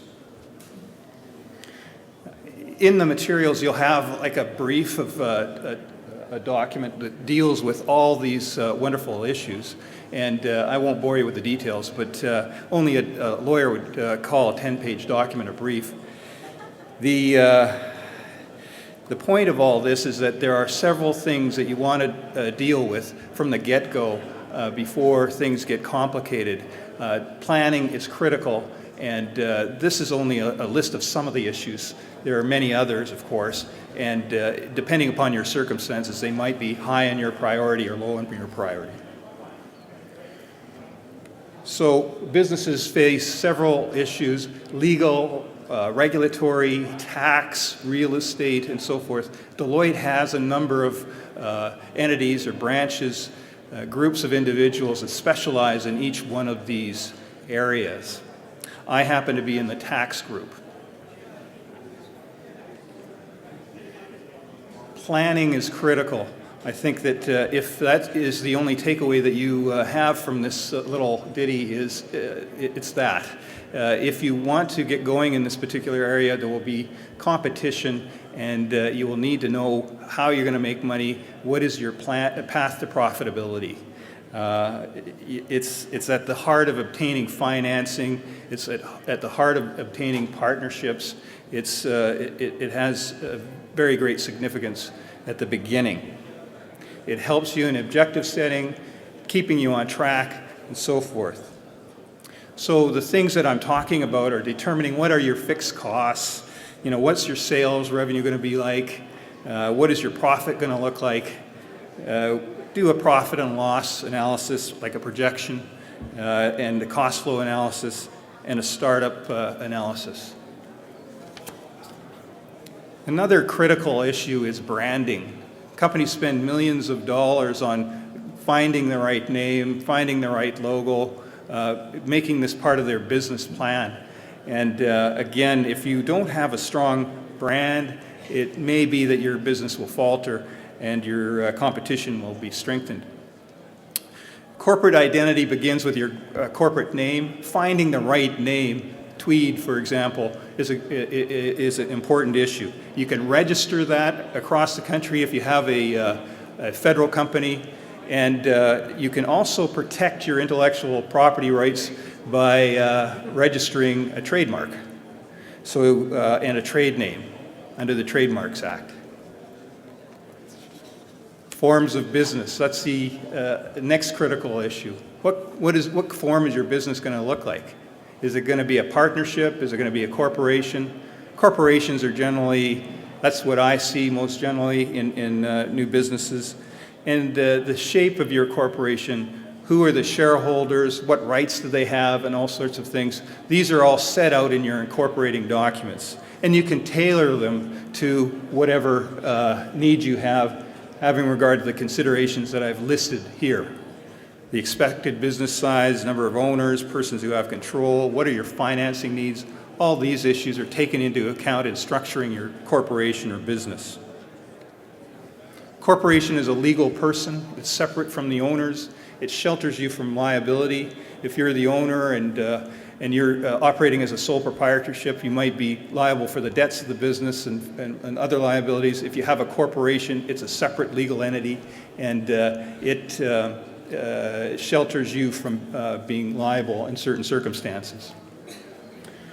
Director's liability, another critical issue to deal with. When a company is formed or a corporation is formed, it has directors that are responsible for the management of the affairs of the company. And although shareholders, the owners, aren't normally liable for the debts of the company, directors can be. And one of the typical debts that can be collected against directors are taxes. GST, Canada Pension Plan, EI, all these wonderful things. The government has rules in its favor, and it can go after directors for these types of things.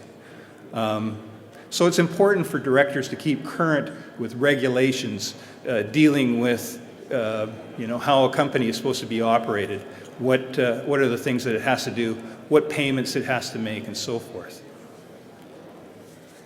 Financing, getting money to run your business. This is another important area.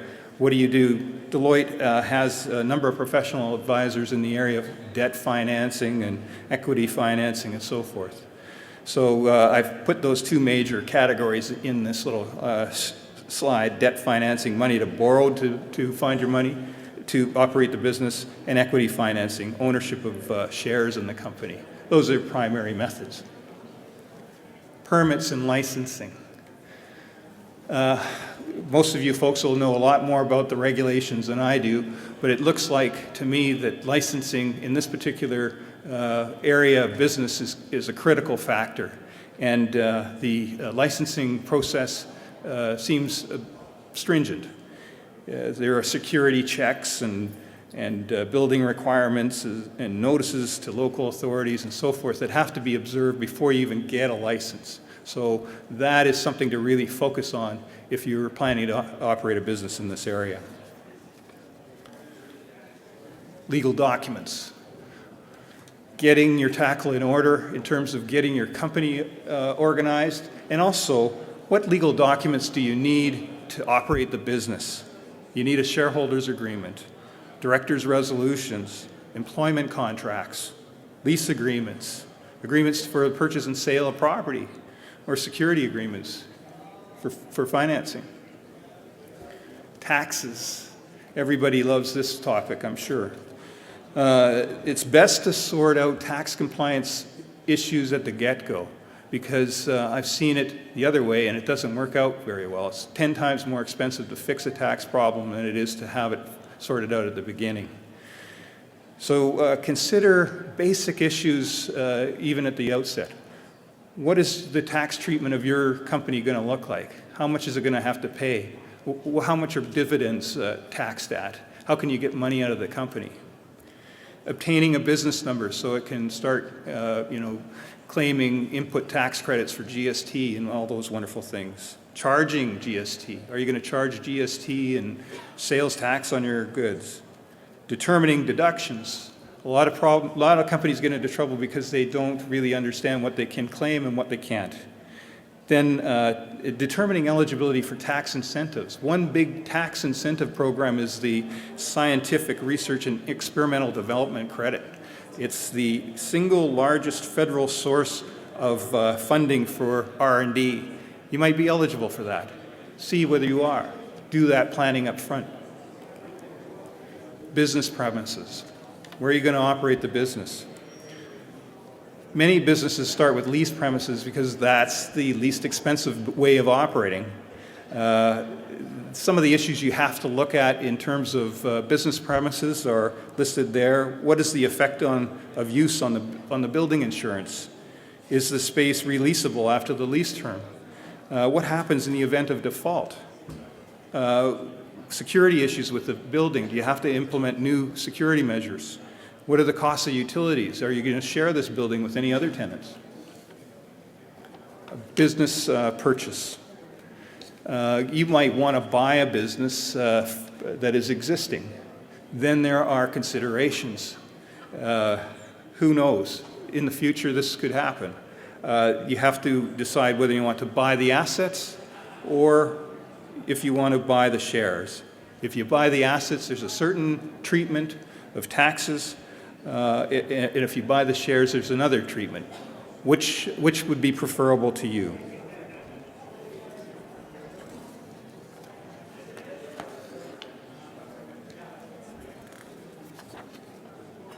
So, in conclusion, there are a number of key considerations when planning to establish a medical marijuana business. The opportunities may be great. There are a number of business and legal considerations to deal with, and a trusted advisor can help you navigate through to the path to profitability. I'd be pleased to answer any questions you have now or later on at the back. Thank you.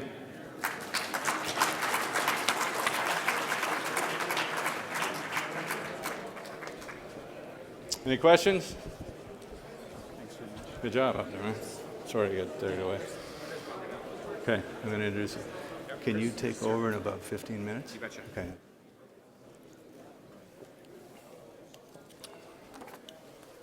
Just 1 second here.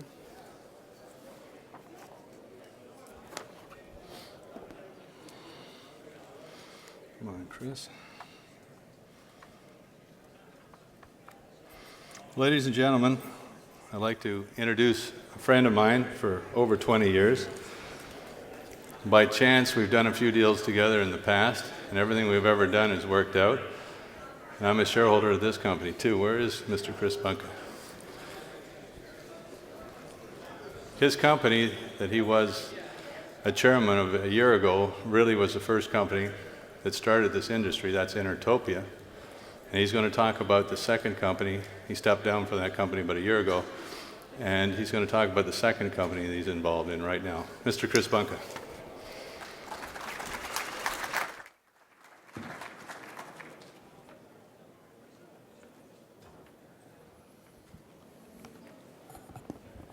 By the way, sorry, Chris.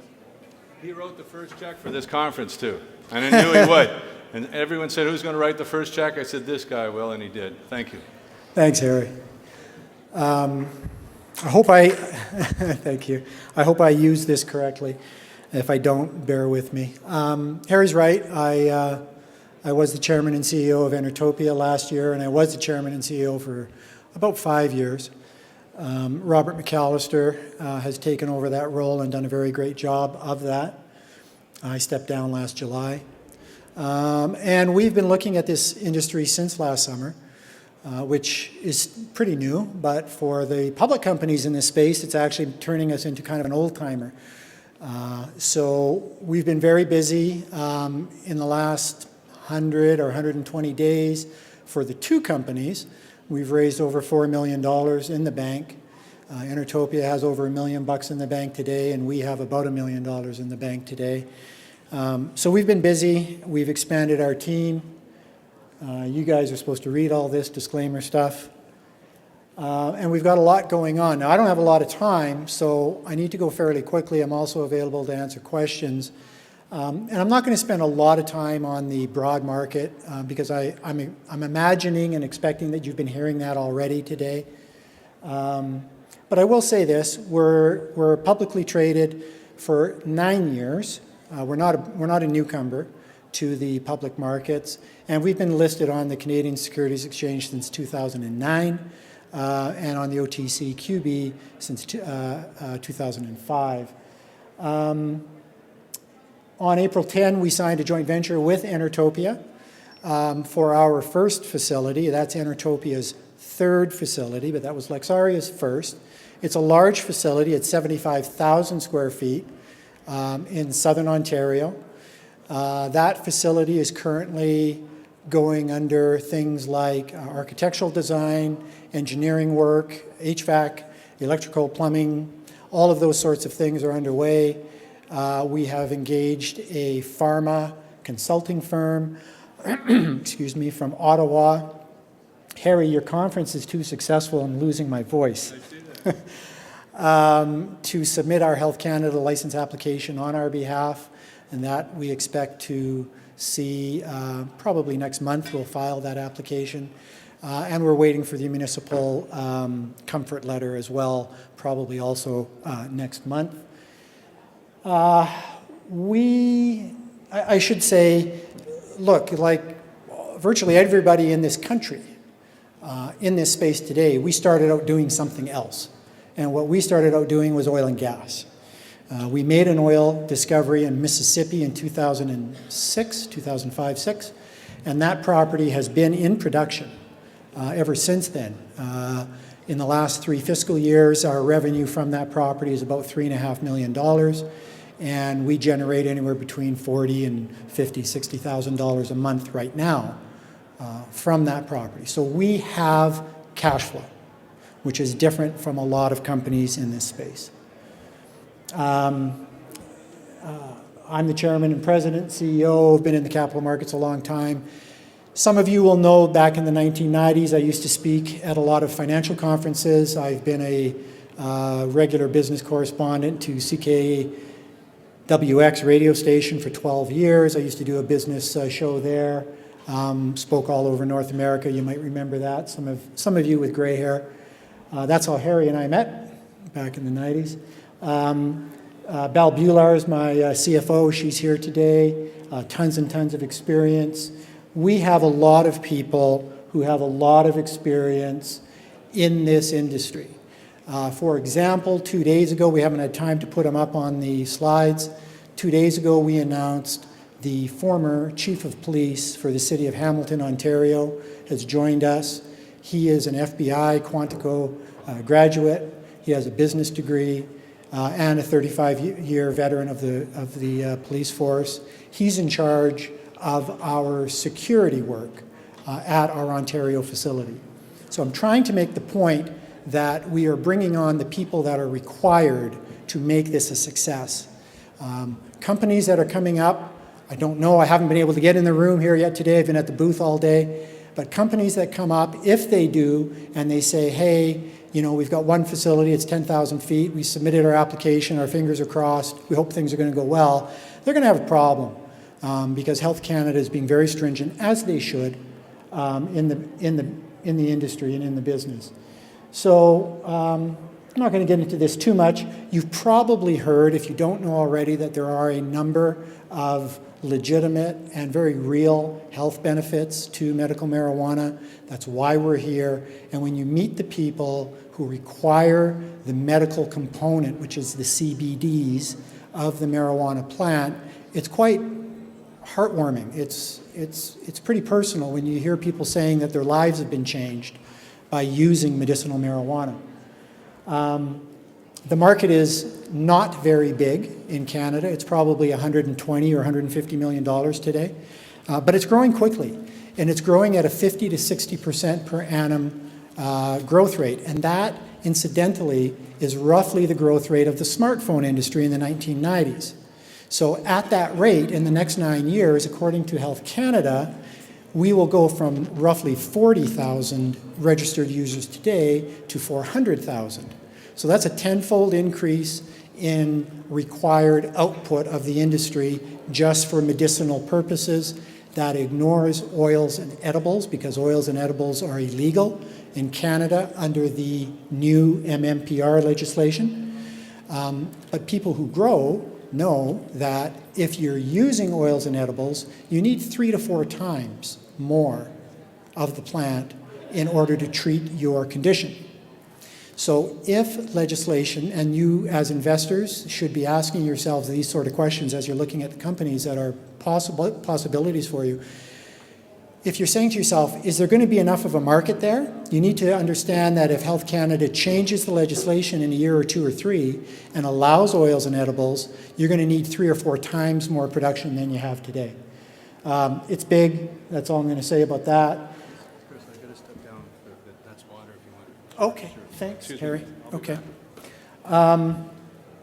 2 metrics I'll give you that you should be able to write on the back of your envelope. And I'm not using this as a projection for my company.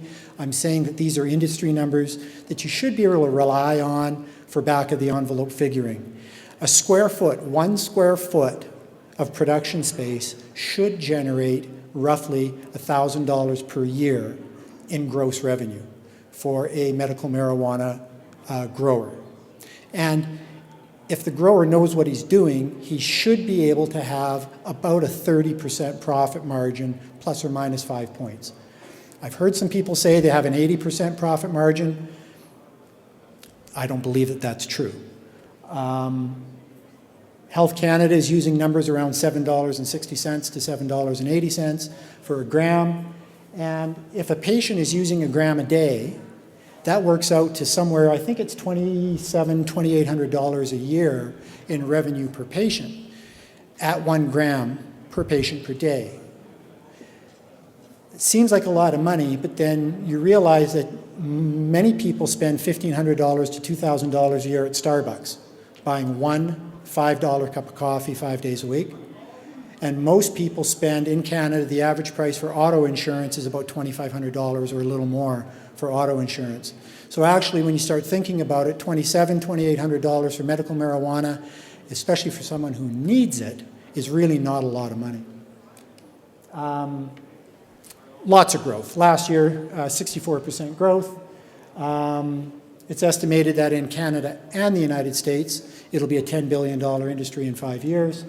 There's more medical marijuana dispensaries in downtown Denver than there are Starbucks. That's how quickly it's changing. And the state of Colorado, according to what I'm reading in the press, is now generating more tax revenue for the state from marijuana than they are from taxing alcohol. And most of you are old enough to understand how government works, and there is no way that governments around North America are going to allow that revenue stream to pass them by. So the expectation is that states and the nation of America and Canada are going to legalize this and tax the heck out of it. Let's talk about us for a minute. We've signed a joint venture with Enertopia. They have 51% control. We have 49%. It's a 75,000-foot facility. About 30,000 feet of that is going into our design build phase as we speak. We're really excited about this. This is a big deal. I don't know how much space Tweed has actually in production. They could answer that, and I can't. But I know that it's not 100,000 feet. I suspect it's somewhere around 20 or 25. Maybe it's 35. I don't know, 1,000. Which would mean that our facility that we put into production this year would be roughly comparable to theirs. We're awaiting municipal approval, and of course, we do not have a license. So that's something we're working on. We've been listed in Canada for 5 years. So we've been here a long time. We are a Nevada corporation. I mention that because in the United States, if you're not aware of it, if one of the companies you're interested in investing in is telling you that they are a BC corporation and they are, let's say, take an example, let's say they're going to buy a controlling interest perhaps in a Colorado grower. I will tell you that unless they've got some tax and legal advice that is not available to us, that's impossible, because Colorado and Washington and most of the individual US states have residency requirements for those who own production facilities. So a BC corporation could not get into a controlling ownership position of a US medical marijuana facility, to the best of my knowledge, and I'm corrected if I'm wrong. We are a Nevada Corp with a Vancouver office, a Kelowna office, an Ontario facility. We comply with SEC, Canadian OSC and BCSC regulations, of course. But because we're a Nevada Corp, we are a domestic corporation for the state of Nevada. You might logically think that we are interested in developing facilities in the state of Nevada. Some people have had discussions with ranking politicians in the state of Nevada, and those politicians have made it clear that they want Nevada to be legalizing marijuana for recreational as well as medical use by 2016, the federal election. And there has been discussion that the state of Nevada, we all know why people go to Nevada, that the alcohol consumption in the state of Nevada is higher than alcohol consumption in any other state in America. Some people say it's as much as or even more than the rest of the country put together. Obviously, if they legalize marijuana, the metrics there will be similar. So having an operation in that state could be really interesting. We are looking at having operations both in Canada and the United States. We do not have any operations in the United States today, so there's my disclaimer. We're looking at it. What are we doing? Well, we're building out the Ontario facility. That's underway. So you should look to see news from us over the months and quarters to come about the progress of that facility. I'm going to make a point here that if I get yanked off the stage, this is one point I want you to keep in your minds. There's a number of business plans out there. A lot of them are really good. There's a lot of good people in the industry already. Having said that, there's a flaw, in my opinion, in many of those plans. And here's how it goes. The growing of medical marijuana is a tough business. The old licensing did not require much, if any, in the way of testing.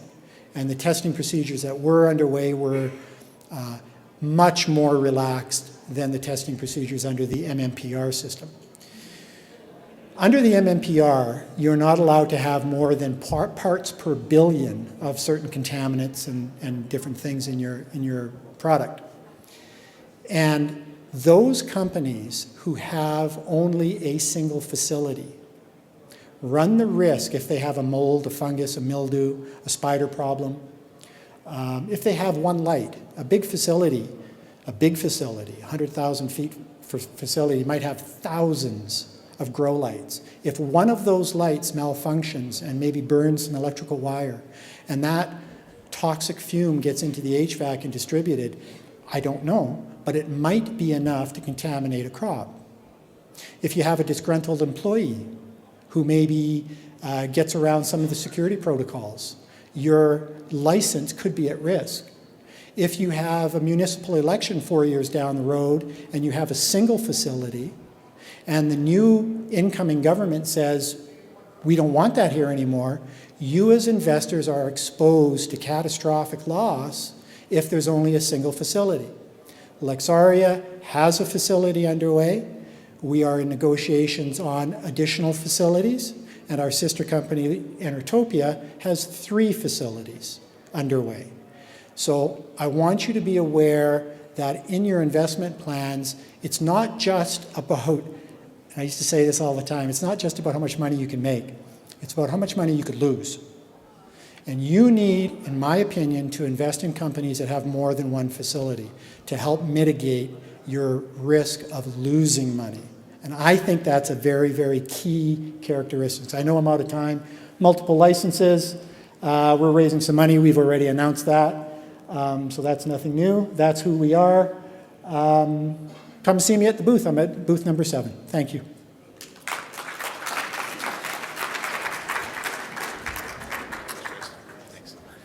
Thanks very much, Chris. As Chris mentioned, of course, Lexaria is outside. You'll get a chance to speak with him and his team.